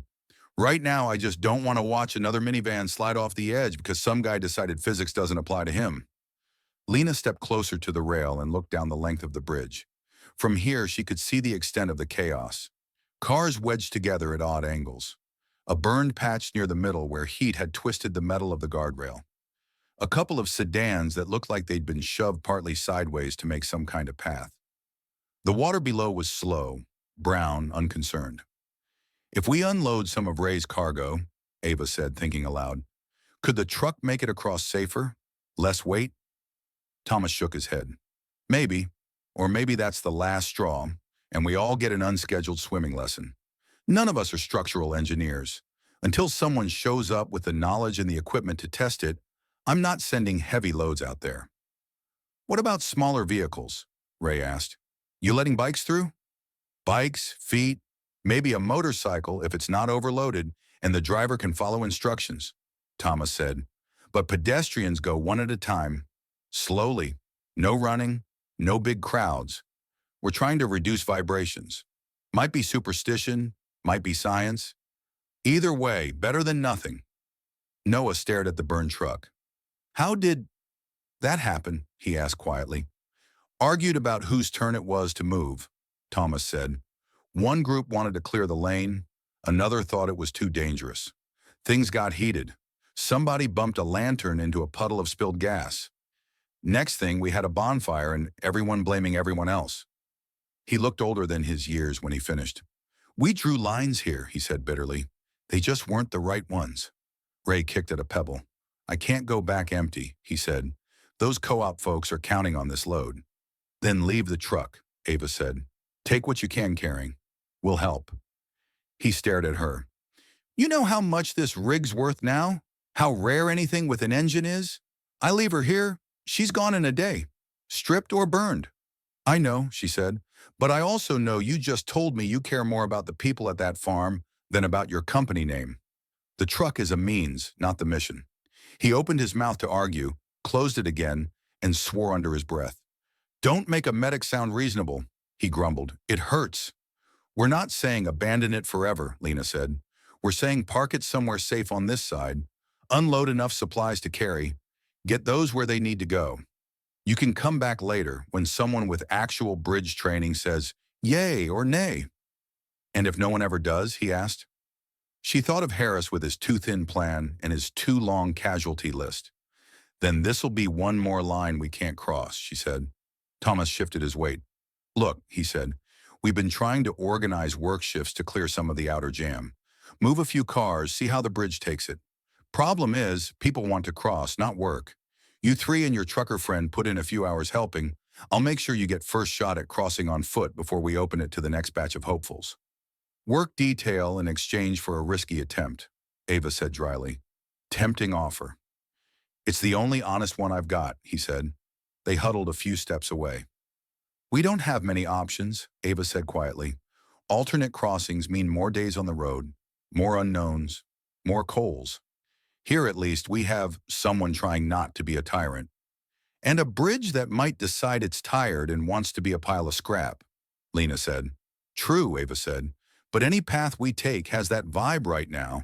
At least this one comes with supervision. Noah chewed his lip. We help clear cars, we get to try crossing, and we get raised supplies closer to the co-op. And we add bridge stability to the list of things we pretend to understand, Lena said. Ray sighed. I can't believe I'm saying this, he muttered. But the kid's right. We came this far. I'm not turning back because the road's being moody. Ava looked at each of them in turn. We go slow, she said. We don't be heroes. The first sign that the structure's not stable, we retreat. I'm not burying anybody under a pile of compact cars today. Works for me, Lena said. Same, Noah echoed, though his knuckles were white on his backpack strap. They spent the next 2 hours doing the least glamorous work in the apocalypse. Under Thomas's direction, they joined a rotating crew of locals and travelers, pushing dead cars toward the shoulder, prying open jammed doors, clearing broken glass. They used anything they could find as levers, tire irons, bits of rebar, a length of 2x4 from Thomas's old hardware store stock. It was exhausting. It was also the first time in days Lena felt like she was doing something that might make tomorrow slightly less terrible. At one point, a woman in a flannel shirt and work gloves looked over at her. "Never thought I'd be grateful for gym class," the woman panted, shoving against the bumper of a sedan. "Never thought I'd miss it," Lena said. "Running laps in a circle sounds peaceful now." The woman laughed weakly. "I'd kill for a boring Tuesday." Noah helped by ferrying tools and water bottles between workers. He took the job seriously, darting along the line with surprising speed, calling out where supplies were and who needed a break. "You're good at this," Thomas told him as he handed over a crowbar. "I'm a support character," Noah said. "I buff everybody else's stats." Thomas stared at him. "You speak video game?" "It's my first language," Noah said. By late afternoon, they had cleared a narrow, jagged path through the tangle of vehicles on the near half of the bridge. The burned-out truck still loomed in the middle like a grim milestone, but there was now enough room to slip by its blackened flank one person at a time. Tomas tested the first few feet himself, walking carefully, listening. "So far, so good," he said when he returned. "No weird creaks, no sudden drops. We'll open it if you're still game." "Ladies first?" Ray asked Ava. "Nice try," she said. "I'll go second. I want one of you in front and one behind him." She nodded at Noah. "I should go first," Noah said. "If it cracks, I'm lighter." "Absolutely not," Lena and Ava said at the same time. He scowled. "I hate being statistically smaller." "In this case, we love it," Ava said. "You're in the middle. You fall, we catch you. I fall, I bounce and complain." They returned to the truck one last time, grabbed the most critical supplies they could physically carry. 2 big bags of grain between Ray and Ava, a crate of canned goods that Lena managed with a grunt, and a box of medicine and seeds that Noah hugged to his chest like fragile treasure. Ray climbed into the cab and patted the dashboard. "Be good," he told the truck. "Don't let anyone strip you naked while I'm gone." Then they set off across the bridge on foot. It felt different from the earlier walks. Every step had weight now, not just from the load, but from the knowledge that there was nothing between their feet and the river except aging steel and guesswork. Lena kept her gaze forward, refusing to look down through the gaps between cars. The air smelled like stale smoke and river damp, and weirdly, faintly like melted plastic. "Watch your footing," Ava said quietly. "Slow, steady, no sudden moves." They threaded through the path they'd helped clear, ducking between door frames, stepping over twisted bumpers. Sometimes they had to turn sideways to squeeze through. Halfway across, they reached the burned truck. Up close, it was worse. The cab was warped and black. One mirror dangled by a twisted strip of metal. The trailer, once white, was now a collapsed, sooty shell. Whatever it had carried was unrecognizable. "What was in there?" Noah whispered. "Doesn't matter now," Ray said. "Keep moving." They eased around the wreck, backs pressed to the cold guardrail. For a moment, Lena's heel slipped on a patch of ash-slick metal. She caught herself, heart lurching. "You okay?" Noah asked, voice high. "Fine," she said, even though her pulse had decided to do sprints without her consent. That was when the shout came from behind them. "Hey, you can't just cross first. We've been waiting here for hours." They turned. A group of 5 people stood near the start of the cleared path. 3 men, 2 women, all loaded with bags and frustration. One of the men jabbed a finger at Thomas, who was hovering near the near side. "You said we'd get a shot," the man yelled. "Now you're sneaking other people through?" "They helped clear the lane," Thomas shouted back. "They put in the work. You want first dibs, you show up with a lever next time instead of a complaint." "We're not your employees," the man snapped. "You're not in charge here." Voices rose. The words blurred, but the tone sharpened. Accusation, resentment, fear trying very hard to sound like anger. Lena felt the bridge under her feet like a living thing, every vibration amplified by her imagination. "Keep going," Ava said quietly. "We're almost there." They were maybe 20 yards from the far end when something changed in the sound around them. The low murmur of argument became a crackling roar. She smelled it before she saw it. Fresh smoke, harsh and new. What now? Noah whispered. Lena risked a look back. Someone near the near side, in the cluster of arguing walkers, had knocked over a barrel fire. Flames licked up the side of a car's tire, then caught on something spilling from an open trunk. Gasoline, or some other flammable liquid someone had tried to siphon. Not again, Thomas shouted. The words carried oddly by the wind. Get water! Sand! Don't just... The rest was swallowed by the sound of something popping under intense heat. The flames leapt. They clung to the upholstery inside the car, then ran up onto the roof like fast orange fingers. In seconds, the vehicle was more fire than metal. Move! Ava snapped. Go! Now! They hurried the last stretch of the path, trying to balance speed with careful footing. Behind them, the heat licked at the air, a growing presence. Smoke thickened, drifting across the span. The bridge shuddered, not dramatically, not the cinematic lurch of movies, but a subtle, ominous tremor under their boots. Don't run, Ray barked. You run. You get sloppy. You get sloppy. You trip. They didn't run, but they moved as fast as they dared. The far shore felt impossibly far away. The gap between cars yawned wider in Lena's mind with every step. The load in her arms seemed to grow heavier and more unwieldy. Noah coughed as smoke slid around them. Lena, I can't... Yes, you can, she said, not sure if she was talking to him or herself. 10 more steps. 10. Count them. 10, he whispered. 9. 8.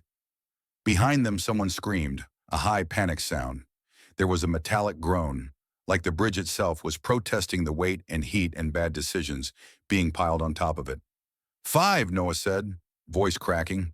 4. 3. They stepped off the bridge. Lena hadn't realized how tight her shoulders had been until they hit solid ground, and something in her chest let go. Her knees almost buckled with the release. Keep moving, Ava said, herding them away from the edge. We don't stand right at the anchor point if something gives. They retreated up the road, lungs burning, packs heavy.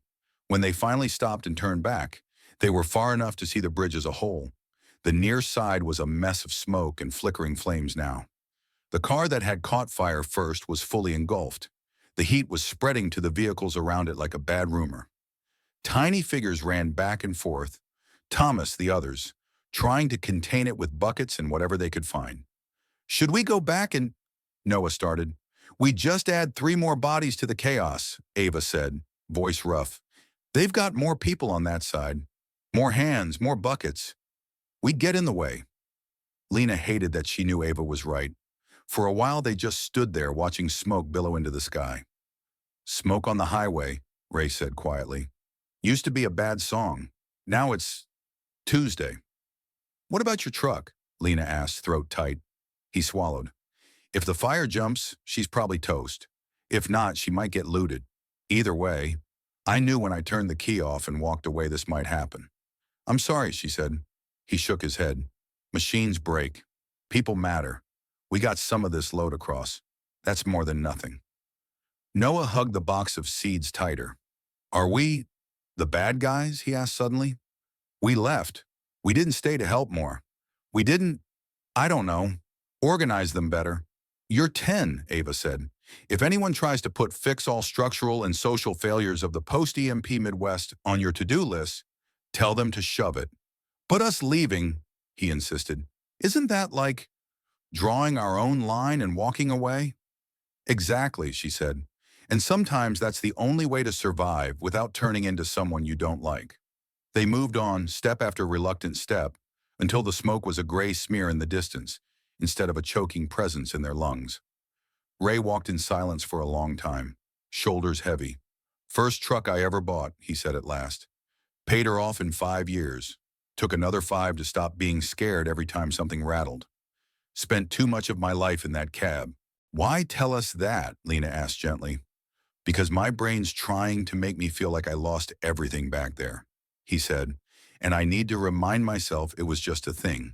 An important thing, but still a thing. What about your brother's farm? Noah asked. How far? Couple more hours on foot, Ray said. More with this load, less if we don't stop to argue with gravity again. Has it been hit? Lena asked. So far, no, he said. They're off the main drag, self-sufficient-ish. Lot of work, but less chaos. If we get there, you're welcome to stay a night, or longer if the road starts feeling too long. Lena pictured it, a place with real soil underfoot instead of pavement, with animals and crops and people whose biggest concern was irrigation instead of armed checkpoints. It sounded like a detour. It also sounded like a lifesaver. We'll take you up on the night, Ava said. Longer we'll decide once we see it. Fair, Ray said. As they walked, Lena kept glancing back at the fading plume of smoke. Smoke on the highway. Smoke on the bridge. Smoke where decisions had stacked up. Fear, impatience, bad luck, until something finally caught fire.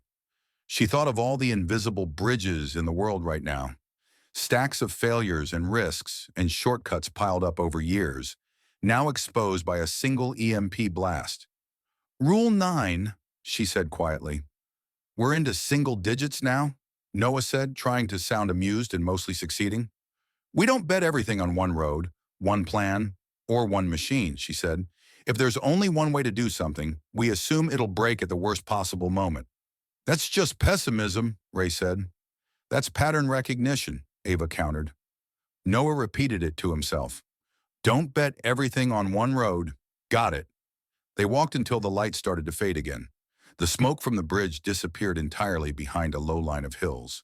Ahead of them, the land opened into a broad plain, dotted with tree lines and the faint outline of what might be a cluster of silos. Home stretch, Ray said, or whatever we call home these days. They reached the farm just as the sky shifted from gray to deep blue. Long, low buildings sprawled across the property. Barns, sheds, a farmhouse with chipped white paint. A windmill turned lazily above a water tank. The air smelled like hay and animals and damp earth. A figure came trotting toward them from the nearest barn, short, wiry, wearing a jacket 2 sizes too big, and a scowl that melted into relief when he saw Ray. You idiot, the man said, half laughing, half angry. We thought you'd driven off the edge of the world. Bridge tried, Ray said. It got the truck, didn't get me. They clapped each other on the shoulder in a quick, hard hug. Ray introduced his brother Sam, his niece Mia, his nephew Jonah, his dad, just call him Pops, everyone does, and a couple of neighbors who'd taken refuge here. The farm wasn't a paradise. The fields were half frozen, the animals restless, the pantry already showing signs of careful rationing. But there was a system, chores posted on a whiteboard, a schedule for water use, a list of who was on night watch. After days of improvisation, the sight of an actual plan, however fragile, felt like balm. You can sleep in the loft, Mia told Lena and Noah, pointing toward the barn. It's dusty but dry. We put extra blankets up there. Thank you, Lena said sincerely. As they climbed the rickety ladder to the loft, the events of the day finally started to settle in her chest like stones. The checkpoint at the bridge, the fire, the choice to walk away, the loss of the truck. The endless, stubborn act of putting one foot in front of the other anyway. When she lay down on the pallet of old hay and blankets, the barn roof creaked above her. Noah curled up a few feet away, hands still resting on the box of seeds they'd carried across the bridge. Hey, Lena, he said into the dark. Yeah? Are you scared? She considered lying. The instinct to protect him with comforting nonsense was strong. Yeah, she said instead. A lot. Me too, he said, but also a little bit proud? She turned her head toward him, even though she could barely see his outline. Of what? She asked. We did stuff today, he said. We helped clear the bridge. We got food through. We made it across. We didn't freeze. I thought I'd freeze. You didn't, she said. You moved. That's pretty much the whole game right now. Tomorrow, he said. We'll move again? Yeah, she said. Not sure where yet. We'll talk with Ava, see what makes sense. But we're not done. Good, he whispered. I don't want today to be the last interesting thing I do, even if it was terrifying. She smiled, tiny and real. Outside, in the far distance, another faint plume of smoke rose into the sky. Another story of someone else's bridge, someone else's choices. Smoke on the highway, smoke in the fields, smoke over cities and towns. Everywhere the grid had failed, People were drawing lines, making rules, lighting fires, some to keep warm, some to control others, some by tragic accident. Lena closed her eyes and felt the ache in her muscles, the scratch of hay against her cheek, the weight of rules and miles and decisions. The world was still off, but somewhere west, past more bridges, literal and otherwise, there was a place with its own light. Tomorrow they'd start figuring out how to reach it without burning everything in their path down. One day, one road, one stubborn, smoke-stained step at a time. Chapter 6. The Quiet Before the Storm. The next morning smelled like hay and pancakes for 3 full seconds. Before she remembered why she was smelling them from a barn loft and not a kitchen, Lena let herself pretend it was some weird version of home. Her stomach woke up faster than her brain, growling loud enough that Noah, already half awake, snorted. "If that noise attracts zombies," he mumbled, "I'm blaming you." "No zombies," she said, rolling onto her back. "Wrong apocalypse." "Yet," he said. Sunlight slid in through gaps in the barn boards, turning drifting dust into floating gold. Below them, cows shifted in their stalls, hooves scraping, tails swishing. Somewhere outside, a rooster who misunderstood how late it was crowed his heart out. For once, the sounds weren't sirens or shouting or generators choking on fumes. Just life, going about its business. Ava appeared at the top of the loft ladder a minute later, hair pulled back, sleeves rolled up. She looked like she'd already been awake for hours. "Up," she said. "They're feeding us. The least we can do is help before we head out." "Head out where?" Noah asked, voice cautious. Ava gave him a look that said, "We'll get there. Breakfast first, existential dread after." They climbed down the ladder, trying not to kick too much hay into the animals' water troughs. Pops, Ray and Sam's dad, was in the middle of arguing with a goat about boundaries. "You stay on your side, I stay on mine," he told it, waving his stick. "That's the arrangement. Don't look at me in that tone of voice." The goat stared at him, absolutely looking at him in that tone of voice. When Pops saw the kids, his expression softened. The lines on his face were etched deep, but his eyes were bright and very much awake. "Sleep all right?" he asked. "Like rocks," Lena said. "Lumpy rocks, but yeah." "Rocks don't wake up hungry," he said. "Come on. Kitchen's this way. We can talk while we chew." The farmhouse kitchen looked like it had been ripped out of a catalog and then lived in for 30 years. Mismatched mugs hung from hooks. A faded calendar with a tractor on it still showed the month before the world went dark. A big cast iron pan sizzled on the stove, pancakes bubbling in neat circles. Mia stood at the stove with a spatula, flipping pancakes with the focus of a bomb technician. Jonah sat at the table with a pencil and notebook, making a list in careful block letters. Sam leaned against the counter, sipping coffee from a chipped mug, and trying to look less pleased than he clearly was that his brother had survived another day. "We're rationing flour," Mia said as they filed in, "so don't inhale them, chew." "They're circular miracles. I will treat them with respect," Noah said, already grabbing a plate. They ate sitting shoulder to shoulder at the big wooden table. The syrup was thin and sparingly poured. The butter was almost gone. The pancakes were slightly uneven, and the best thing Lena had tasted since before. Between bites, she watched how everyone moved around each other. Sam passed salt without being asked. Mia refilled the water jug automatically when it hit halfway. Jonah nudged the dog away from the table with his foot every time it got too close, without taking his eyes off his notebook. This place had lines too, she realized. But they were the kind people drew around each other, not against. "You keep looking around like you're waiting for the camera crew to yell cut," Sam said, catching her eye. "Still getting used to a place where people aren't yelling about tolls," Lena said, "or panicking over bridge physics." Sam grunted. "We panic too," he said. "We just do it while hauling hay." Pops thumped his mug down. "City folks run in circles," he said. "Country folks run in straight lines until we hit a fence. Then we either mend it or climb over. That's the only difference." "A very poetic way of saying we're stubborn," Mia muttered. "And alive," Pops said. When breakfast plates were mostly empty and the edge had worn off everyone's hunger, Ava cleared her throat. "Thank you," she said to the room. "For the food, the barn, the not shooting us on sight. We don't plan to freeload. We'll work, but we also need to talk about what happens next. What happens next, Pop said, is morning chores. He stood up, knocking his chair back. Then we talk. You want to be part of this conversation? You earn it with blisters like everyone else. Ava smiled faintly. Can't argue with that. They spent the next few hours learning the gospel according to farm work. Lena helped Mia haul buckets of water to troughs, her arms burning with the effort. Noah got assigned to Jonah's team, which mostly involved collecting eggs and trying not to get pecked out of existence by furious hens. These chickens are monsters, Noah announced at one point, backing away from a particularly aggressive one with a feather sticking from his hair. They remember every breakfast we've ever had. Don't show fear, Mia called from across the yard. They can smell emotions. That doesn't even make sense, he protested. Chickens don't make sense, she said. They just are. Ava shadowed Sam through the pig pens and the tool sheds, asking pointed questions about injuries, supplies, water sources.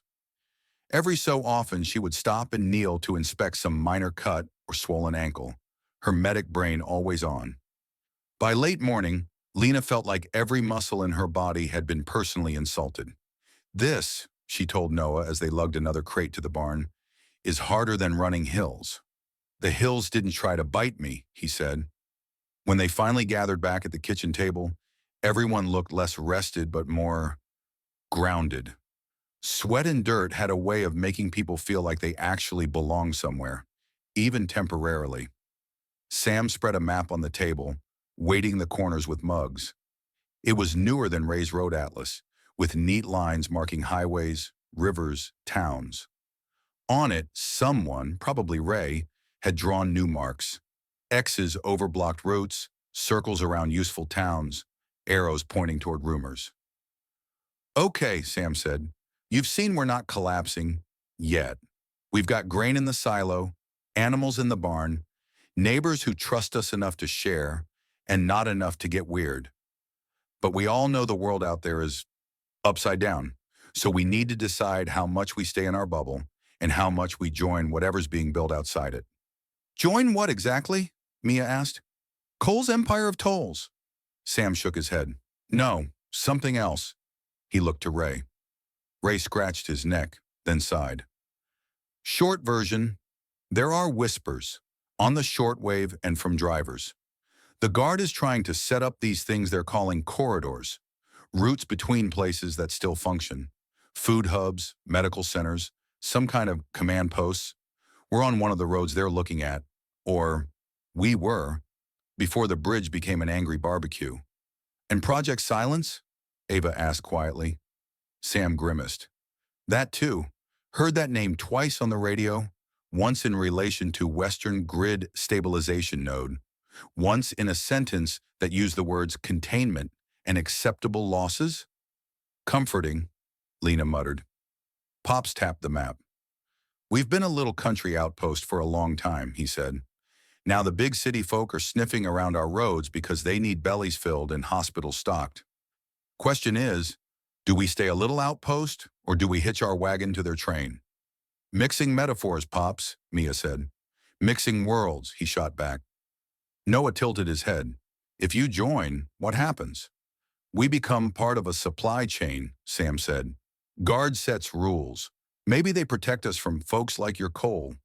Maybe they skim the best of our harvest for their high-priority zones and leave us with crumbs. Maybe both. And if you stay independent, Ava asked, then we're on our own when somebody bigger decides they want our silos, Sam said. We've got fences, shotguns, neighbors with tractors. That only goes so far if a desperate crowd shows up. It was the same problem everywhere, Lena realized. Lines again, drawn in different places, with different pens, but always lines. We don't have to decide your farm politics, Ava said. That's your call, but we do need to figure out our route to Denver. Pops's eyebrows rose. You're still chasing that ghost town in the mountains? It's not a ghost town, Ava said. It's a facility with its own grid. If anything resembling a coordinated response survives this, it'll be tied there, or be trying to attack it. And you want to walk 2 states to stand in the crossfire, Pop said. Ambitious. Lena leaned forward. We can't help our families if we stay in one spot, Blind, she said. We can't know if there's any plan unless we get closer to where plans are made. We've seen what happens when we wait for others to fix it. It's cars on bridges, men like coal. Sam looked at her with something like respect. You talk like a field commander. She's a runner with a stubborn streak, Ava said. The apocalypse just gave her more distance. Noah raised his hand slightly like he was in class. Question. Shoot, Sam said. Why Denver? He asked.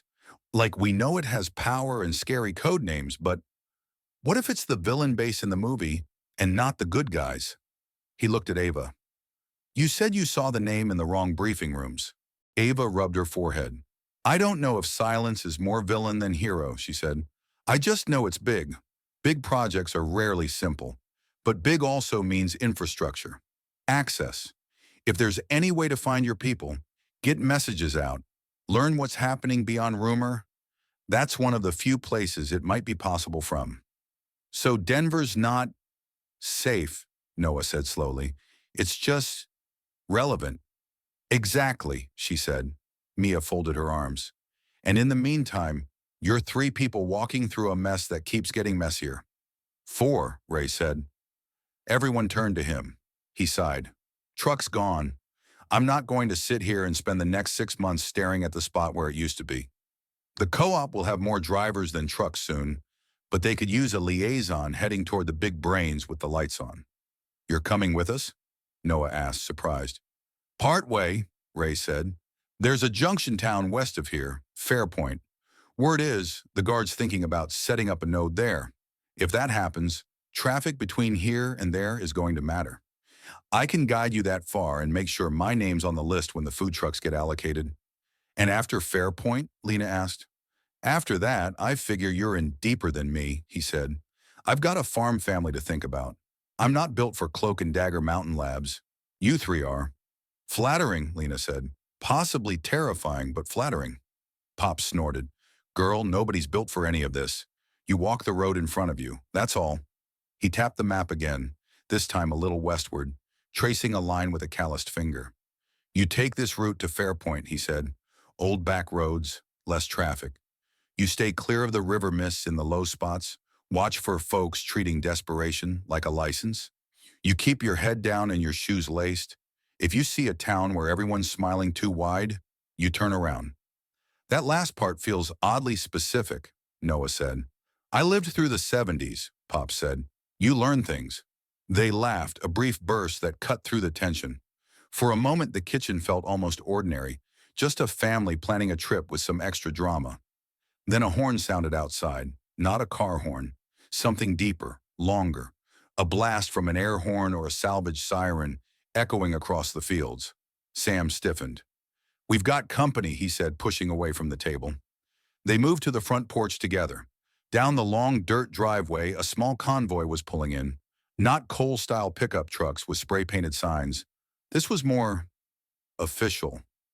2 Humvees that had clearly seen better days rolled slowly up the lane, followed by a retro-looking school bus painted a dull military green. Mud splattered their sides. One Humvee's front fender was held on with what looked suspiciously like baling wire. On the sides of the vehicles, someone had painted a symbol, a circle with a diagonal slash through it and a small waveform inside. Underneath, in block letters, 2 words, Silence Corridor. Oh, Noah said. Fun. The first Humvee stopped a few yards from the porch. A woman in dusty fatigues stepped out. She wore no visible rank insignia, just a name patch, Kessler, and the same circle-slash symbol on her sleeve. Behind her, a thin man in a gray jacket climbed down from the bus, carrying a tablet-like device that was very much off. Ava muttered, Of course. Kessler took off her cap as she approached the porch. Afternoon, she said. Her voice carried authority without the edge Cole had. We're scouting for corridor nodes. You, Ray, and Sam Harrow? That's us, Sam said cautiously. Farm's private property, last I checked. Not here to take it, Kessler said. We're here to ask if you want to plug it in. She nodded back at the vehicles. I'm with what used to be State Emergency Management, now attached to a silence liaison team. We're identifying stable food sources along the proposed Denver corridor. This place, she gestured at the fields, Shows up on a lot of local maps with the words reliable and annoyingly prepared next to it. Compliment and insult in one, Pop said. I'll take it. The man in gray stepped forward. His jacket had a small silence emblem on the lapel. Unlike the soldiers, he didn't look exhausted, just thinned, like someone who used to drink 5 coffees a day and now was running on fumes. Dr. Elias Reed, he said, offering a hand. Systems analyst, I'm here to advise. Lena's brain hiccuped on the last name. Reed. Noah stepped forward before she could process it. Reed? He blurted. Like, Marta Reed? The man's head snapped toward him. Who? My sister, Noah said. Marta Reed, brown hair, glasses, sarcastic all the time. Our mom is Caroline. They were driving a blue Toyota towards St. Louis when his voice wobbled. Something shifted behind Elias's eyes. A crack in composure. Caroline Reed? He asked, then shook his head. No, different spelling. Sorry, kid. There are more Reeds than there used to be working with us. But he spread his hands helplessly. Noah's shoulders slumped a fraction. Lena could practically hear Rule 4, we don't forget people, rustling in his head. Kessler glanced between them, then back to Sam. We don't have time for full biographies, she said. Here's the pitch. Silence is consolidating what's left of the grid in a handful of hardened nodes. Denver's one. We're building protected corridors between those nodes and stable regions, like this farm. Food, info, medicine, in exchange for loyalty, cooperation. You let us coordinate your output, we make sure you're on the list for fuel, security details, and priority care. And what does loyalty look like exactly? Sam asked. You follow ration guidelines, Kessler said. You don't hoard in ways that hurt the corridor. You agree not to sell your harvest to freelance operators, let's call them. And when we say we need 10% of your grain to go to a hospital zone, you don't argue for 12 hours while people starve in the ER. That last part sounded personal, Ava said. It was, Kessler said. Short version, we need a backbone of places like this to keep people from tearing each other apart. Silence provides the tech, the planning, the coordination. You provide the crops. We keep the worst of the city from finding its way down your driveway. Pops narrowed his eyes. And in return, you get a nice, dependable outpost to feed your mountain lab. Project Silence isn't, Elias began, then stopped as every eye on the porch sharpened. What you've heard is probably only half true, he finished lamely. Funny, Lena said. That's what we thought. Kessler exhaled. Look, she said, we don't have time for conspiracy theories. We barely have time for actual logistics. You want to argue about how we got here, fine. Do it later. Right now we have 3 choices. We build something that resembles a functioning system, we let 1,000 coal harrows bloom, or we watch everything cannibalize itself. Her gaze swept over Lena, Noah, Ava, and Ray. You look like you've seen some of the third. We've seen enough, Ava said. Kessler's eyes softened for a second. Then you know why I'm here. And Denver, Lena asked. Is that where you're based? It's where the primary node is, Kessler said carefully. Most of the silence infrastructure is there. Partial grid, data backups, some limited communications. It's not a paradise. It's a bunker with a lab problem, and a political one. People who built the thing that maybe broke the world now want to fix it, Pop said. That's rich. Elias flinched like he'd been slapped. We didn't build a weapon, he said quietly. At least that wasn't the intent. Silence was supposed to study grid vulnerabilities, simulate EMP-scale events, model recoveries. The idea was, if someone does this to us, how do we get back up? And instead, Ava prompted. And instead, somebody beat us to the punch, he said, or used our research to do it faster. We're still not sure. The data is scrambled. Comms are patchy. But I can tell you this much. Whatever hit in the sky did not launch from any facility with a Silence logo on the door. It was the first time Lena had heard anyone talk about the project's insides, not just its shadow. You're running the recovery models now? She asked. We're trying, Elias said, but models don't carry water or drive grain trucks. That's why we're out here. We need real-world anchors. Places like this farm. People like you. People like us? Noah echoed, incredulous. We're kids. You're not just kids, Elias said. You're mobile. You're already moving along the corridor. You're seeing things we only hear about. 2 days delayed on scratchy radio. We need eyes, runners, messengers. Lena's stomach did a slow, dangerous flip at the word runners. I just wanted to run on tracks, she said faintly, with crowds and timing chips and Gatorade. Welcome to the upgraded version, Kessler said. The medals are worse. They spent the afternoon in a series of overlapping conversations. In the kitchen, Pops and Sam grilled Kessler about exactly how much grain would be expected, whether armed patrols would be stationed here, what dispute resolution looked like under corridor rules. Outside near the barn, Ava cornered Elias with a quieter, sharper interrogation about silence itself, what he knew, what he didn't, what he suspected about where the EMP had originated, and who might be pulling strings now. Lena drifted between both groups, feeling like a shuttle weaving two tapestries.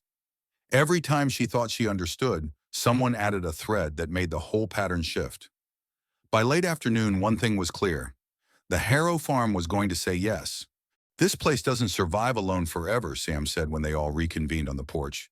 If we can trade being slightly less independent for not getting overrun when the next hungry crowd comes down the road, that's a price we're willing to pay. We'll sign on with your corridor, Pop said, with conditions. We keep some say over distribution.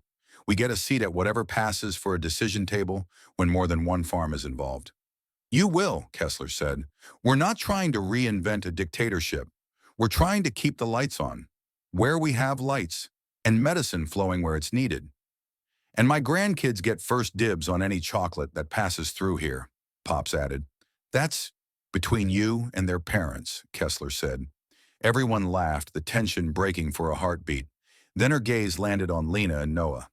What about you two? She asked. And your medic? Where are you headed? West, Lena said. To Denver, assuming you don't lock the doors when you see us coming. Not my call, Kessler said, but I can get you closer. She pointed at the green-painted bus. We're heading back toward Fairpoint in the morning. From there, we'll join up with a larger convoy to the western node. Seats are limited, but if your farm hosts have no objections... Sam looked at Ray. Ray blew out a breath. I was heading to Fairpoint anyway, he said. Better in a bus than on foot if it's not running on lies. I thought Rule 2 was don't trust rumors, Noah said. Not don't trust buses.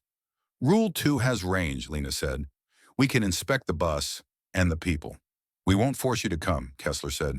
You want to walk, you walk. You want to stay here, the farm seems inclined to keep you. You want to ride with us part way and jump off later, I'll grumble, but accept it. But decide tonight. We leave at first light. They did not sleep easily that night. After dinner, beans, cornbread, something that might once have been sausage, they climbed back to the loft with their minds too full. Below, the cows shifted. Outside, voices drifted up. Kessler conferring with her team, Sam and Ray talking about silo capacity, Pops arguing with Mia about whether giving the corridor access to their rainfall data was selling our souls or just our clouds. Noah lay on his back, staring up at the rafters. We could stay, he said quietly. Here, help on the farm. Listen to the radio. Wait for our families to find their way into the corridor network. Lena stared at the darkness. Maybe, she said. People here are nice, he went on. It's safe-ish. Safer than bridges and men with yellow bandanas. We could be the kids who help on the farm, not the kids who walked into a maybe dangerous science bunker. She heard the wobble under his words. You want to stay? She asked. I want my mom, he said. I want my sister. I want my house and my dumb posters and my dentist appointments. I want all of that. And staying here feels closer to that than walking into some place called silence where people talk about acceptable losses. Lena let that sit. I also, he added after a moment, kind of want to see it. The node, the lab, the place where they keep the lights on when nobody else can. Because if they're the ones who fix this, or the ones who broke it? I don't want to just hear about it on bad radio. She almost laughed. So you want to both stay and go? Yeah, he said, basically. Welcome to the entire human condition right now, she said. What do you want? He asked. She thought about Mayfield, the gym, the town square, about St. Louis and the hospital parking lot, about Cole's checkpoint and the bridge and the smoke and the endless road. I want, she started, then stopped, surprised by the answer that rose up. I want to be where decisions happen, not stuck reacting to them 2 days later. I don't know if Denver is the good guys' base or the bad guys. Maybe it's both, depending where you stand. But I know it's closer to the center of whatever this is. And you hate being on the edges, he said. I hate feeling like someone else is writing the rules in rooms I can't see, she said. Out here, we're just dealing with the fallout. I want to at least look at the people holding the switches. You're kind of scary, he said. In a good way. Thanks, she said. I think. They fell quiet for a while. Rule 10? Noah said eventually. You're obsessed, she muttered. It helps, he said. If we're going to keep making huge decisions, I want more guidelines. She let her mind sift through the last few days. The gas station, the town, the bridge, the farm, the impending bus. Rule 10, she said slowly.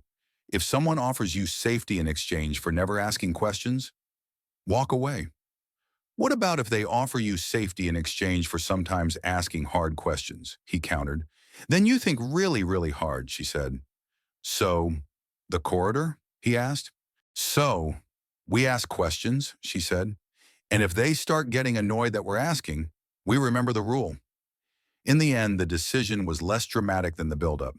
They told Sam and Pops first, in the gray light before dawn as the farm woke up again. We're going, Lena said, with Kessler, at least as far as Fairpoint, maybe farther. Pops studied her face, then Noah's. You sure? He asked. We can put you to work here, find you beds, assume you're part of the furniture by next week. We're sure we're not sure, Noah said, but we're going anyway. Pops chuckled. That's as honest as anybody's been with me all week. Sam clasped Ray's forearm. You keep these kids breathing, he said. If you bring them back, try to bring them back in one piece. I'll do my best, Ray said. And you, Pops told Lena, jabbing a finger in her direction. You remember your rules, especially the one about choices. Don't let anyone tell you there's only one way forward, no matter how official their jacket looks. Yes, sir, she said. They loaded their packs onto the green bus. Inside, it smelled like tired soldiers and dust and the faint metallic tang of old school days. Bolted benches ran down the length, some occupied by Kessler's team, others by a handful of civilians they'd picked up in previous stops. An elderly couple, a nurse from a clinic, a man with a leg brace who looked like he'd sprinted through a war zone and lost. Elias sat near the front, fussing with his dead tablet like he could will it back to life. Noah paused at the bottom step, looking back at the farm. Mia stood by the fence, waving. Jonah raised his notebook in a two-fingered salute. Pops leaned on his stick, hat low, eyes bright. Rule 4, Noah whispered. We don't forget people. We won't, Lena said. He climbed aboard. The engine coughed, then caught. Not as confidently as Ray's truck had, but enough to make the bus shudder. Kessler stood at the front, one hand gripping the rail. Next stop, Fairpoint Node, she said. After that, we'll see how brave we're feeling. She met Lena's eyes. Welcome to the corridor, she said. The bus lurched forward, rattling down the dirt road, leaving behind the neat lines of the farm and heading toward more broken ones. Fields slipped past the windows. The farmhouse shrank, then disappeared.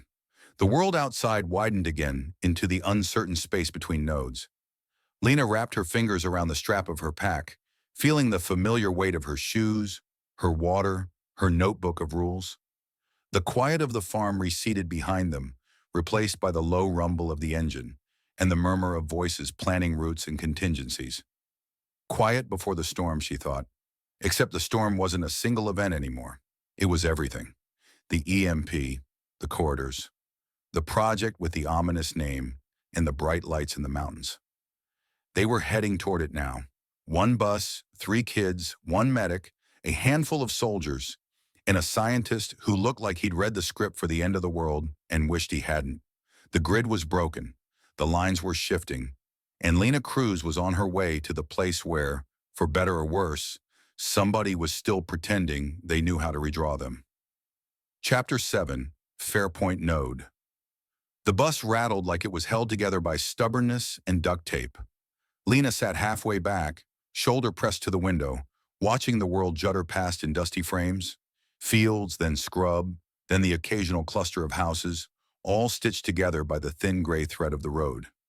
Every so often she saw people walking, small groups, big packs, once an entire family pushing a grocery cart piled with bags. They all stopped to stare as the bus went by. It must look unreal to them, she thought. A moving vehicle, the last dinosaur. Noah sat beside her with his knees drawn up, chin resting on them. He kept a running count under his breath. 8 people with carts, 12 people with just backpacks, 3 dogs, 0 working cars besides us. New sport? She asked. Just trying to remember there's more outside this bus than our bubble, he said. Feels like a game level sometimes. Like everything outside the window is background art. Except the background art is hungry, she said. Yeah, he muttered, and occasionally on fire. Up front, Kessler leaned against the driver's seat, talking quietly into a handheld radio that probably only half worked. The driver, a broad-shouldered woman with braids tucked under her cap, kept her eyes glued to the road, weaving the bus around stalled vehicles with the practiced ease of someone who'd been doing this since the first night. Elias sat on the bench opposite Lena and Noah, his dead tablet on his lap like a pet he refused to admit had died. Why do you keep doing that? Noah asked at one point, nodding at the dark screen. It's not coming back to life just because you glare at it. Hope, Elias said, and denial. Very human combination. He traced a finger along the edge of the device. This thing used to be my whole job, he added. Models, simulations, dashboards. I used to measure the world in data points. Now I'm here, in meat space. You say that like it's a disease, Lena said. He half smiled. Just unnew. I've spent a lot of years telling mayors and governors what might happen if a certain substation failed, or if a storm took out 3 transmission lines at once.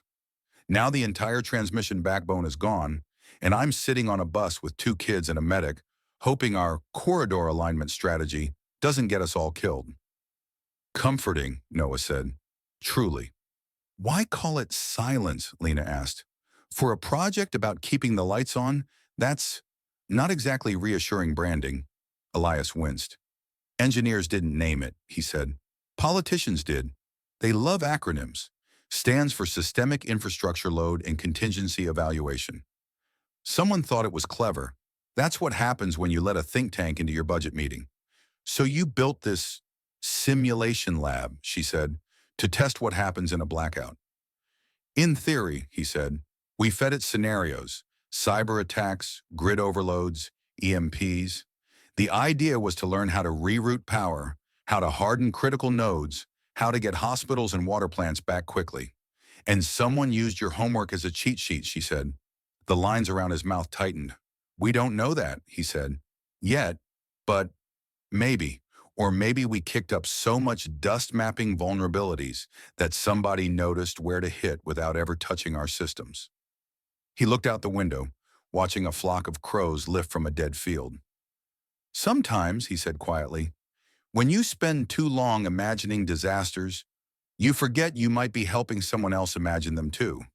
Rule 11, Noah said automatically. Don't build tools you'd be terrified to see in your enemy's hands. Good rule, Elias said. Shame we wrote it late. Kessler moved back down the aisle, bracing herself on seat backs as the bus bumped. All right, she said, raising her voice enough to carry. Listen up. Fairpoint is not what you remember if you've been there before. Lena had never heard of the place until yesterday, but some of the others on the bus, an older couple who'd once lived in the next county over, a nurse evacuated from a clinic, sat up straighter. We've turned the old freight yard on the west side into a provisional node, Kessler went on. That means fences, triage tents, warehouses, and too many people with not enough of everything. Outside the fences, you'll see folks we can't bring in yet. Inside, you'll see order we're barely hanging on to. She looked pointedly at each face. I need everybody here to understand something, she said. We are not the cavalry riding in to save the day. We are a skeletal crew trying to build an ambulance while it's already rolling downhill. That means a few basic rules. Noah sat up, eyes bright. Hit me, he whispered. One, Kessler said. You follow instructions from corridor staff. That's not about ego. It's about coordination. If we say don't go down that street, assume we know something you don't. Rule 6 remix, Lena murmured. Argument with experienced people only if you're extremely sure. 2, Kessler continued. You don't promise anything to people outside the fence that we can't deliver. No, I'll get you in tomorrow. I know somebody. No telling folks they're at the top of any list when you don't know what that list even is. That seems specific, Lena said. We've had a few well-meaning volunteers make life worse, Kessler said dryly. 3, if you see someone getting exploited, traded for, sold, coerced, report it. Silence Corridor doesn't do deals in people. I don't care how desperate things get. Lena felt a knot in her stomach loosen a little at that. And 4, Kessler finished, you remember that this is triage, not utopia. You're going to see choices you don't like. That doesn't mean the people making them are monsters. It just means the situation is. Mostly, Elias muttered. Kessler gave him a look but didn't argue. The bus clanked over a set of long rusted train tracks. In the distance, Lena saw the first sign of Fairpoint for real. The rise of old factory roofs. The faint, blocky shapes of warehouses. Closer, something new caught her eye. Containers. Shipping containers, stacked 2 or 3 high in a rough rectangle around a portion of the freight yard. Some were rust red, some blue, all repurposed into walls. Between them, she could see a gate formed from 2 more containers, pushed apart. Makeshift watchtowers, a couple of scaffolding rigs topped with sandbags and binoculars, stood at corners. Banners hung from the container walls, painted with the same circle and slash symbol she'd seen on the bus. Underneath, Fairpoint Node, Corridor West. Outside the container ring, a crowd of people clustered like driftwood against a pier. Tents, tarps, lean-tos, smoke from cook fires, handwritten signs, need insulin, veteran, family of 4, just let us talk to someone. They look like a line, Noah said softly. For a concert or a movie, except there's no tickets. Just gates, Lena said. The bus slowed, then stopped a few hundred yards short of the container wall. Kessler turned. All right, she said. Bus crew, we're going in. Stay together until we're inside. Eyes open, mouths mostly closed. Rule 12, Noah whispered. Don't mouth off at the front gate. Put that one in bold, Lena said. They stepped off the bus into a gust of cold air and smell. Wood smoke, sweat, something fried, something rotting, the metallic tang of too many people in too small a space. Eyes turned toward them. Lena felt the weight of those stares like physical pressure. She kept her gaze ahead, on the path Kessler cut through the crowd. Some people called out, Hey, are you bringing food? Is that bus going to Denver? My kids, can you take my kids? A woman grabbed at Kessler's sleeve. Please, she said. My husband's inside. He's staff. They won't let us in. They said, Ma'am, Kessler said gently but firmly, extricating herself. Go to intake tent 3. Give them his name. If he's on our list, they'll update his status. I can't process that here. You always say that, the woman snapped, tears in her voice. You always say, go to intake, and then nothing happens. It happens, Kessler said. Not fast enough, but it happens. She kept walking. Lena wanted to stop. To promise? To say we'll find him. Rule 2 tugged at her sleeve. Don't promise miracles. She walked. At the gate, uniformed guards checked badges and passes. These weren't improvised bandana wearers. Their gear was worn, but standardized. Corridor patches on sleeves, radios at shoulders, sidearms holstered but visible. Kessler flashed her ID and a folded set of papers. Team Kessler from Harrow Farm, she said. 1 bus plus new assets. Assets, Noah muttered. We're assets now. The guard scanned the papers, then glanced at the bus and the group. These the kids you mentioned? He asked, nodding at Lena and Noah. Yes, Kessler said. They look smaller in person, he said. They're faster in person, she replied. He considered that, then stood aside. You're cleared. Welcome back to Fairpoint. They stepped through the gap between containers. Inside, the node felt like a different city. The freight yard had been carved into zones, each marked with spray paint and hanging signs. To the left, medical.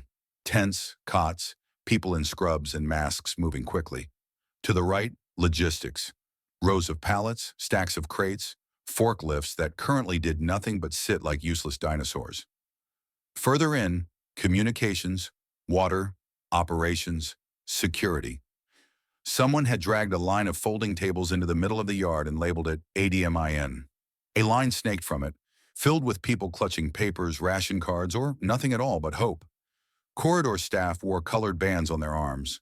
Blue for logistics, green for medical, yellow for security, gray for admin.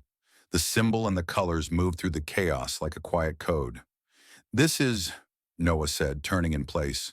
A mess, but like an organized mess.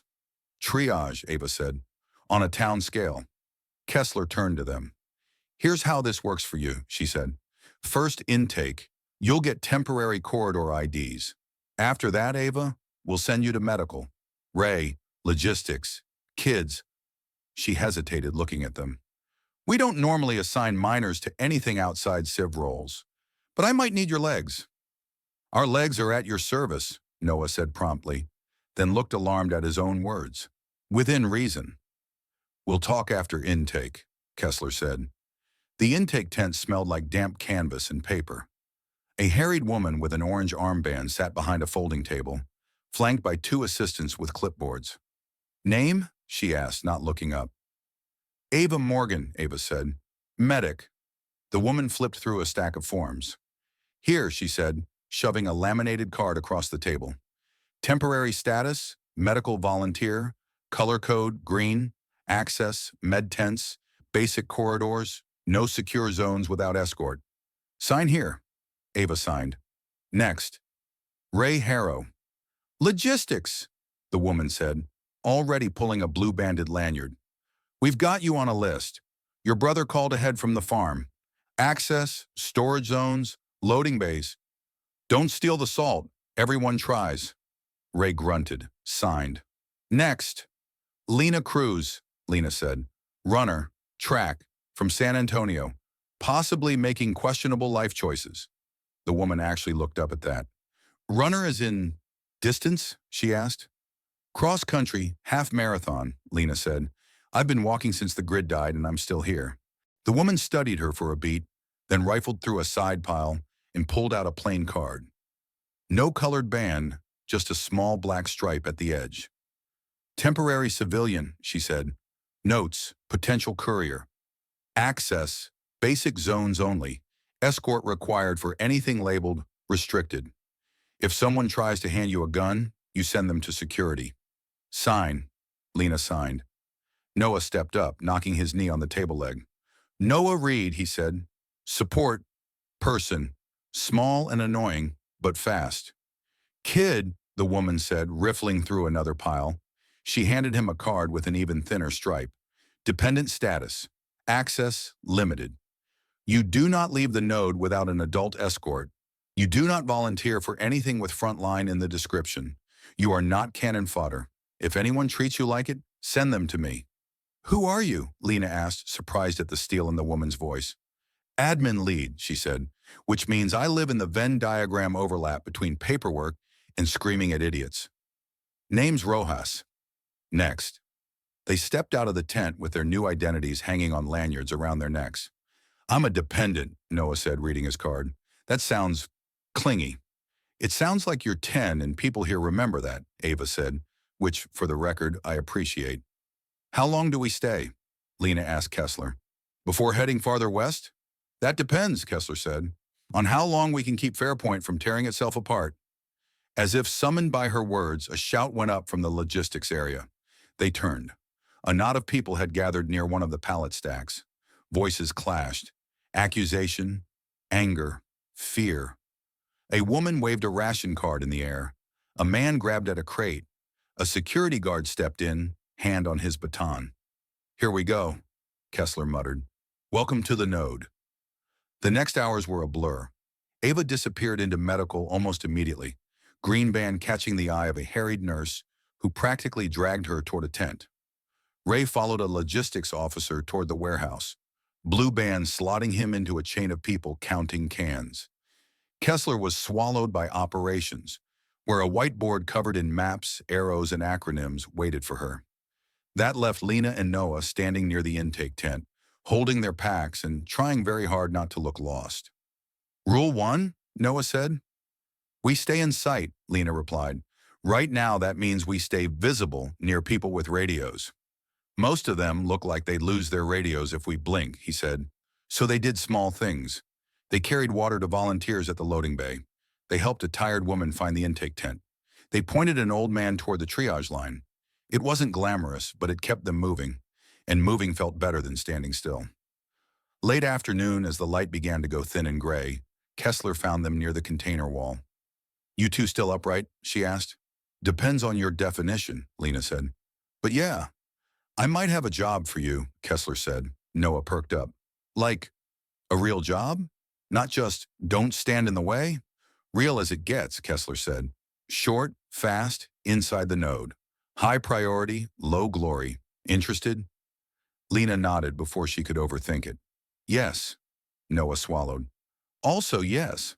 Probably. Maybe. Yes. Kessler gestured for them to follow. She led them toward the far end of the yard where a squat brick building sat half-tucked under an overpass. A faded sign above the door read, Yard Control. Inside it was cooler and darker. Old train yard control panels lined the walls. Switches, faded labels, dead screens. In the center of the room, someone had set up a cluster of tables with maps, radios, and a single humming laptop that was hooked to a car battery like a lifeline. This is communications, Kessler said. We coordinate what's left of the wider world from here, or pretend to. A young man with a headset and dark circles under his eyes looked up from the laptop. He wore a gray armband and a badge that said Moran, Comms. Fairpoint node to Harrow Farm link is stable, he reported. Corridor relay to St. Louis intermittent. We've got Denver on and off, mostly off. Of course, Kessler said. What's the emergency that made you wave me down on my first walkthrough? Moran pointed at a map. Western Relay Substation, he said. About 2 miles outside town. The microgrid there is feeding half our node and a chunk of the refugee camp outside. Something tripped. We're on backup batteries now. How long? She asked. 4 hours if we're lucky, he said. 2 if we're not. Can we radio the substation? She asked. Already tried, he said. No response. Could be they're busy. Could be something's wrong with their receiver. Could be they got overrun by people who don't understand. Please stop touching that. Either way, we need eyes on that site and a status update now. I've got a tech ready to go, but we can't spare a full security escort, and we can't drive out there. Roads between here and there are clogged with stalled traffic and a protest near the old Walmart. Kessler swore under her breath. So you need a fast team on foot, she said. Substation, check status, bring back a report before the batteries run dry. She looked at Lena and Noah. You're thinking about sending us, Lena said slowly. I'm thinking about sending you with one of my techs and one armed escort who can't run a mile without collapsing, Kessler said. I need messengers as much as I need muscle. You both are fast, you follow instructions, and you've already been in worse spots. A wave of cold washed through Lena. Substation, outside the node, real stakes. We're not exactly trained, she said. You're not exactly untrained either, Kessler said. You've got distance legs and more situational awareness than half my volunteers. And you, she nodded at Noah, have the one thing most adults outside this room don't. What? He asked. People underestimate you, she said. That's an advantage if you use it right. He looked weirdly offended and slightly pleased at the same time. Ava is going to hate this, Lena said. Ava is already yelling, Kessler replied, stepping aside. Ava stood in the doorway, green band smudged with something that might be blood or iodine. She looked tired and extremely not amused. You want to send them out of the node? She demanded. When the power for your whole operation rides on it? That's your plan? Kessler didn't flinch. I want to send a team that can move fast, avoid trouble, and get back quickly, she said. That includes your speedster and her shadow. They're kids, Ava said. They're also evacuees who crossed a burning bridge and helped clear it first, Kessler said. We don't have the luxury of pretending charisma and height equal competence anymore. I'm right here, Lena said, half offended, half, something else. Flattered? Seen? Ava shot her a look. This isn't a compliment. It's not a compliment, Kessler said. Look, Morgan, I don't like sending them out either. But if that substation goes down and we lose power here, we are going to be triaging in the dark within hours. That's babies in incubators, IV meds that need refrigeration, water purification, communications. I know what goes if the juice dies, Ava snapped. I've been in war zones, remember? Then you know how fast this goes from hard to impossible, Kessler said. I'm down to choices between bad and worse. Bad is sending them with a tech and a guard to check a site that's probably just suffering from a trip breaker. Worse is doing nothing and hoping we guessed right. The word probably echoed too loud in Lena's head. I'm not letting them go alone, Ava said. I'm not asking you to, Kessler said. You go too. You and Roberts. She jerked her head at a tall, broad-shouldered woman in a security vest leaning against the far wall. That's 2 adults, 1 rifle, 1 medic, 1 tech, 2 kids who can sprint messages back if something goes sideways. It's the best I can assemble in 10 minutes. Roberts pushed off the wall. I don't like kids on the field, she said, but I like hospitals in the dark less. If they come, they follow orders. They don't play hero. I never play hero, Noah said. I play support. Same rule applies, she said.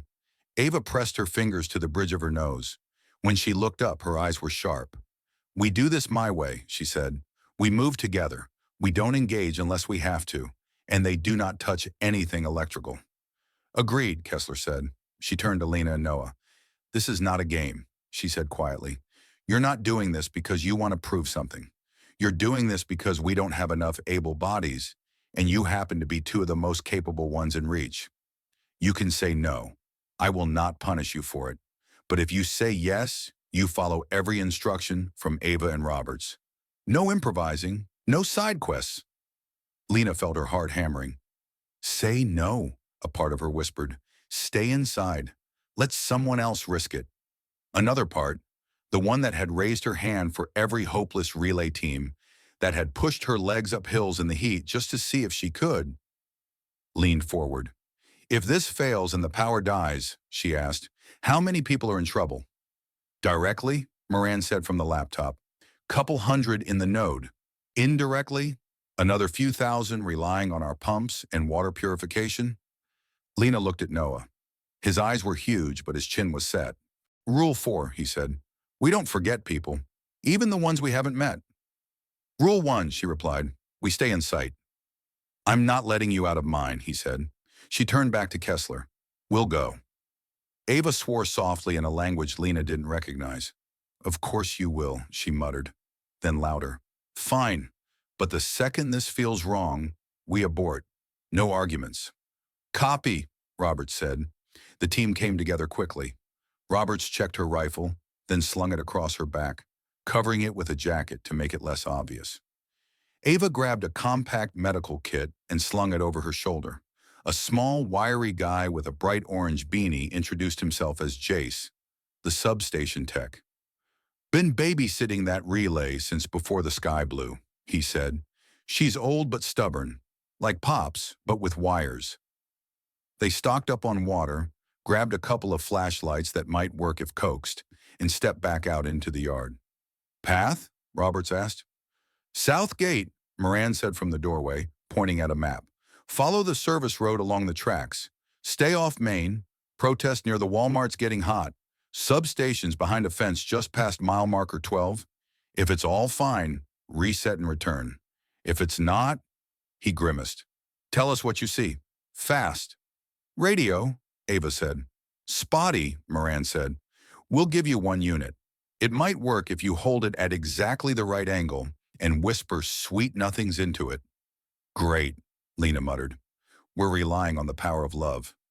Kessler looked like she wanted to say more, but there wasn't time. Go, she said. They went. Outside the node's south gate, the town resumed its messy normal. The service road hugged the train tracks, cracked asphalt scattered with gravel. Old freight cars sat rusting on side rails. A few locals watched the team pass with wary eyes, sizing up their gear and deciding, apparently, that they weren't an easy mark. Noah trotted beside Lena, backpack thumping lightly. For once, he didn't talk much. "How's your breathing?" she asked as they picked up a steady pace. "Fine," he said. "How's your pretending you're not scared?" "Below average," she said, "but functional." Roberts led, eyes scanning ahead. Ava took the rear, watching their back trail. Jace walked in the middle, already muttering to himself about circuit breakers and load balancing, as if the equipment could hear him from here. "You really think it's just a trip?" Lena asked him. "If someone was actively sabotaging us, I'd expect more noise," he said. "More accidents, more patterns. This smells like a grumpy transformer and too many thirsty people." "Smells like smoke to me," Noah said. "That's this whole week," Jace said. They walked. The rhythm of it settled in. Step, breath, scan. Step, breath, scan. Lena fell into a controlled pace, faster than a stroll, slower than a run, the sweet spot where she could maintain for miles. She noticed more details now. A playground with swings moving slowly in the wind, no kids in sight. A mural on the side of a store, hands linked around a globe, the words, "Together we rise," half obscured by soot. A gas station with a sign, "No fuel, no power. Restrooms still work. Bring bucket." "Charming," Noah muttered. They avoided Main Street, hearing the protest long before they saw it, a distant roar of voices, the occasional clang of something metal. Roberts steered them around it, sticking to side streets in the service road. At one point, they had to skirt a group of men arguing over a generator chained to a light pole. Their voices were low, intense, the kind of argument that ended badly often. Roberts angled her body slightly between them and the group, hand resting casually near her concealed weapon, and they moved on without incident. 2 miles felt longer than it sounded. When the substation finally came into view, Lena felt a weird kind of relief. At least now the anxiety had something concrete to sit on. The relay station was a fenced compound the size of a small parking lot. Tall metal racks held transformers and switches. Lines ran out from it along the tracks, toward town and the countryside beyond. There was no smoke, no obvious damage, no armed gang using it as a throne. The front gate hung slightly ajar. "That's not ideal," Jace said. Roberts motioned for everyone to stop. "Eyes up," she said quietly. "No assumptions." They approached carefully. Noah stayed so close to Lena, she could feel his elbow brushing hers. Ava's footsteps were silent behind them. Roberts pushed the gate open with the barrel of her rifle, then swept her gaze across the yard. Nothing moved. A small shack near the entrance, probably a control room, stood with its door half open. The padlock dangled, broken. "Someone forced entry," Roberts said. "Or someone panicked and used a crowbar when they lost the keys," Jace said. "Happens more often than you'd think." "Is that your professional opinion?" Lena whispered. "It's my, I've worked with panicked people near power, opinion," he whispered back. They stepped into the yard. Up close, the hum Lena had expected from the equipment was absent. The air felt wrong, like walking into a room where a refrigerator had just turned off and your ears hadn't caught up yet. Jace made a beeline for the control shack. Inside, a bank of analog gauges and switches lined one wall. A few were flickering weakly. Most were dead. "Talk to me, sweetheart," he murmured, flipping switches with practiced care. Ava hovered near the doorway. Roberts stayed just outside, scanning the perimeter. Lena and Noah were told to stay near the gate. They did, shifting from foot to foot, eyes darting everywhere. "Anything?" Ava asked after a minute. "Main breaker's tripped," Jace said. "That's the good news. Bad news is, something tripped it. If I just flip it back without knowing why, we might fry half the corridor." "That would be not ideal," Roberts said dryly. "Understatement," he said. He bent lower over the panel. "We were pushing it hard," he said. Too many loads, not enough buffer. Could be it just reached the edge and decided nope. Could be a line fault. Could be, he trailed off. Could be what? Lena asked. Could be someone tapped into the lines without permission, he said. You pull too much power from a jerry-rigged connection. You can overload the relay. It protects itself by shutting everything down. Like blowing a fuse in a house, Noah said. Exactly, Jace said. Except instead of your lights going out during a movie, you get water pumps stopping and hospital fridges warming. Can you tell which it is? Ava asked. I can, he said. If I go check the line feeds. But that means walking the perimeter and maybe going outside the fence. You all ready for a short hike through maybe somebody's illegal hookup territory? Roberts checked her watch out of habit, then remembered it was meaningless. How long? She asked. Half hour, he said. 45 if someone got creative. She looked at Ava, then at Lena and Noah. We don't split up, Ava said. Agreed, Roberts said. We walk the line together.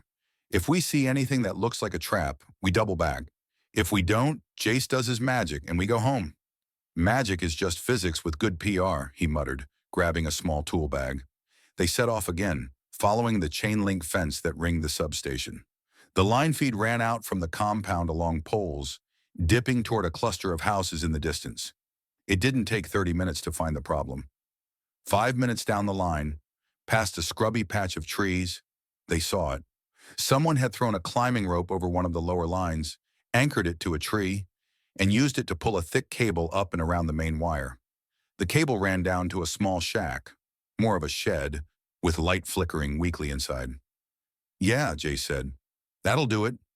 Is that dangerous? Noah asked. Incredibly, Jay said. For them, and for us. Roberts raised a hand, signaling everyone to stop. Stay here, she murmured. I'll make contact. She walked forward slowly, hands visible, rifle slung. Ava drifted a few steps behind her, ready but not aggressive. Node security, Roberts called out. Step out of the shed, hands where I can see them. For a moment, nothing happened. Then the door creaked open. A man in his 30s stepped out, hands raised. His hair was matted, his face gaunt. Behind him, Lena could see the dim outlines of a family. A woman, 2 small kids, huddled in the cramped space lit by a single bare bulb. We just needed a little, the man said hoarsely, for the heater, for the fridge, for the baby's formula. You didn't think you were siphoning power from the node feeding the hospital, Roberts said, voice flat. You didn't think you might overload the line. You didn't think at all. His shoulders sagged. We asked for help, he said. They said we weren't a priority, that we should go to the camp. The camp is chaos. We had this place. We had a generator, but it died. I used to work maintenance. I thought I could rig something small. Just for us. Just to... Hold on. His wife's voice floated from inside the shed. Please, she said. The baby... No one's shooting anybody, Ava called, stepping forward now. Everyone take a breath. She came up to stand beside Roberts. We can't leave this hooked up, Jay said. The relay can't handle unauthorized taps. We trip again, the node goes dark, and that's a lot of people hurt. Can't you, Noah began, then stopped, torn. Can't I what? Jace asked. Magically increase capacity? Conjure a second line? I can barely keep the one we've got from falling over. There's got to be some way to give them something, Lena said. We can't just... She gestured at the cable. Take it and walk away. Robert's jaw tightened. We can't create power out of pity, she said. Every watt that went to this shack was a watt not going to life support. The man flinched. We didn't know, he said. We just saw the line. We thought... You thought you were alone, Ava said softly. He nodded, eyes bright. Okay, she said, exhaling slowly. Here's what we're going to do. Jace, you disconnect them safely. No live wire roulette. We reset the relay. Then we tag this house as high risk, and we put their names at the top of the distribution list for the next round of heaters or fuel. There is no next round on my board, Jace muttered, but he opened his tool bag. Make one, Ava said. Even if it's a list of people we owe if the world doesn't end completely, we don't leave them with nothing. Roberts looked at Lena and Noah. This is what triage looks like, she said quietly. Nobody gets everything, Some people get less than they need, but we try to make less not equal zero. Lena nodded, throat tight. Jace shimmied up the pole like he'd done it 1,000 times. With careful movements, he disconnected the cable, coiled it, and dropped it down. The bulb inside the shed flickered once, then went out. The baby started to cry. Ava stepped forward, rummaging in her bag. She pulled out a small, hand-cranked lantern and a sealed pack of formula. "This is what I can give you now," she said, handing them through the doorway. "Lantern will work as long as you're willing to crank. Formula will tide you over a few days. After that, you go to intake. Tell them Morgan from medical sent you. We'll flag your file. You're not invisible." The woman's hands shook as she took the lantern. "Thank you," she whispered. The man looked at the coiled cable, then at the relay in the distance. "We didn't mean to hurt anyone," he said.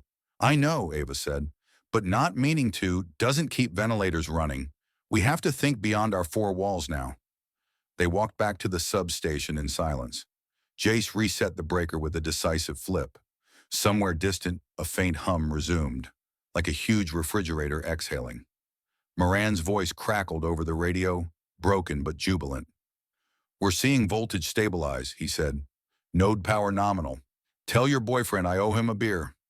"Gross assumption and accepted," Jace said, grinning faintly. "We're heading back," Robert said into the mic. "Relay secure. Note, unauthorized tap found and removed. Sending coordinates for follow-up." "Copy," Moran said. They turned toward town. Noah walked closer than before, shoulders hunched. "We just turned off someone's light," he said. "On purpose."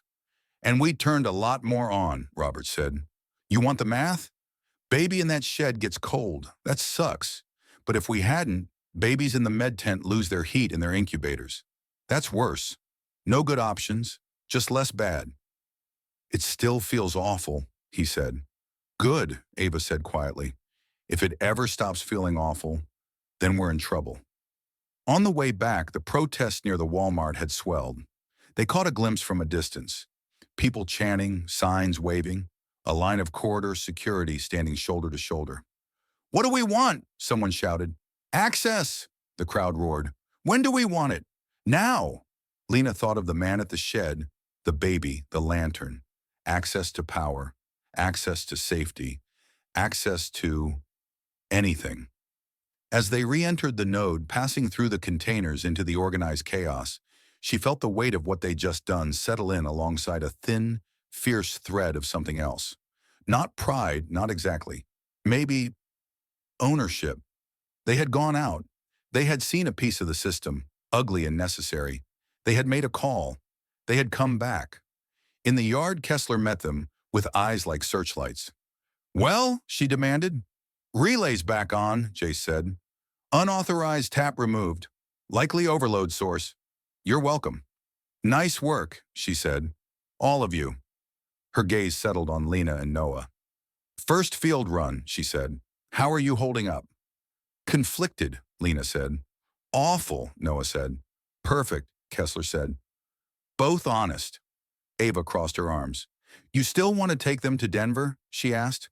Kessler rubbed her temples. "Want? No," she said. "Need, maybe. Elias thinks we're going to need eyes and feet we can trust inside the node. People who've seen what this looks like on the ground and aren't impressed by buzzwords." "Denver has more buzzwords than air," Jace muttered. "Tomorrow," Kessler said. "A convoy leaves for the western node. 1 bus, 2 trucks, a handful of seats not yet assigned.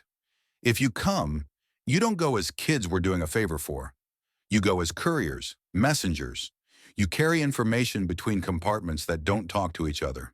You see things. You report back to more than one person." "More than one?" Lena asked. "You report to whoever's in charge of your line," Kessler said, "and you report to me. And, if you're smart, you report to yourselves." Elias appeared in the doorway, looking more rumpled than before. "Silence is, complicated," he said. "Inside the mountain, you're going to find people who want to fix things, people who want to control things, and people who are just trying not to drown. We could use a few who remember that turning off a single illegal cable feels like a tragedy, even when the math says it's right." "You're asking us to spy," Noah said. Spy is a loaded word, Elias said. I'm asking you to observe, to notice, to not let anyone, including me, tell you the story is simple. Rule 11, Noah said. Don't build tools you'd be terrified to see in your enemy's hands. Add Rule 12, Lena said quietly. Don't let people tell you they're the only good guys. Kessler's mouth twitched. That one will get you in trouble, she said. But it might save you too. She looked at Ava. I won't take them without your sign-off, she said. You've been responsible for them longer than I have. You say no, they stay in Fairpoint as dependents under node protection. Maybe that's safer. Maybe not. I'm not going to pretend I know. Ava looked at Lena and Noah for a long time. You want to go? She asked. Lena thought of the shed and the baby and the lantern, of the bridge and the farm and the bus, of the words silence painted on sleeves and buses and, somewhere ahead, a mountain wall. Yes, she said. I'm scared, but yes. Noah nodded. Same, he said. I want to see where the lines are being drawn. And maybe, who's drawing them? Ava exhaled slowly, as if letting something go. Then I'm not letting you go without me, she said. I go too, as medic, as chaperone, as whatever. Kessler nodded once. Done, she said. I'll have Rojas put you on the manifest. Convoy rolls at dawn. And Ray, Lena asked. Is he coming? Ray's got a farm to feed, Kessler said. He'll run supplies along the corridor.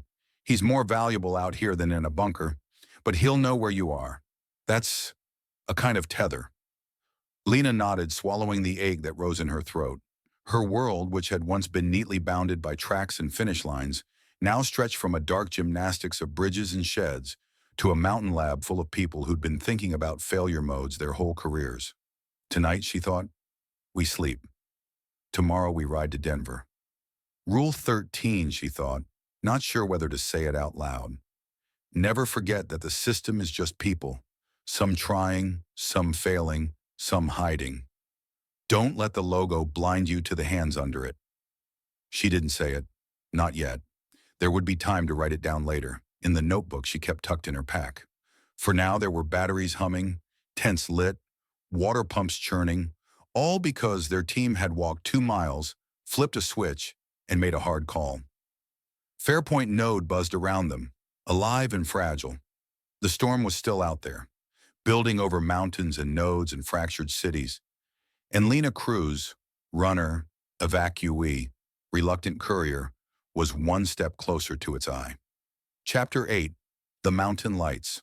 By the time the sun scraped the top of the container wall, Fairpoint Node was already awake. The yard sounded like a living creature shaking itself alert, crates thumping, voices trading orders, metal clanking against metal. Generators hummed low in the background, the fragile victory from the relay station vibrating under Lena's boots as she crossed the yard toward the convoy staging area. For once, the lights were actually on before dawn. String lights hung along the main walkway, powered by the newly restored grid. They cast a soft yellow glow over faces that had gotten used to darkness. People moved under them like moths that had grown suspicious of bulbs. Noah shuffled beside her, rubbing sleep from his eyes. I forgot what morning looked like when it isn't just gray, he said, squinting up at the bulbs. Careful, Lena said. If you stare too long, they'll ask you to write poetry about resilience. I'd rather write error messages, he muttered.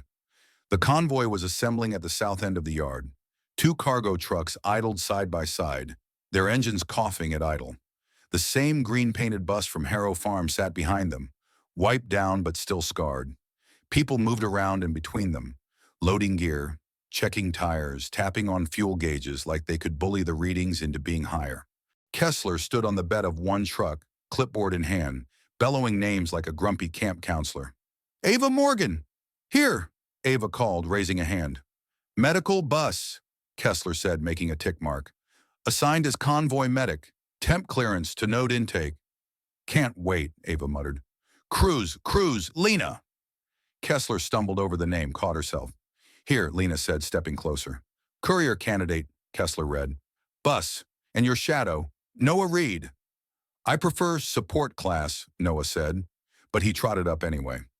Dependent/support, Kessler amended dryly. Bus, both of you. You move when I move, you stop when I stop, you don't wander off to sightsee. Learn from yesterday. Lena saluted with exaggerated precision. Yes, ma'am, 0 unauthorized adventures. Keep the sarcasm light around node security, Kessler said. They're not as charming as I am. You keep saying you're charming, Elias remarked, stepping up with a worn backpack slung over one shoulder. I have yet to see evidence. You're still here, she said. That's my evidence. He made a face, but his hand shook slightly as he tucked a folder deeper into his bag. You okay? Lena asked quietly, falling into step beside him. Just rehearsing all the ways this could go wrong, he said. It's a hobby. Very on brand. You're heading back home, she said. That's something. He glanced at her. You think of Denver as my home? He asked. Don't you? She said. Big secret lab, generators, people who know your acronyms. It's where my office is, he said. Where my models are. Was. Home is. He trailed off, looking past her at the container wall. Home is somewhere I can't even call on a working phone anymore. She didn't push. Rojas from intake appeared like a hurricane in a ponytail, thrusting 3 envelopes at them. IDs, she said. Node intake forms, convoy manifest copies. Do not lose these or I will invent new paperwork just to punish you. Terrifying, Noah said. Thank you. She looked at him over the rim of her glasses. You still a dependent? I'm thinking of upgrading to semi-responsible, he said. Earn it, she said, and moved on. They climbed aboard the bus. The inside felt different now, not just because it was fuller, but because there was an invisible layer of momentum coating everything. This wasn't a supply run that would loop back to Fairpoint. This was a one-way push toward the western node.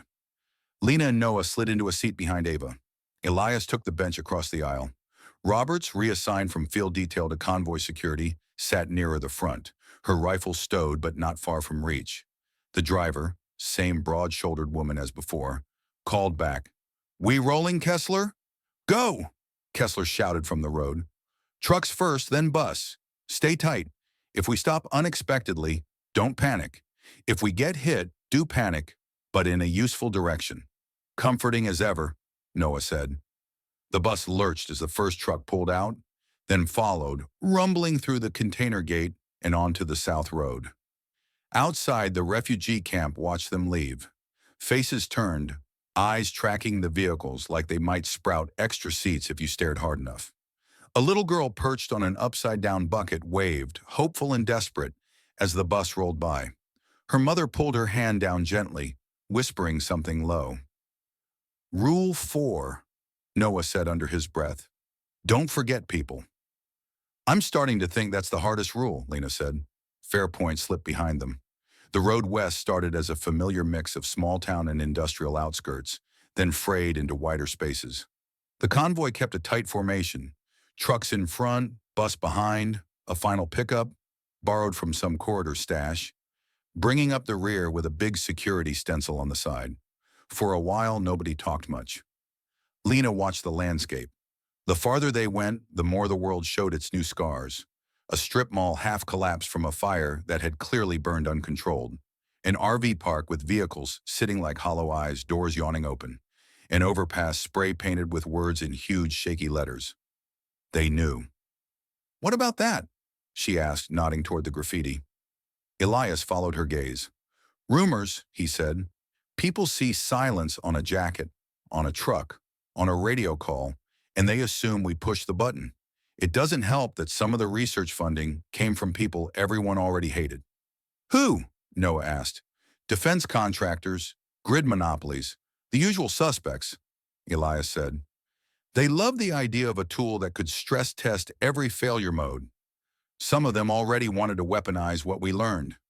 Most of us in the lab were trying to build fire extinguishers. Someone else looked at our work and saw a lighter. And now, Lena asked. And now we're trying to be both, he said. Extinguisher and lighter. We're putting out fires and lighting corridors. People don't care about nuance when their kids are hungry. They just see who still has power, she said, and assume whoever has it took it from them, he agreed. The convoy slowed as they approached a cluster of vehicles blocking a four-way intersection, 3 cars and a van arranged into a rough barrier. Kessler's silhouette appeared outside the first truck, her arm raised. The bus eased to a stop. "Stay put," Robert said, rising. "I'll go see which version of trouble this is." She stepped down and moved forward, hand near her holster. From the bus window, Lena and Noah had a clear angle on the makeshift barricade. A handful of people stood in front of the vehicles. No guns visible, mostly handmade signs. "No more secrets. Silence equals sabotage. We deserve answers." "Protesters," Noah said. "Of course." One woman stepped forward, her coat patched at the elbows, hair tied back with a scarf that had once been bright. She planted herself in front of Kessler and spread her arms wide. Sign held high. "No passage without truth." "You don't get through here unless you talk to us," she shouted. "No more rolling through like we're scenery. You owe us an explanation." Kessler's posture was calm but stiff. Even from here, Lena could see the tension in her shoulders. "Ma'am," Kessler said loudly enough for the bus to catch some of it, "we're moving critical supplies and personnel. We don't have time for debates in the street." "Funny," the woman said. "You had plenty of time to hold your meetings before this happened. Plenty of time to run your simulations and collect your grants. Now you want to act like we're the delay?" "We didn't cause the pulse," Kessler said. "We're trying to clean up after it." "Prove it," the woman shot back. "Tell us what you're doing up in that mountain. Why some towns get help and others get left with, 'Go to the camp and wait.' Why you're turning farms into outposts and leaving the rest of us to freeze." Behind her, the others murmured in agreement. "Sometimes I wish they were PR," Elias muttered, "so we'd at least be prepared for this." "Can they actually stop us?" Noah whispered. 15 people with signs can't stop a convoy with 2 trucks and a rifle unit," Ava said quietly. "But if we roll through them, they'll remember. And then next time it won't be signs. It'll be Molotovs. Or worse." "Rule," Noah started, then stopped, searching. "Whichever one says don't make new enemies if you can avoid it." "That's not a number," Lena said. "But yes." Kessler seemed to be thinking the same thing. She turned slightly, scanning the vehicles, then lifted a hand toward the bus. "Elias," she called, "get out here." He blinked. "Me?" "Yes, you," she said. "You wanted to do more than stare at spreadsheets. Congratulations." Reluctantly, Elias made his way down the bus aisle and out into the icy air. Lena couldn't hear every word, but she could see enough to piece it together. Kessler folded her arms. "You wanted the human side of silence," she said to the woman. "Congratulations again. This is one of the people who actually sat in the rooms where we were trying to model disasters. You want answers? Talk to him. 15 minutes, then we go." The woman's eyes narrowed. 15 minutes for 10 months of hell? "It's more than anyone gave him when he warned about these scenarios before they happen," Kessler said. "Take it or keep blocking. But if you block after he talks, understand that next time the corridor will reroute, and you won't even have a chance to yell at us." The woman considered, grudging respect creeping into her gaze. "Fine," she said. 15 minutes. Kessler caught Elias's eye. It was not a gentle look. It was the look of someone tossing him into deep water with the expectation he'd at least try to swim. He stepped closer to the protesters. "My name is Elias Reed," he said, pitching his voice to Carrie. "I worked on silence from the modeling side. If you want to yell at someone who actually sat at those terminals, I'm your guy." The woman shifted her grip on her sign. "Did you build the thing that did this?" she demanded. "Yes or no?" "No," he said. "I designed models to predict what would happen if someone did this." "And did you tell anyone that building such a thing was a terrible idea?" she pressed. "Every week," he said. "In memos no one reads unless the numbers make them money or save them votes. We flagged vulnerabilities. We flagged how fast society would collapse if the grid went down. Some of us hoped that would scare people into hardening the system. Others," he grimaced, "saw an opportunity." "So you knew this was possible," she said, "and you stayed working there anyway." "Because I thought we were building seatbelts," he said, "not car bombs." The crowd quieted a fraction. "We can argue about guilt all day," he went on, "and we should, later, in hearings and reports, in whatever passes for a justice system when this settles. But right now, today, if this convoy doesn't get through, a hospital in the next node over runs out of saline and antibiotics. A water plant loses its backup filters. A farm that's signed on to feed half your county doesn't get the fuel it needs to run its tractors. He spread his hands. You're right to be angry, he said. You're right to demand answers. You're right to write "they knew" on bridges and shout at buses. You deserve better than "trust us, we're the experts." We broke that trust years ago. But if you turn this convoy around, you're not hurting the people in the mountain. You're hurting the ones in tents and beds downstream. The woman's jaw worked. You talk pretty, she said, but I can't eat later hearings. My kids can't drink eventual justice? He nodded. You want something tangible? Fine. Here's what I can offer today. He pointed back at the convoy. We'll stop on the way back from the node. I will get you an actual schedule for when Fairpoint and your area come up for increased support. Not promises, plans. You'll see where you are on the map, who made that decision, and what can change it. You'll have names. And if you don't come back, a man in the crowd called, then you write "Elias Reed lied" on every wall you can find, he said. And when someone from Silence comes to recruit here again, you tell them why you don't believe them. It was a risky thing to say. Lena knew it. The protesters knew it. Kessler definitely knew it. Her hand tightened on her belt. The woman studied him, weighing the offer. What about right now, she asked. What do you have on that bus that could help us? Elias hesitated, then gestured toward the second truck. Medical crates in the back, he said. I don't control those manifests, but I can ask. He looked at Kessler. She cursed softly. You're going to make me unpopular with the next node, she said. You'll still get more through than if we sit here all day, he replied. She pinched the bridge of her nose, then turned and signaled to the logistics lead. Crate A7, she said. Pull 1.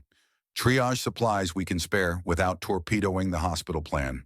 Label this intersection for future drops. In less than 5 minutes, a crate was down from the truck, opened, and a smaller box of supplies, bandages, basic meds, water purification tablets, was carried to the protesters. This doesn't buy your silence, Kessler said. It buys your time. The woman took the box, clutching it so tight her knuckles went white. 15 minutes, she said again. But this time it sounded less like a threat and more like a fragile agreement. The crowd moved aside. The blockade opened. As the convoy rolled through, Lena caught the woman's eye. The protester lifted her sign again. Not in front of the bus now, but beside it. No more secrets.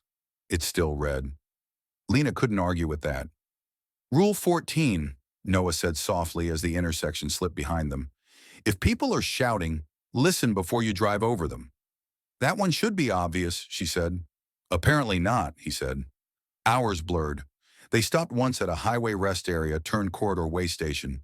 2 porta potties, a water tank labeled "Node Use Only," and a small tent where a young guard checked their manifest and offered tired jokes.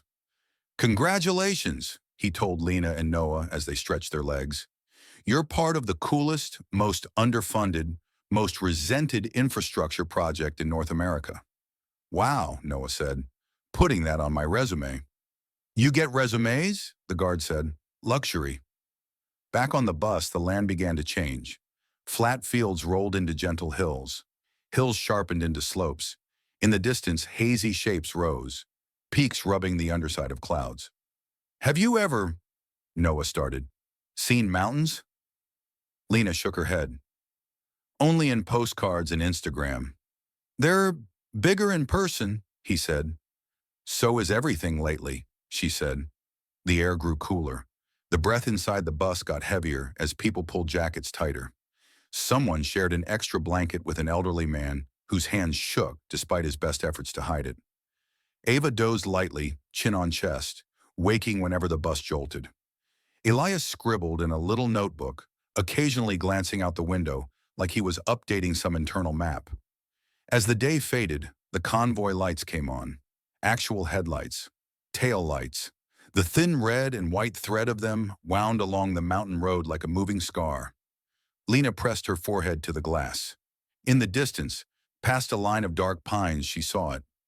At first she thought it was a trick of the setting sun or some lingering storm glow. Then her brain caught up with her eyes. a cluster of lights. Not candles, not generators powering one block or a few tents. A field of steady electric lights glowing against the mountain like a fallen constellation. Is that? She whispered. Denver Western Node, Elias said quietly. Welcome to the hive. The bus fell silent as more faces turned to look. The lights rose in tiers, climbing the lower flank of the mountain and then disappearing into its side where the facility proper must be buried. Actually buried. Lena could see the dark, rectangular mouth of a tunnel entrance cut into gloom, rings of light lining it like the throat of a steel beast. Above on the slope, a cluster of buildings hugged the incline, industrial boxes and dome shapes dotted with windows that shone warm. A tall, lattice-like tower stood toward one edge, festooned with dishes and antennae like some strange metal tree. That's a lot, Noah said, of everything. Generators, Elias said, fuel reserves, servers, labs, barracks, command rooms, water treatment.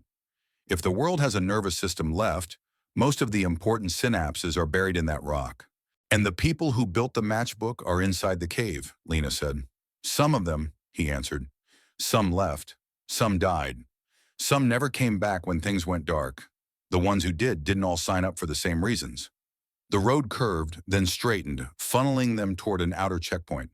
This one made Fairpoint's container wall look like a hobby project.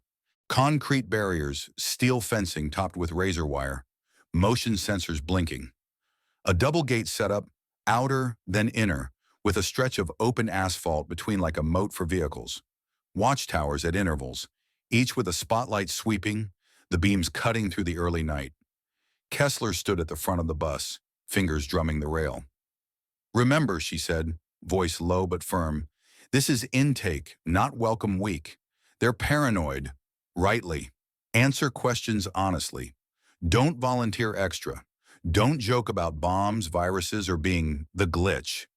They have no sense of humor about those words.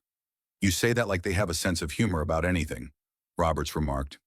They have meeting, Kessler said. They think that's the same thing. The bus rolled to a stop at the first gate. A guard approached, his uniform intact, boots polished. His patch read, Node Security, 3 stars beneath the emblem. He carried a tablet that, unlike Elias's, actually worked. She saw the faint glow as he swiped. Convoy K7 from Fairpoint, Kessler called through the open doors. Supplies, personnel, 2 new couriers, 1 medic, 1 returning analyst with clearance. She indicated Elias with a tilt of her head. The guard's eyes lingered on them, then dropped to the manifest on his screen. IDs, he said. One by one, they filed past, holding out lanyards to be scanned. The scanner beeped differently for each. A steady green light for Kessler, a softer green for Ava, a flicker of yellow-green for Elias, somewhere between welcome and suspicion. When it was Lena's turn, her card lit up the device with a pale blue pulse. Temporary courier candidate, the guard read off.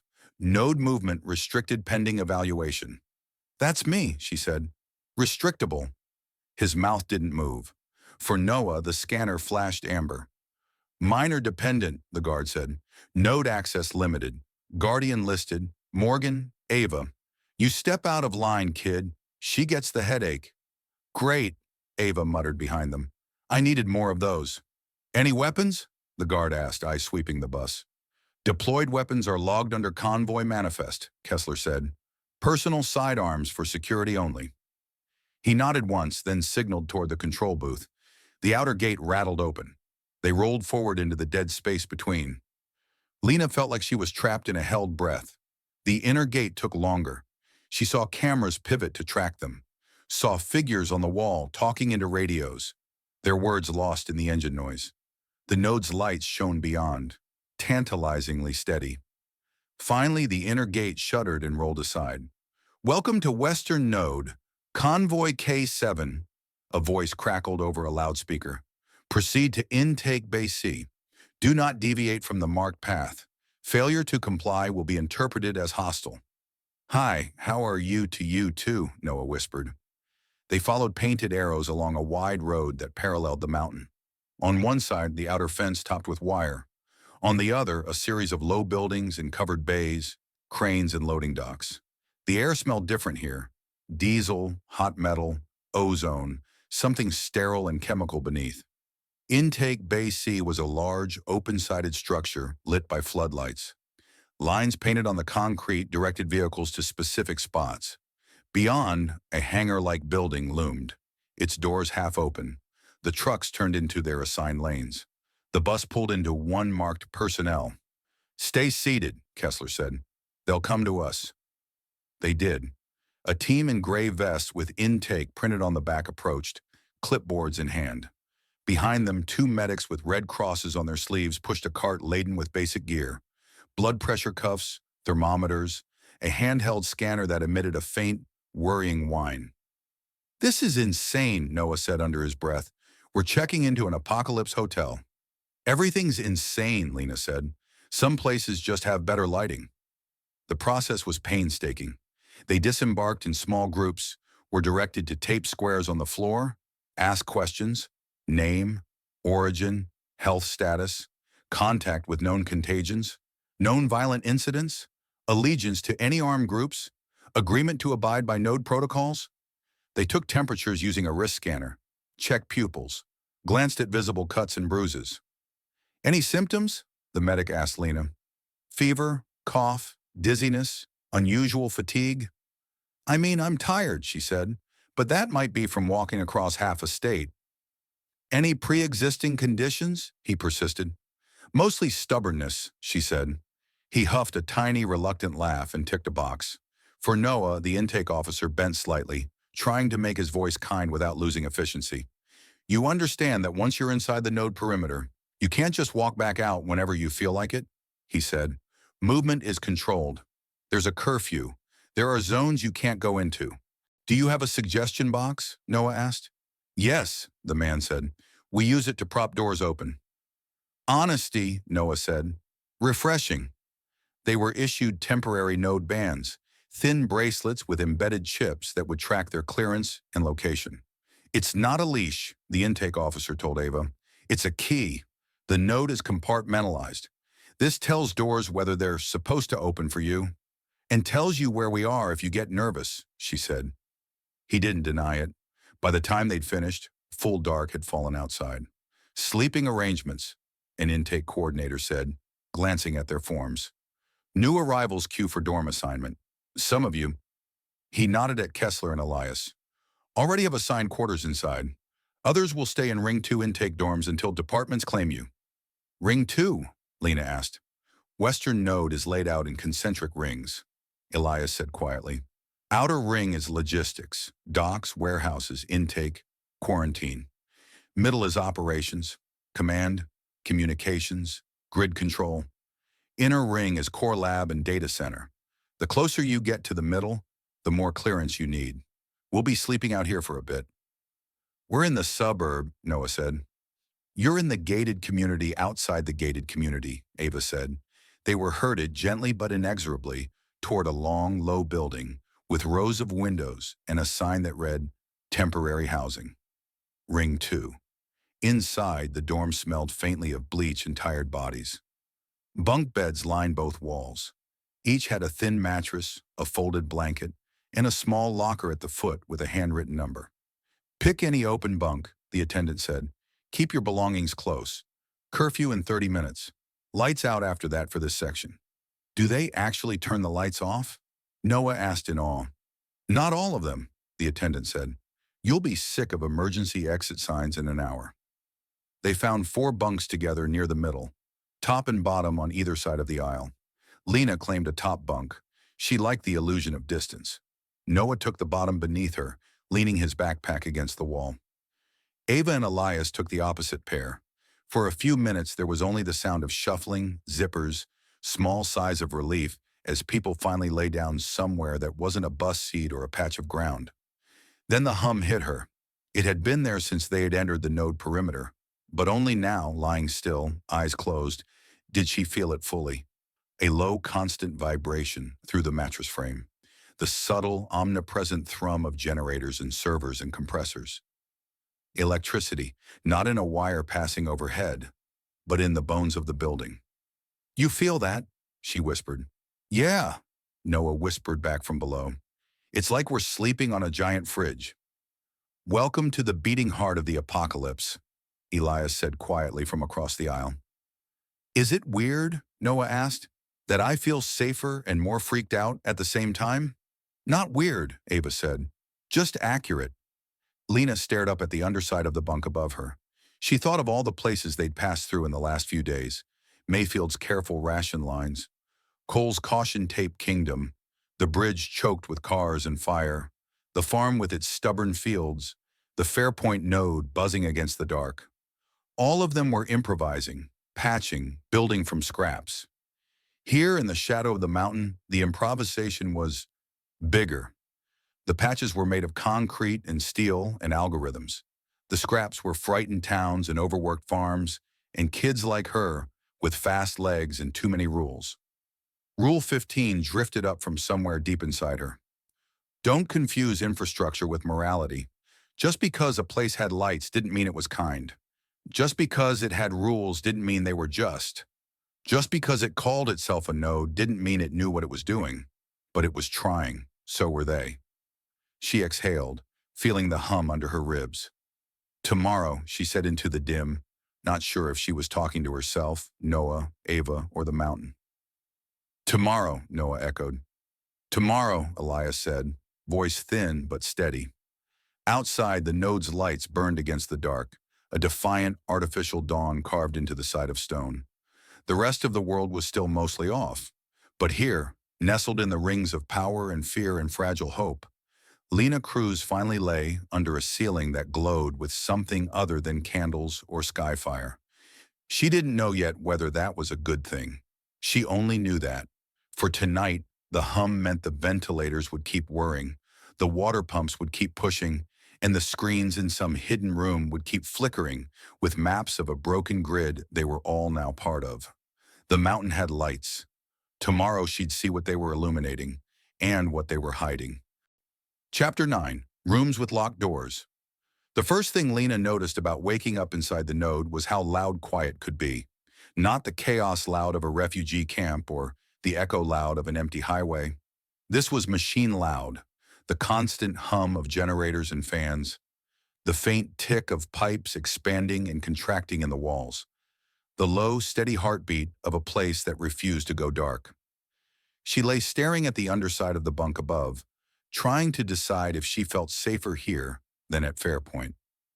Morning, Noah mumbled from the bunk below. Or, whatever passes for morning here. Feels like we're sleeping inside a laptop, Lena said, with worse ventilation. Across the aisle, Ava sat on the edge of her bunk, tying her boots. She'd slept in her clothes again. Elias was already awake too, sitting cross-legged with a notebook balanced on his knees, scribbling in tiny handwriting. You write more now that the computers are gone? Lena asked. Paper doesn't crash, he said.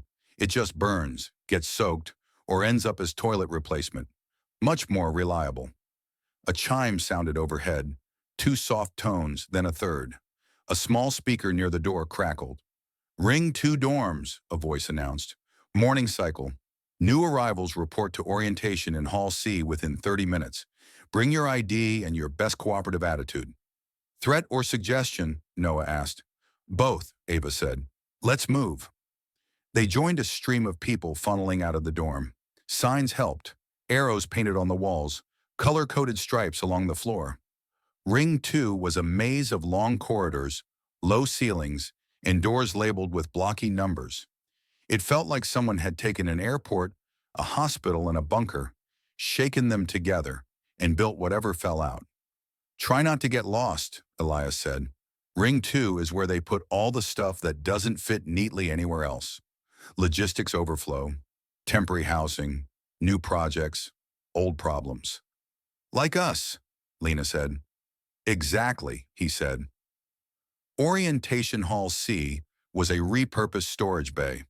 Rows of folding chairs faced a projection screen bolted to a concrete wall. A cluster of staff in gray vests stood near the front.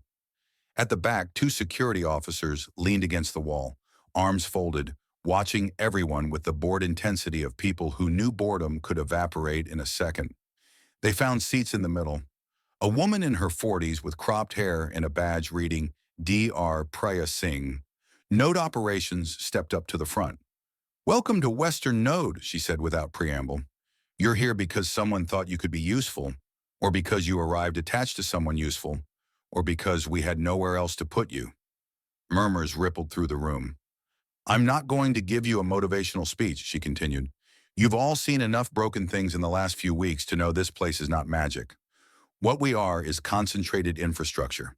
We host a chunk of what's left of the grid modeling capacity, a partial data mirror, some medical labs, and enough backup power to keep all that running for a while." "How long is a while?" someone called.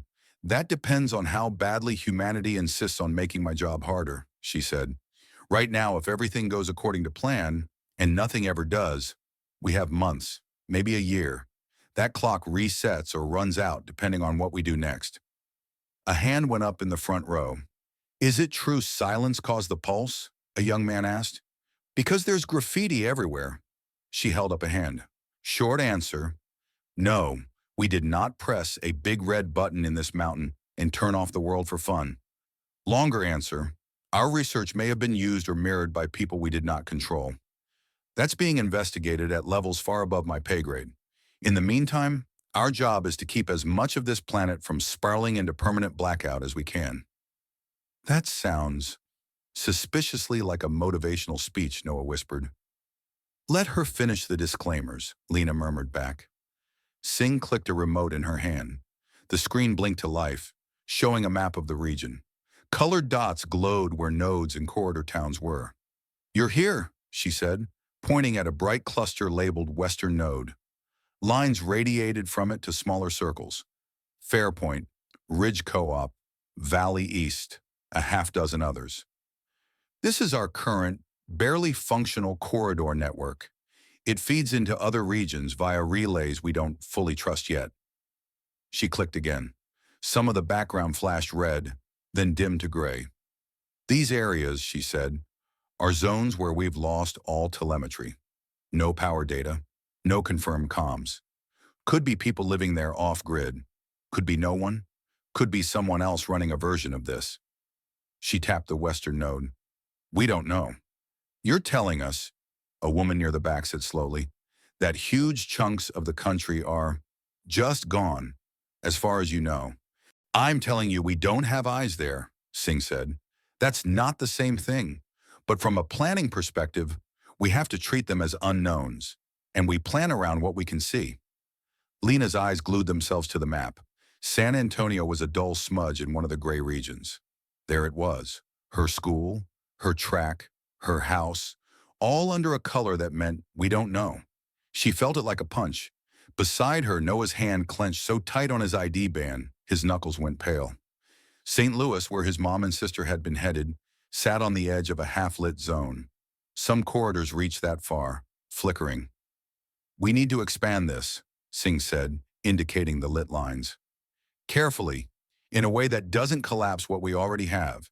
That's why we're building corridors, not trying to flip the entire old grid back on at once. You saw what happened when everything failed at the same time. We're not going to repeat that in reverse." She talked about rationing, not of food but of voltage, about load shedding and priority tiers. Hospitals and water first, then food distribution, then communications, then if anything was left over, home lighting and entertainment. "Let me save you some time," she said. "If you're here hoping we'll restore your favorite streaming service, you're going to be disappointed." A tired laugh rippled through the room. She moved on to rules. "Inside the node," she said, "we operate on a few basic principles. 1. No weapons outside designated zones unless you're on security detail. 2. No unauthorized access to control rooms, server farms, or core labs. If your clearance doesn't open a door, you don't belong behind it. 3. Information flows through channels, not gossip. That means if you hear something important, you report it to your CO or your department lead, not the nearest rumor mill." She paused, letting it sink in. "And 4, she said, voice sharpening, no one is indispensable. Not me, not my staff, not the architects who designed this place. Silence exists because we built systems that assumed certain people were too important to fail. That ends now. If anyone tries to sell you the idea that they alone can save us, you send them to me. I will personally show them the door. Lena felt something in her chest unclench. She liked this woman a lot. Orientation ran through assignments after that. People were sorted into volunteer queues, medical overflow, logistics, sanitation, water teams, construction crews. Some names were pulled aside for special projects. Others were told they'd be reassessed in a few days. When it was their turn, Ava Morgan, Singh read, medic, assigned to Ring 2 Medical with provisional cross-access to Node Infirmary. Understood, Ava said. Elias Reed, Singh went on. Analysis. You're expected in Core Lab after this. They've been annoying me about your return. Wouldn't want to keep the annoyance waiting, he said. Lena Cruz, she continued, scanning her clipboard. Courier candidate from Fairpoint Corridor. She looked up. You logged the relay substation incident? Yes, Lena said. We walked out with Jace. He did the actual electricity stuff. We just moved our legs and carried guilt. Guilt is a required accessory here, Singh said. You'll be evaluated by communications and internal routing. For now, you're on standby with node runners. You'll be summoned when they need your feet. Yes, ma'am, Lena said. Singh's gaze shifted to Noah. And our dependent, she said, a bit of dry amusement in her voice. Noah Reed, age 10, attached to Morgan Ava. Skills listed, fast, observant, support class. Who wrote that? Noah asked, scandalized. Rojas, Singh said. She has a way with words. She skimmed the rest. Due to your age, you are not authorized for independent runner duty. However, with Morgan's sign-off, you may accompany low-risk internal errands. No external assignments. Understood? Yes, he said, then added, for now. Ambition is noted, Singh said. Don't get ahead of your knees. Orientation broke up in clusters of confusion and whispered conversations. As they filed out, Singh called after them. Remember, she said, the node is not heaven. It's not hell either. It's a very complicated middle, run by very human people. Help when you can. Question when you must. Eat when there's food. Rule 15 confirmed, Lena muttered. Infrastructure is not morality. What? Noah asked. Nothing, she said. I'll write it down later. Their first glimpse of the inner rings came sooner than expected. Comms called for Lena mid-morning. She and Noah were sitting in a corner of the dorm common room, trying to decode the floor stripes. Blue for logistics, green for med, gray for places you will probably get yelled at if you wander into. When a young man with a headset appeared. Cruz, he asked. You're wanted in node runners. Already, Lena said, startled. We've been here for like 3 hours. Congratulations, he said. You passed the didn't bolt at orientation test. She glanced at Noah. You okay here with Ava? Ava looked up from the cot where she was stitching up someone's cut arm. Go, she said. If they drag you too far into the labyrinth, drop breadcrumbs. Noah groaned. Can I come? The comms runner hesitated. He's listed as dependent, he said. Technically not supposed to go without Morgan. I'm right here, Ava said, finishing a knot and snapping the thread. If it's low-risk internal, he goes with her. If it turns into something else, she brings him back in one piece, or I file a strongly worded letter. We love bureaucracy, Noah said. Boy, you're going to regret saying that, the runner muttered. Node runners turned out to be an office carved out of a former break room. Maps lined every wall, printed, hand-drawn, annotated in multiple colors. Lists and schedules taped underneath. Med, grid, OPS, security, lab, admin, with names and times assigned. A woman in a faded hoodie with runners printed on the back sat at a table, spreading envelopes and small hard cases into piles. Cruz? She asked when Lena entered. Yes. Barlow, she said, tapping her chest. I coordinate the people who actually move things when the radios don't cut it. Which is often. She eyed Lena up and down. Kessler says you've got legs and brains. That true, or is she slipping? I don't trip that often, Lena said. Barlow nodded, satisfied. You get a trial run. We don't throw newbies into core routes right away. She plucked an envelope from the table. It was sealed with a strip of red tape stamped OPS. This goes from here in Ring 2 to grid control in Ring 1, she said. Hand to a person named Velez. You don't open it, you don't read it, You don't drop it in a toilet. You get a receipt signature on this. She slid a second, smaller card over. And you bring that back. If anyone stops you, you show your ID and tell them it's an ops courier run. What's in it? Noah asked. Coordinates and swear word, Barlow said. Doesn't matter. Your job is movement, not curiosity. You want to know what's inside? Work here for a month without messing up, and maybe we'll let you carry something boring enough to read. She handed Noah a smaller yellow-tagged envelope. You, she said, take this to Medical Station B in Ring 2. Hand it to Dr. Klein. Do not get distracted and trade it for snacks. I only did that one time, he protested, and I traded information for snacks, not mission critical, whatever that is. Barlow arched an eyebrow. So you admit you're corruptible. Good to know. It was a cookie, he muttered. I'm 10. Exactly, she said. Start with the easy loop. Both of you report back here when you're done. If you get lost, follow the color stripes. If the stripes vanish, you're in the wrong ring. She scrawled quick directions on a sticky note for Lena. Pay attention, she said. You'll be doing this without the cheat sheet after today. Lena memorized the route. Down the hall, left past logistics, through the double doors marked Ring 1 Access, Show ID, follow green and blue stripe, staircase, then right to grid control. Feels like a dungeon map, Noah said as they stepped back into the corridor. It's level design, Lena said. Somebody here played too many games. Bless them, he said.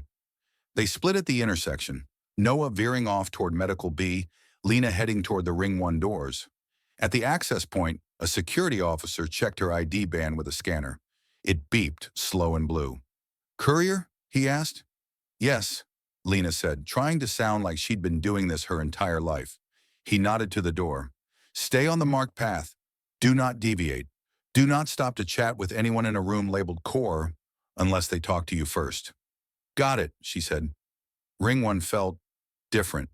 The air was cooler, the lighting slightly dimmer but sharper. Fewer people milled about.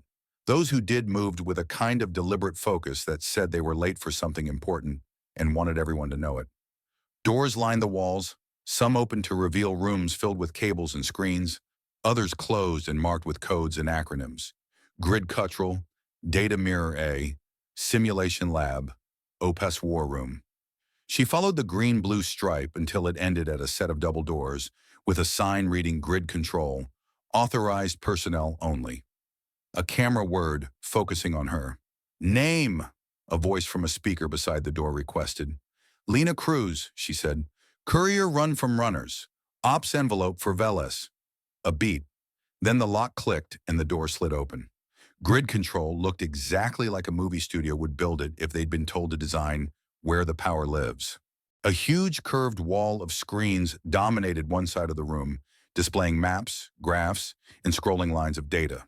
Colored lines crawled across stylized grids. Some flashed yellow or red. Others glowed a steady green. Workstations faced the screens, each with a person hunched over it, headsets on, fingers flying over keyboards. A low murmur filled the air. Abbreviations, numbers, that almost language of people-talking systems. A woman with her hair in a tight braid and 3 pens stuck behind one ear turned as Lena stepped in. Her badge read, Veles, Grid. Courier, she asked. Yes, Lena said, holding out the envelope. From Ops. For you. Veles took it, scanned the red tape, then grabbed the small card from Lena and scribbled a jagged signature. First run? Veles asked, handing the card back. How could you tell? Lena asked. You still look like you're worried the walls might eat you, Veles said. Give it a week, then you'll be too tired to be impressed. Lena glanced at the screens. What's that? She asked, nodding at one display where a map of the region pulsed in different colors. Load distribution, Veles said. How much power we're pushing where? Green is okay, yellow is... This is fine as long as nobody plugs in anything stupid. Red is, if someone sneezes near this junction, we lose a town. One small section blinked amber red with annoying persistence. Where's that? Lena asked. East Corridor, Veles said. St. Louis region. Their secondary node is overloaded. They keep asking us for more feed. We keep telling them we're not magicians. St. Louis, Lena repeated, throat tightening. Do you have names of people there? Vela shook her head. I see loads, not faces, she said. People are numbers on this wall. That's not me being cold. That's how the system keeps working. Does it bother you? Lena asked. Every day, Vela said. But if I think too much about individual stories while I'm rebalancing this mess, I freeze. If I freeze, something trips. If something trips, 100 babies lose heat. So I file the feelings in a drawer and open it later. Does later ever come? Lena asked. Velez looked at her for a long moment. Sometimes, she said, more often now that we have runners bringing back stories from outside. Numbers need context. That's you. Before Lena could respond, someone at a console shouted, Node West just pinged an anomaly on line F7. Velez swore under her breath. Welcome to grid control, she said. Tour's over. Run that card back to runners, Cruz, and tell Barlow if she wants to stay on my good side, she'll stop sending me teenagers with questions when my grid's on fire. Is your grid literally, metaphorically, Velez said. Now move. Lena moved. Back in runners, Barlow took the signed receipt and pinned it to a board labeled proof of life. You didn't get lost, Barlow said. Good start. Grid control is intense, Lena said. Grid control is where people forget they need to sleep, Barlow said. Don't hang around in there too long, or they'll put you in front of a terminal and never let you go. Noah burst in a few minutes later, slightly out of breath. Delivered, he said, waving his own signed card. Medical Station B, they gave me a juice box as a tip. Also, one of the nurses told me I have runner potential, which I'm choosing to take as a compliment and not a threat. Excellent, Barlow said, taking his card and pinning it too. You both officially pass Don't Lose the Envelope training. Next run is later.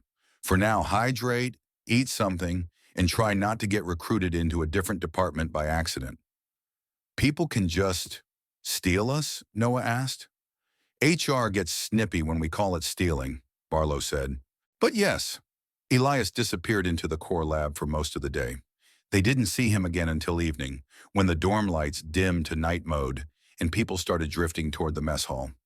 He slid onto the bench opposite them with a tray of something that looked vaguely like stew and definitely like reconstituted protein. You look wrecked, Ava said bluntly. I've spent 8 hours being yelled at by people who think math is an opinion, he said. How was your day? Lena and Noah launched into overlapping descriptions of their first runs, the color-coded halls, the intimidating screens in grid control. You're establishing your neural map, Elias said. Good. This place is a labyrinth by design. By design? Noah repeated. If someone hostile ever gets inside, Elias said, dropping his voice, we want them lost before they get near anything important. Rings, compartments, restricted doors. It's all a defense mechanism. You just happen to be the mice learning the maze. Comforting, Lena muttered. Elias poked at his stew. Core lab is worse, he said. Everything there is layers, literal and metaphorical. They've split the silence program into compartments. Grid recovery, threat analysis, contingency modeling, data integrity. Each knows just enough about what the others are doing to pretend we're on the same team. You don't sound convinced, Ava said. He rubbed his eyes. I sat in on a meeting this afternoon where two very smart people argued for half an hour about whether we should keep dedicating power to archival storage. Archival? Lena asked. Like old emails? Like pre-pulse research, he said. Medical records, climate data, legal frameworks, all the boring stuff civilization was made of. Some people say it's essential. Others say every watt going into preserving the past is a watt not going into saving the present. And what do you think? Noah asked. I think if we throw away everything we were, Elias said quietly, we're going to rebuild something worse. That hung in the air for a moment. Noah stabbed a chunk of something vegetable-ish. So we're stuck between the past, the present, and the corridors. And the politics, Elias added. Don't forget the politics. As if summoned, Kessler appeared at the end of the table, a plate in one hand, a stack of files in the other. I see my favorite trouble magnets found the food line, she said. We follow our highest principles, Noah said, and also the smell of soup. She slid into the seat beside Ava. Tomorrow, she said, Ops is convening a joint session. Grid, core, corridor command. They want to discuss resource allocation and field assets. That includes you two. Us? Lena asked. We've been here for 1 day. And you've already fixed a relay, crossed a burning bridge and survived coal, Kessler said. You're walking case studies. They want to poke at you and make decisions about whether there should be more like you. More kids as couriers? Noah asked warily. More runners in general, she said. Age is under debate. What are you arguing? Ava asked. Kessler's jaw flexed. That we don't conscript minors, she said. That we work with the ones who are already moving and already determined to do something, but we don't go out recruiting middle school cross-country teams. Good stance, Lena said. Not everyone agrees, she said. Some people see you and think, resource we're underutilizing. Noah made a face. We're people, not UPS. Tell that to grid control when their telemetry fails, Kessler said. I did, Lena said. They looked like they wanted to glue me to a screen. Kessler snorted. That tracks. She turned serious. I'm not going to tell you what to say tomorrow, she said. It's your call. But they're going to ask you what you've seen, how you handled it, whether you do it again. Think about your answers. You want us to tell the truth? Noah asked. I want you to tell your truth, she said. Not the version you think Ops wants to hear. They get plenty of yes people already. Rule 16, Lena said softly. If someone asks for your experience and you give them a sales pitch instead, you're helping them lie. You have too many rules, Kessler said. They're cheaper than therapy, Lena replied. The next morning, the mountain showed them one of its locked rooms. The meeting was in Ops Conference 3, which sounded unassuming until they saw it. They passed through 2 checkpoints and a biometric scan before the door slid open. Inside, a long table curved in a subtle U-shape, facing a massive screen that mirrored the one in grid control, but with more annotations. A smaller screen at one side showed live feeds from other nodes, grainy, flickering windows into rooms full of other tired people. Nameplates marked seats: Singh, Kessler, Velez, Ruiz, Security, Malhotra, Core Lab, Elias Reed, Analysis, and others Lena didn't recognize. Sit there, Kessler said, pointing to a small side table with 3 chairs. Observer row. Speak when spoken to. Just like family dinners, Noah said. Your family dinners were weird, Lena replied. They sat. Ops meetings, it turned out, were exactly as fun as Elias had implied. Singh opened with numbers: grid stability, fuel reserves, node intake capacity. Velez layered in voltage graphs and corridor throughput. Security talked about threat profiles and civil unrest vectors. Core Lab droned about signal anomalies and post-pulse signatures that made exactly 0 sense to Lena until she caught a phrase, which suggests that the initial event was not a simple upper atmosphere detonation, Malhotra was saying. The pattern of secondary failures matches some of the more extreme silence simulations, but the origin traces don't align with any known launch sites. So it's still not us, Kessler said. It's not conclusively us, Malhotra said, which in political terms is almost the same as could be us if we don't manage the narrative. Manage the grid first, Velez said. Then the story. They moved on to what really made Lena's stomach knot. Triage. Fairpoint Corridor stabilized yesterday, Velez said. Thanks to Morgan's team and the runners, we brought the relay back online. Singh nodded. Good. That gives us room to shift some load east. A map appeared on the screen, a section north and east of their current position. Several towns were circled in yellow. One, closer to the edge, flashed red. Ridgeway Hospital Zone. Priority high. Ridgeway, Singh said. Population was 30,000 pre-pulse. We estimate 15 to 20,000 now, clustered around the hospital and a few intact apartment blocks. Their local grid is shredded. They're running on generators and an improvised tie-in to our corridor. Velez? We can give them more, Velez said, if we take it from somewhere else. Load isn't infinite. If we bump their feed, we have to shed at least one mid-tier zone. What's mid-tier? Noah whispered. Places that aren't hospitals but aren't just nothing, Lena murmured. Like farms, or water plants, or towns that haven't caused enough trouble to get noticed. On the map, several zones glowed amber. Singh drew a circle around one. Ridge Co-op. Lena recognized the shape of the fields before she saw the name. Her gut twisted. "That's Ray's farm," she whispered. Elias went rigid in his chair. "Ridge Co-op is already stretched," he said. "They're feeding Fairpoint and the surrounding camps. You pull from them, you starve the corridor that keeps half this map alive. We're not talking about cutting them off," Velez said, but her tone had the strained patience of someone defending a bad idea. "We're talking about shaving their feed during non-critical hours to bolster Ridgeway's hospital." "Non-critical hours are when they run their pumps and cooling," Elias shot back. "You stall the grain dryers, you lose crops. You lose crops, you lose food. You lose food, you lose—" He gestured helplessly at the screen. "People," Noah whispered. "Everything is people," Ava said under her breath. Singh rubbed her temples. "We don't have the luxury of perfect solutions," she said. "We weigh lives against lives every time we open a breaker. I hate it. But unless you've figured out how to conjure megawatts out of moral outrage, we—" She stopped, noticing them. "Cruz, Reed, Morgan," she said. "You've seen Ridge Co-op. And Ridgeway? You passed through there?" "We skirted Ridgeway," Ava said. "Too much chaos. ER tents spilling into parking lots. No central authority anyone trusted.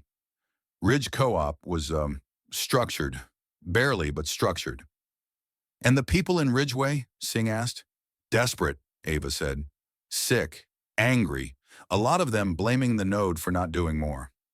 "Public opinion will tank if we leave them in the dark," security added. "We're already dealing with protests. So now we're balancing PR against crops," Elias said. "Everything is a balance," Singh snapped. "Stop pretending there's a version of this where we don't make someone hate us." Her eyes flicked back to Lena and Noah. "You were at the bridge," she said. "You saw what happens when we do nothing and hope people figure it out themselves." Cars piled. Fire. Smoke on the highway. Lena swallowed. "We watched a truck burn," she said. "We also watched a man try to rig his own power line and almost knock out a node. Doing nothing and letting people fend for themselves doesn't magically produce good decisions." "Exactly," Singh said. "We're not choosing between control and freedom. We're choosing between chaos that kills quietly and structure that kills loudly. Both are terrible. One is less random." Noah squirmed in his chair. "You're asking us to pick who gets less power," he said. "Ray's farm or Ridgeway Hospital." "I'm asking you what you saw," Singh said. "What you think happens if we starve one to feed the other." Lena thought of Pops, of Sam, of Mia and Jonah hauling water and counting sacks of grain. She thought of Ridgeway's ER tents, the patients groaning under thin blankets, the argument about triage supplies during the protest. "If you cut Ridge Co-op too hard," she said slowly, "you don't just hurt the farm, you hurt Fairpoint, the camp, every person down the line who eats from those silos. It's not one farm versus one hospital. It's a supply chain versus a single point." "And Ridgeway?" Singh prompted. "They're already over capacity," Ava said. "But they're also attached to more people with tools, more volunteers. If you give them slightly less than they want, but keep Ridge Co-op functional, you might keep both alive. If you gut the farm, you're going to have a hospital with lights and 1 million hungry people outside." Singh exhaled. "Velez," she said, "run a scenario where Ridgeway gets a partial bump and Ridge Co-op gets shaved only during off-peak, with emergency override if grain temps spike." "On it," Velez said, fingers flying. "Reed," Singh added, "I want you in that modeling too. If there's a way to optimize this without collapsing either, find it." "Already thinking through it," he said. "And Cruz Reed Jr.," she said, looking at the kids again. "Thank you. You're not deciding policy, but we needed someone who's seen both ends of this equation." Noah's eyes were wide. "We just gave opinions," he said. "You gave perspective," she said. "That's different." The meeting moved on, but Lena's brain stayed stuck on the map, on the gray smudge where her home was, on the amber ring around Ray's Fields, on the red circle around Ridgeway Hospital. They weren't just dots now. They were places with faces, people who'd handed them pancakes and lanterns and protest signs. When the meeting finally adjourned, the adults dispersed in clumps of muttering inside conversations. Kessler caught up with them at the door. "You did good," she said quietly. "It doesn't feel good," Lena said. "Good decisions rarely do," Kessler replied. And the gray zones? Noah asked, eyes big. You just ignore them? No, Kessler said. We send runners and scouts when we can. We listen to radio noise. We triangulate rumors and pray our guesses don't get too many people killed. Comforting, he said again. Elias lingered by the map, staring at the cluster of unknown. That region, he said, pointing near San Antonio. That's where you started, right? Lena nodded. I can't promise we'll get a corridor there soon, he said, but I can flag it. Put it on a short list. Short list of what? She asked. Places we owe a closer look, he said. She watched him scribble on his notebook, already thinking 10 steps ahead about algorithms and prioritizations and everything else that made this place tick. Rooms with locked doors, she thought. Core labs, data mirroring, grid control. Even this meeting room, with its security doors and maps and arguments. They were getting to peek in, but only because they came attached to useful skills and a thin thread of luck. What about everyone else? That thought sat with her as they walked back toward the dorms. In the corridor, they passed a door marked Core Lab, authorized only. An access panel glowed red beside it.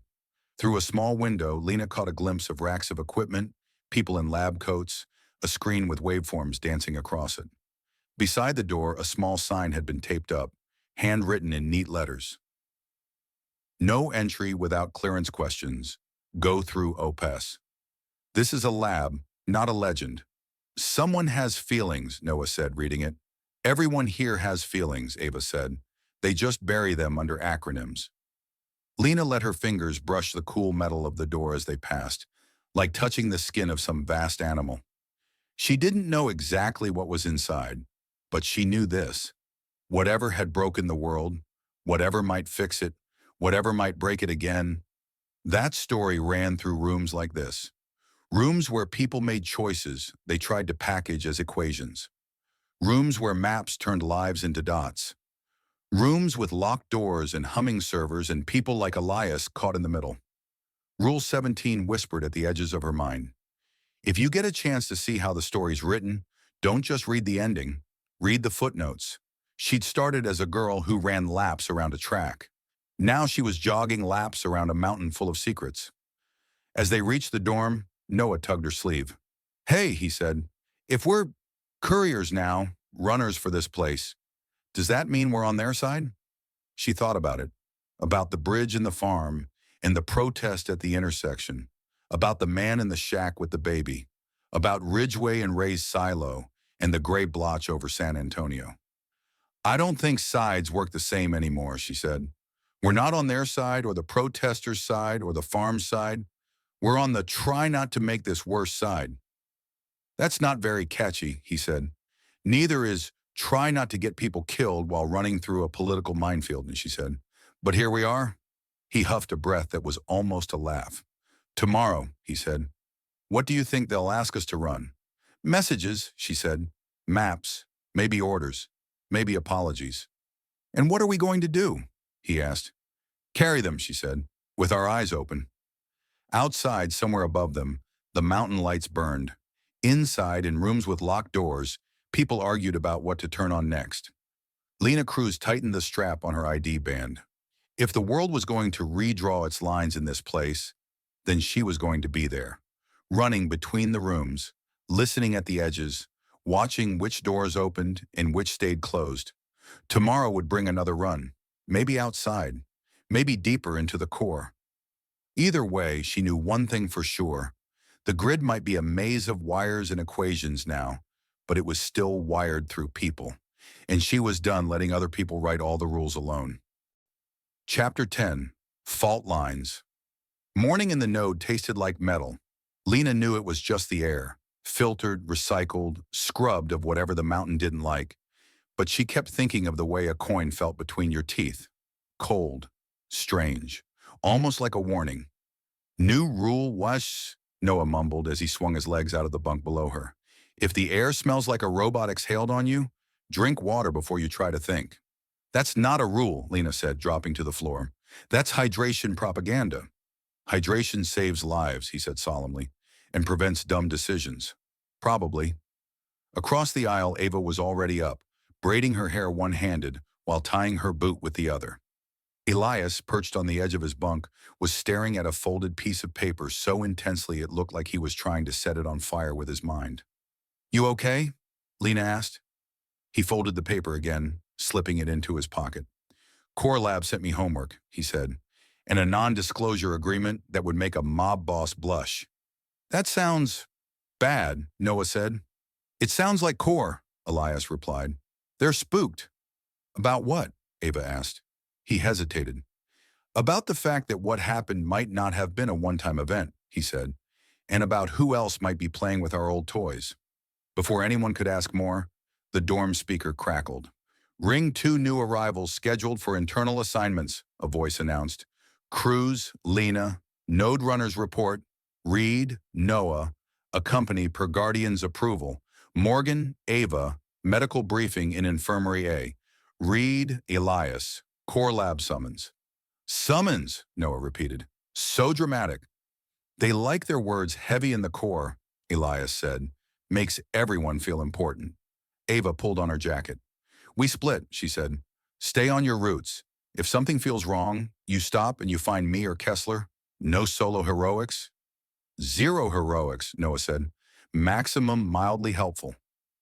"That I can live with," she said. They left the dorm together and peeled off at the first junction. Green stripe for medical, gray for core, yellow for runners. "Try not to let anyone in a lab coat recruit you for human experiments," Noah called after Elias. "Try not to trade your ID for a juice box," Elias shot back. "Low blow," Noah muttered. Runners HQ looked busier than the day before. Maps had new scribbles. The proof of life board was more crowded with signed receipts. Barlow was in the middle of an argument with a logistics officer about whether it was a great use of talent or criminally irresponsible to send her best runner on what ops called a routine internal loop. "Routine," Barlow scoffed as Lena and Noah stepped in. "Nothing is routine when half our doors lead to people who think risk assessment is just a suggestion." She spotted them and waved them over. "Good," she said. "You're early. Saves me from listening to another speech about proper chain of command from someone who's never carried a message further than the coffee machine." "What's up?" Lena asked. Barlow tapped a folder. "Core Lab needs a physical courier," she said. "Internal but cross-ring. They don't trust the internal network for this one." "Isn't that what the internal network is for?" Noah asked. "Yes," Barlow said, "which is why this is interesting. And by interesting, I mean slightly terrifying." She slid a small, flat case across the table.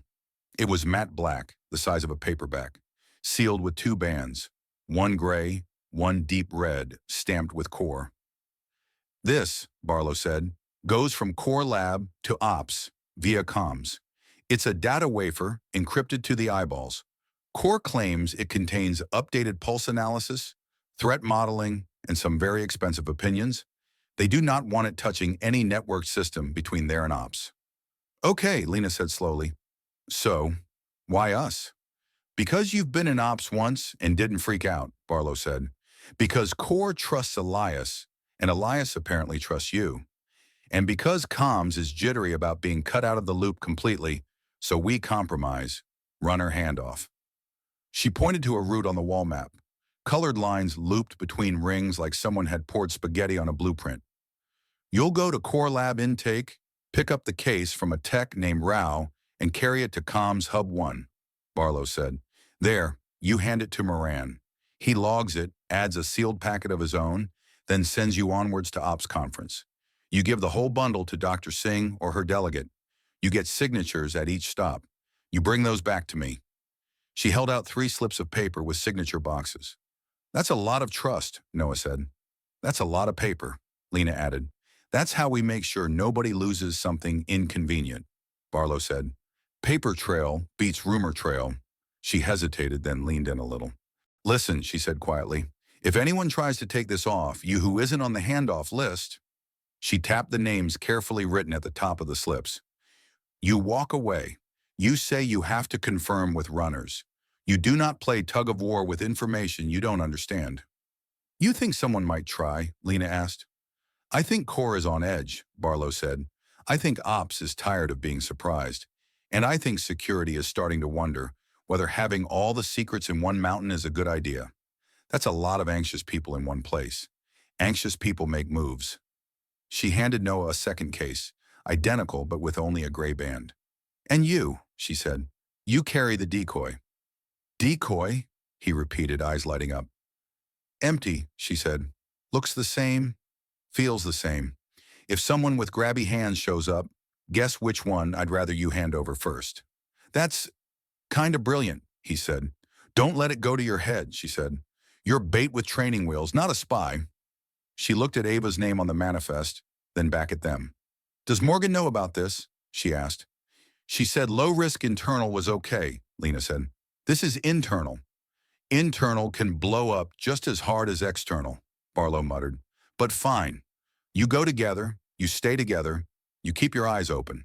And if anyone starts a sentence with, you don't need to tell Barlow about this, you tell Barlow about it. Rule 18, Noah whispered. If someone says don't tell your handler, tell your handler. Put that one in ink, Barlow said. They left runners with the two cases tucked under their arms, identical at a glance but very different in weight.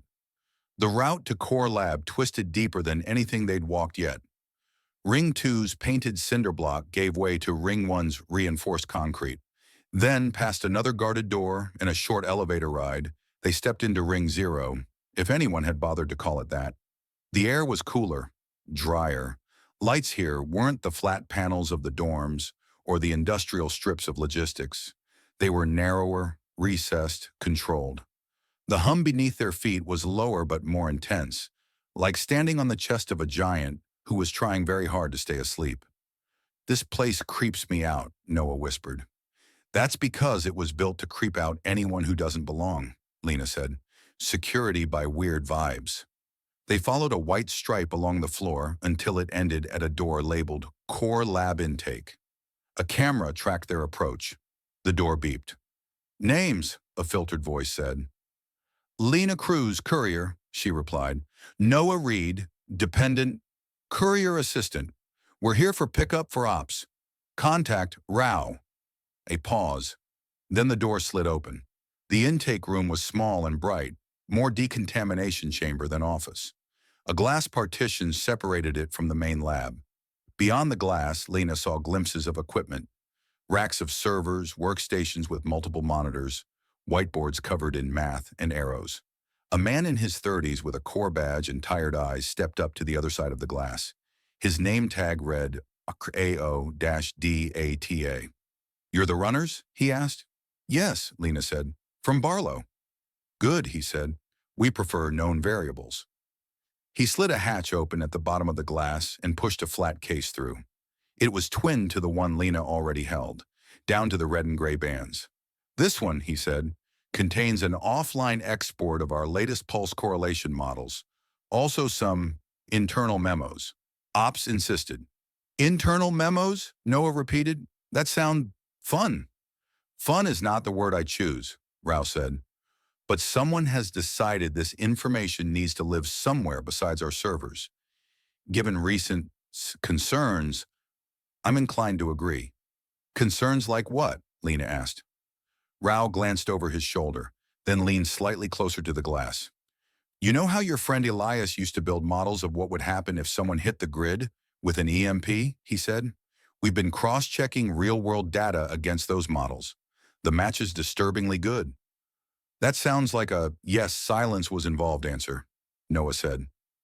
Rao shook his head. It's more complicated than that, he said. We see a signature that looks like silence-inspired tactics, but the origin signal isn't from any of our pre-pulse facilities.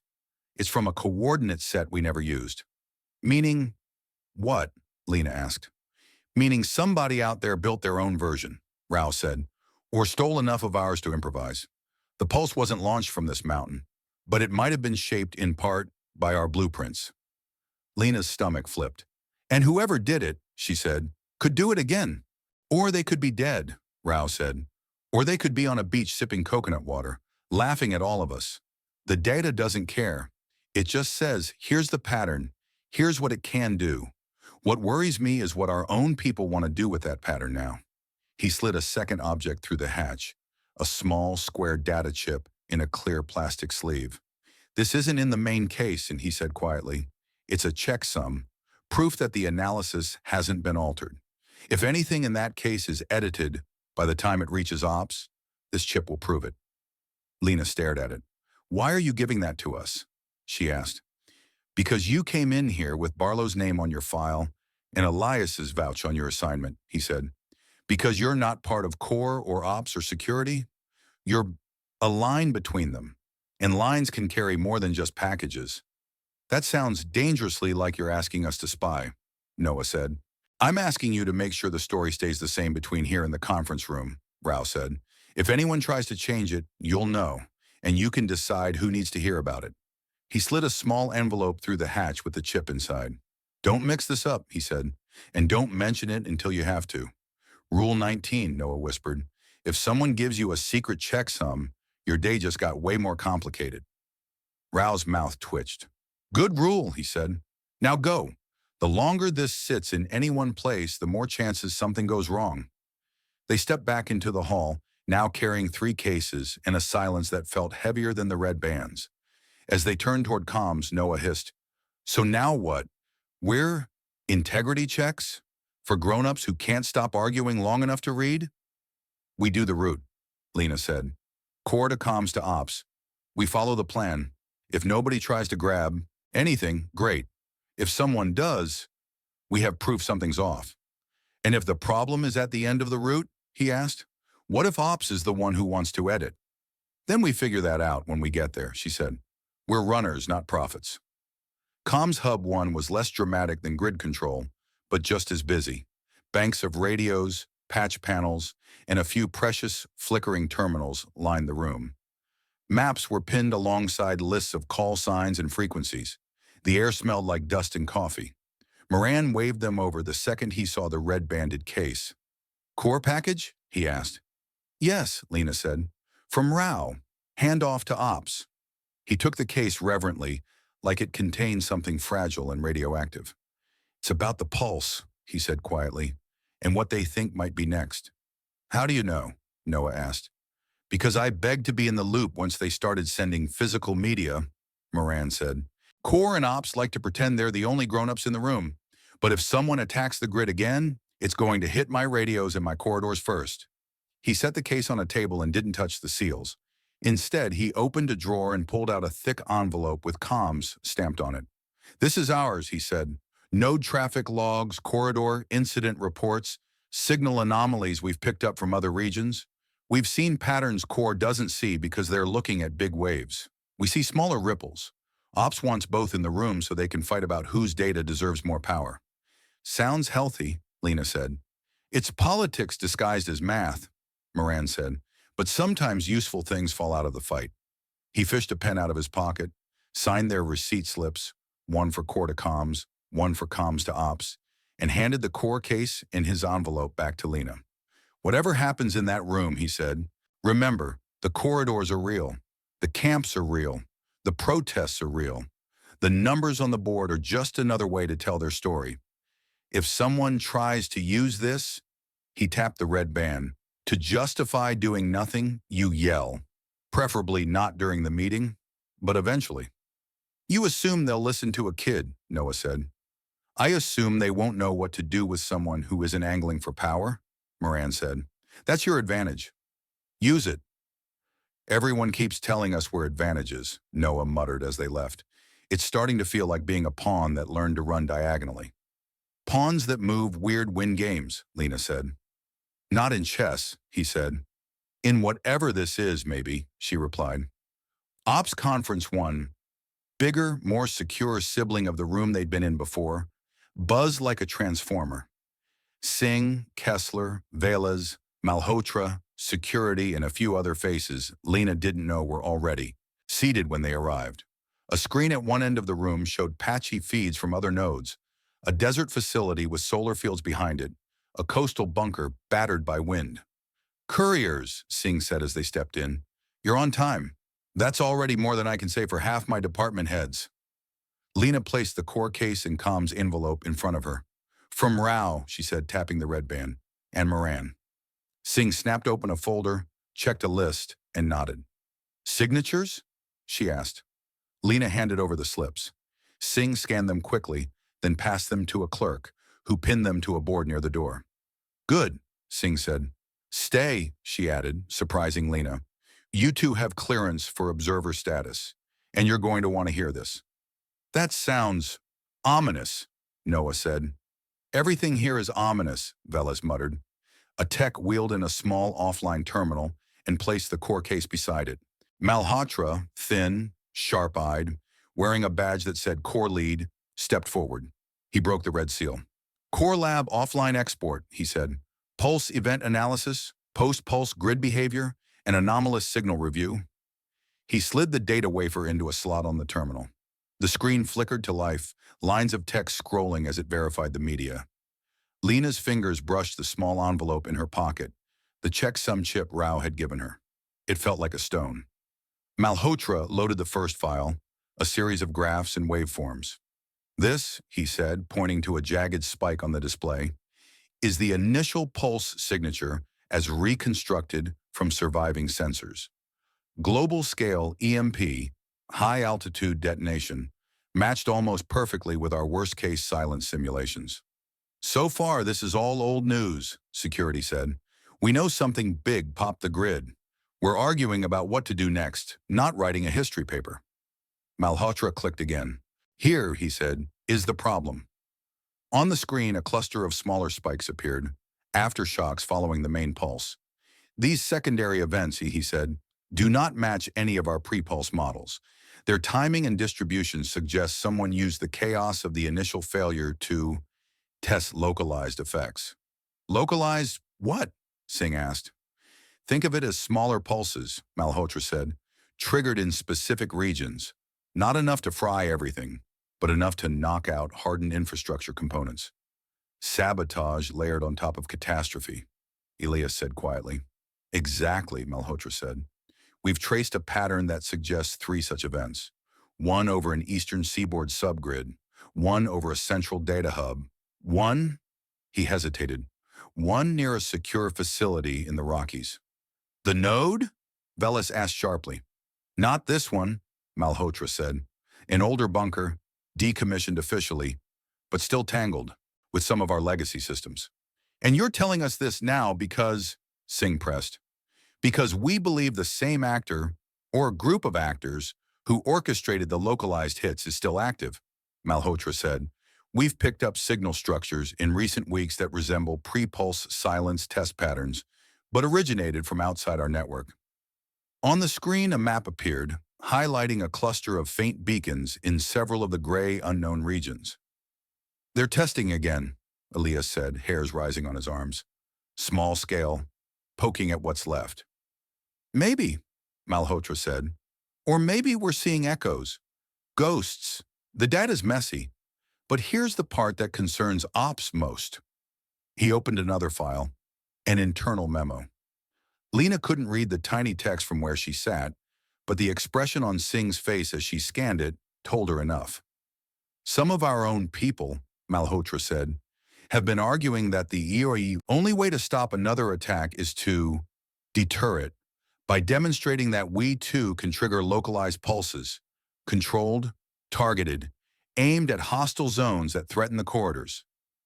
Silence fell like a dropped blanket. You're talking about using the same weapon that broke the world, Kessler said slowly, as a police tool. We're talking about limited-scale events, Malhotra said, blackouts over known hostile encampments, taking down rogue grids before they become threats. Think of it as shock therapy. That's a fantastic phrase to describe something monstrous, Kessler snapped. Security shifted uncomfortably. If we had a way to take down insurgent nodes without sending ground teams into meat grinders, you'd be tempted, Singh finished. Don't say you wouldn't. I'd be terrified, Velas said.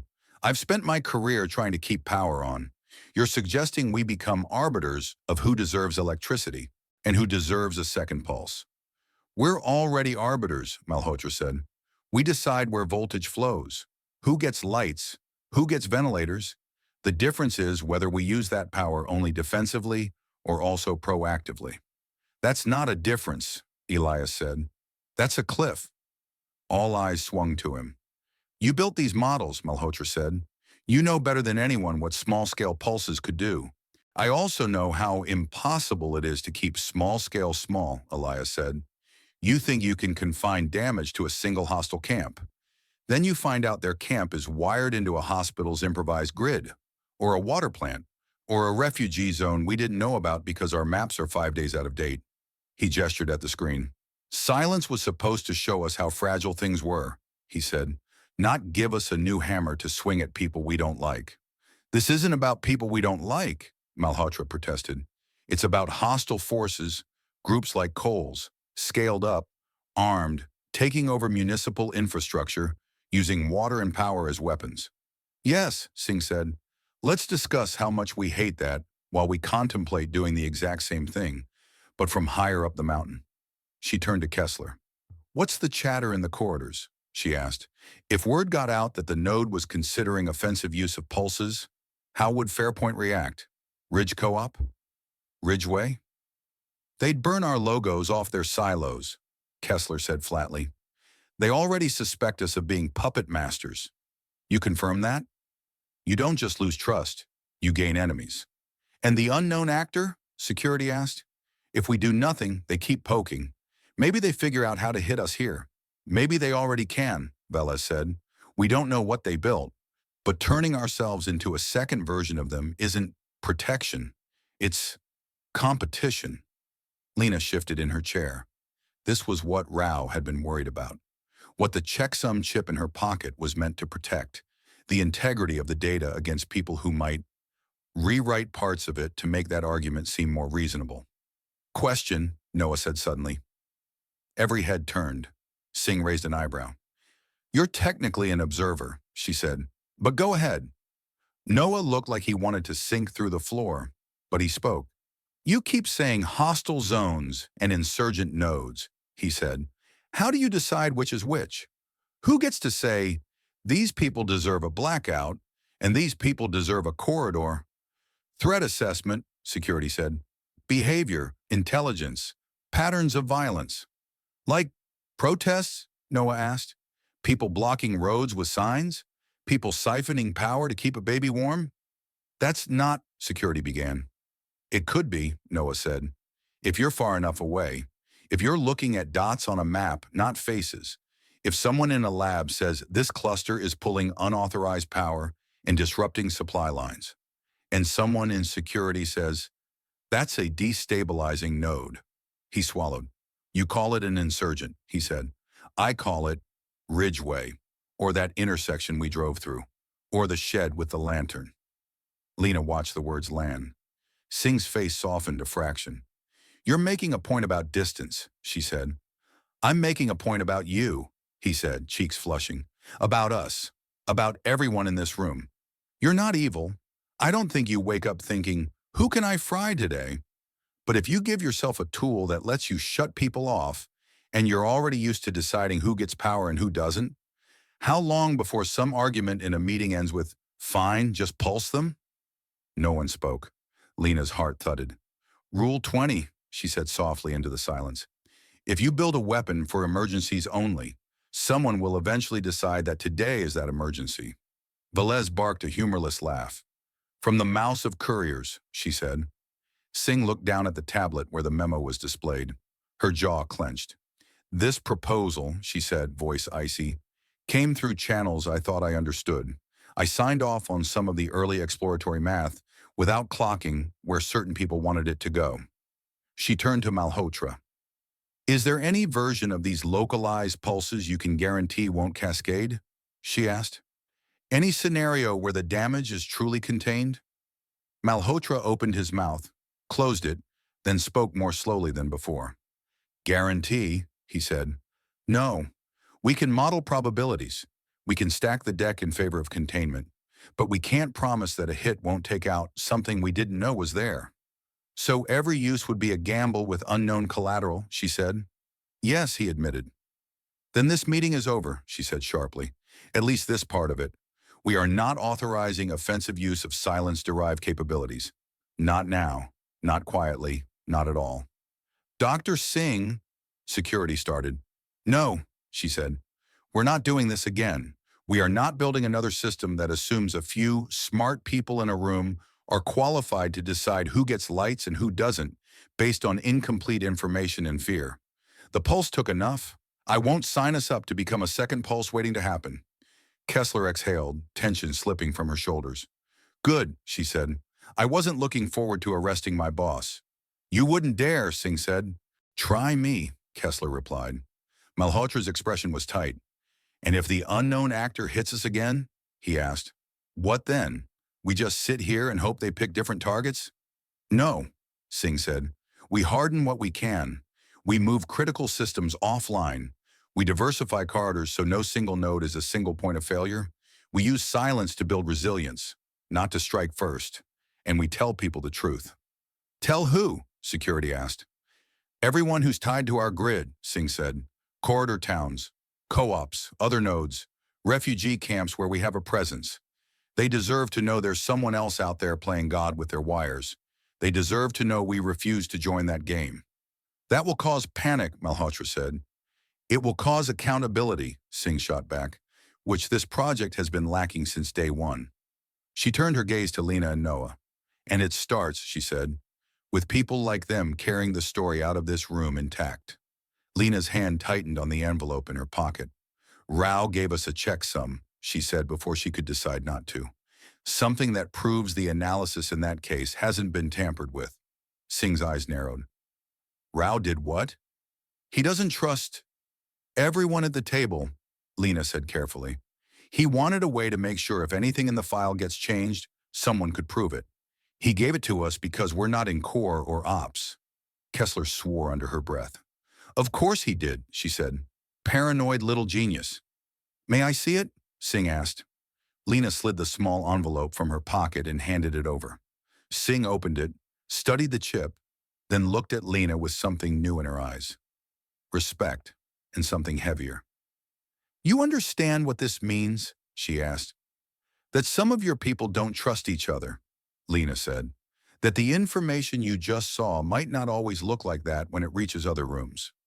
That you need more than doors and passwords to keep things honest. Yes, Singh said, which is why I'm formalizing what's already happening. She set the chip carefully beside the terminal. From this moment, she said to the room, we establish an independent audit channel for critical silence outputs. Core produces them. Ops reviews them. Comms logs them. And couriers selected from outside those chains carry checksum data and physical proof between them. No single compartment gets to own the story. You're putting kids in charge of oversight? Security said, incredulous. I'm putting people who've walked through camps and farms and choked highways in a position to notice when our math stops matching reality, Singh said. Their age is irrelevant. Their experience is not. Kessler smiled, just a little. Welcome to being structural integrity, she told Lena and Noah. What if we mess up? Noah asked, voice small. You will, Singh said. So will we. That's why we build redundancy. That's what silence should have been about all along. Not perfection, but systems that fail. Less catastrophically. She straightened. I'll draft a statement to send to corridor partners, she said. Honest enough to warn them, careful enough not to spark riots, clear enough to say, we are not using this thing as a weapon. Elias, Malhotra, Veles. Help me make it accurate. Kessler, Moran, work out how we'll distribute it. She looked at Lena again. And you two, she said, you're on the first wave. Fairpoint, Ridge Co-op, the Harrow Farm. You carry this story yourself, in your own words. You're sending us back out? Lena asked, heart lurching. As couriers, Singh said. Not as soldiers, not as sales reps, as witnesses. Tell them what we know. Tell them what we don't. Tell them we are trying very hard not to repeat the worst mistake of our lives. Rule 21, Noah blurted. If somebody finally tells you the truth, you owe them the courtesy of telling it forward. Singh nodded slowly. That's a good one, she said. They left the ops room dazed. The mountain felt different on the way back to Runners, like some small shift had moved the weight in its bones. Outside Runners HQ, Barlow leaned against the wall, arms crossed as if she'd been trying very hard to look casual while loitering for gossip. "Well?" she demanded the second she saw them. "Did the world end again, or are we just extremely grounded now?" "We're auditors," Lena said. "And messengers," Noah added. "And maybe poster children for don't weaponize your simulation project." Barlow stared. "I leave you alone for 2 runs, and you invent a new department," she said. "Overachievers." She listened as they sketched the basics, the memos, the proposals, the refusal, the new audit channel. By the end, her expression had gone from amused to serious to something like relief. "Good," she said. "They needed someone to say it out loud, preferably somebody whose job doesn't come with a side of ego." She clapped Lena on the shoulder. "Your next assignment just got more interesting," she said. "Congrats. You're going back to Fairpoint." Lena's heart jumped. "Back?" she repeated. "Already?" "Singh wants boots on the ground," Barlow said. "Not just messages stamped with logos. She wants the corridors to hear from people who have seen the node and the outside both." "That's you. And you're miniature philosopher." Noah puffed up slightly. "I accept this title." Ava appeared around the corner, still in her scrub top, eyes scanning their faces. "You're alive," she said. "Good start. How bad was it?" "Bad," Lena said. "Then better. Then complicated." "We're going back to Fairpoint," Noah added, "to tell them everything." Ava took this in, then nodded slowly. "You're not doing it alone," she said. "If you think I'm letting you walk back into that without me, you haven't been paying attention." "You okay leaving the node?" Kessler asked, appearing behind her like she'd teleported. "We could use you here, too." "If you want me to stay, you get more medtechs," Ava said. "Ones who didn't watch these kids walk across a state. My job is where they are." Kessler's mouth twitched. "Stubborn," she said. "Fine. You're on the manifest. Small convoy, light payload, heavy message." "When?" Lena asked. "Tomorrow," Kessler said. "Sunrise, again. We're making a habit of it." She glanced at Lena and Noah. "You understand what you're stepping into," she said. "You're going to walk into towns where people have written they knew on walls and tell them, 'We didn't do it, but we kind of did, and we're trying not to do it again.'" They are not going to clap. "We're not going for claps," Lena said. "We're going for fewer lies." "Those don't always keep you warm at night," Kessler said. "No," Lena agreed, "but neither does pretending." That night, back in the dorm, Lena lay awake longer than usual. Around her, the node hummed, servers singing their electric song, pumps pushing water, fans spinning.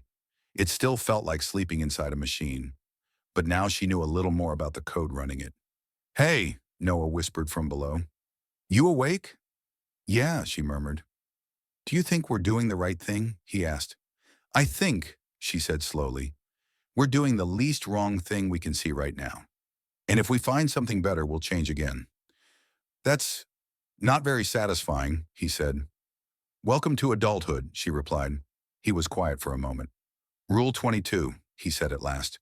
"You don't have to be sure you're right to keep moving, but you do have to keep checking." She smiled into the dark. "Write it down in the morning," she said. "Already did," he said. "In my head." She thought of the path ahead, down the mountain, through the gate, along the corridor back to Fairpoint, to Pops and Sam and Mia and Jonah, to the protester with the "No More Secrets" sign, to the man at the shed and the baby who'd cried when the bulb went dark. They would hear about an unknown actor playing with pulses, about a node that had almost decided to fight fire with a controlled burn, about a choice made in a room with locked doors to step back from that edge. They might not believe it. They might be angry. They might paint new words on walls. But they would know. And somewhere, in a gray zone on the map, San Antonio waited, still just a smudge in the system, but now with a small star next to it in Elias's notebook. A place owed a closer look. The grid was still broken. The lines were still shifting. The node was still humming, trying to be more extinguisher than match.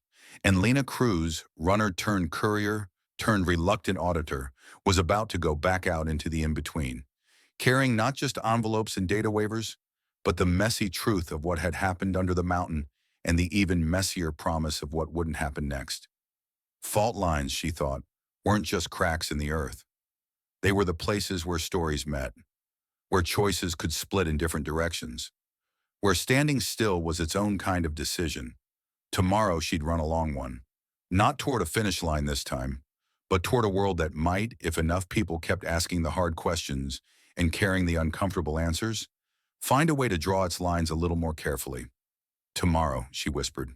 Tomorrow, Noah echoed. Outside, hidden behind rock and concrete, the mountain lights burned. Not perfectly, not purely, but for now aimed at keeping more people alive than in the dark.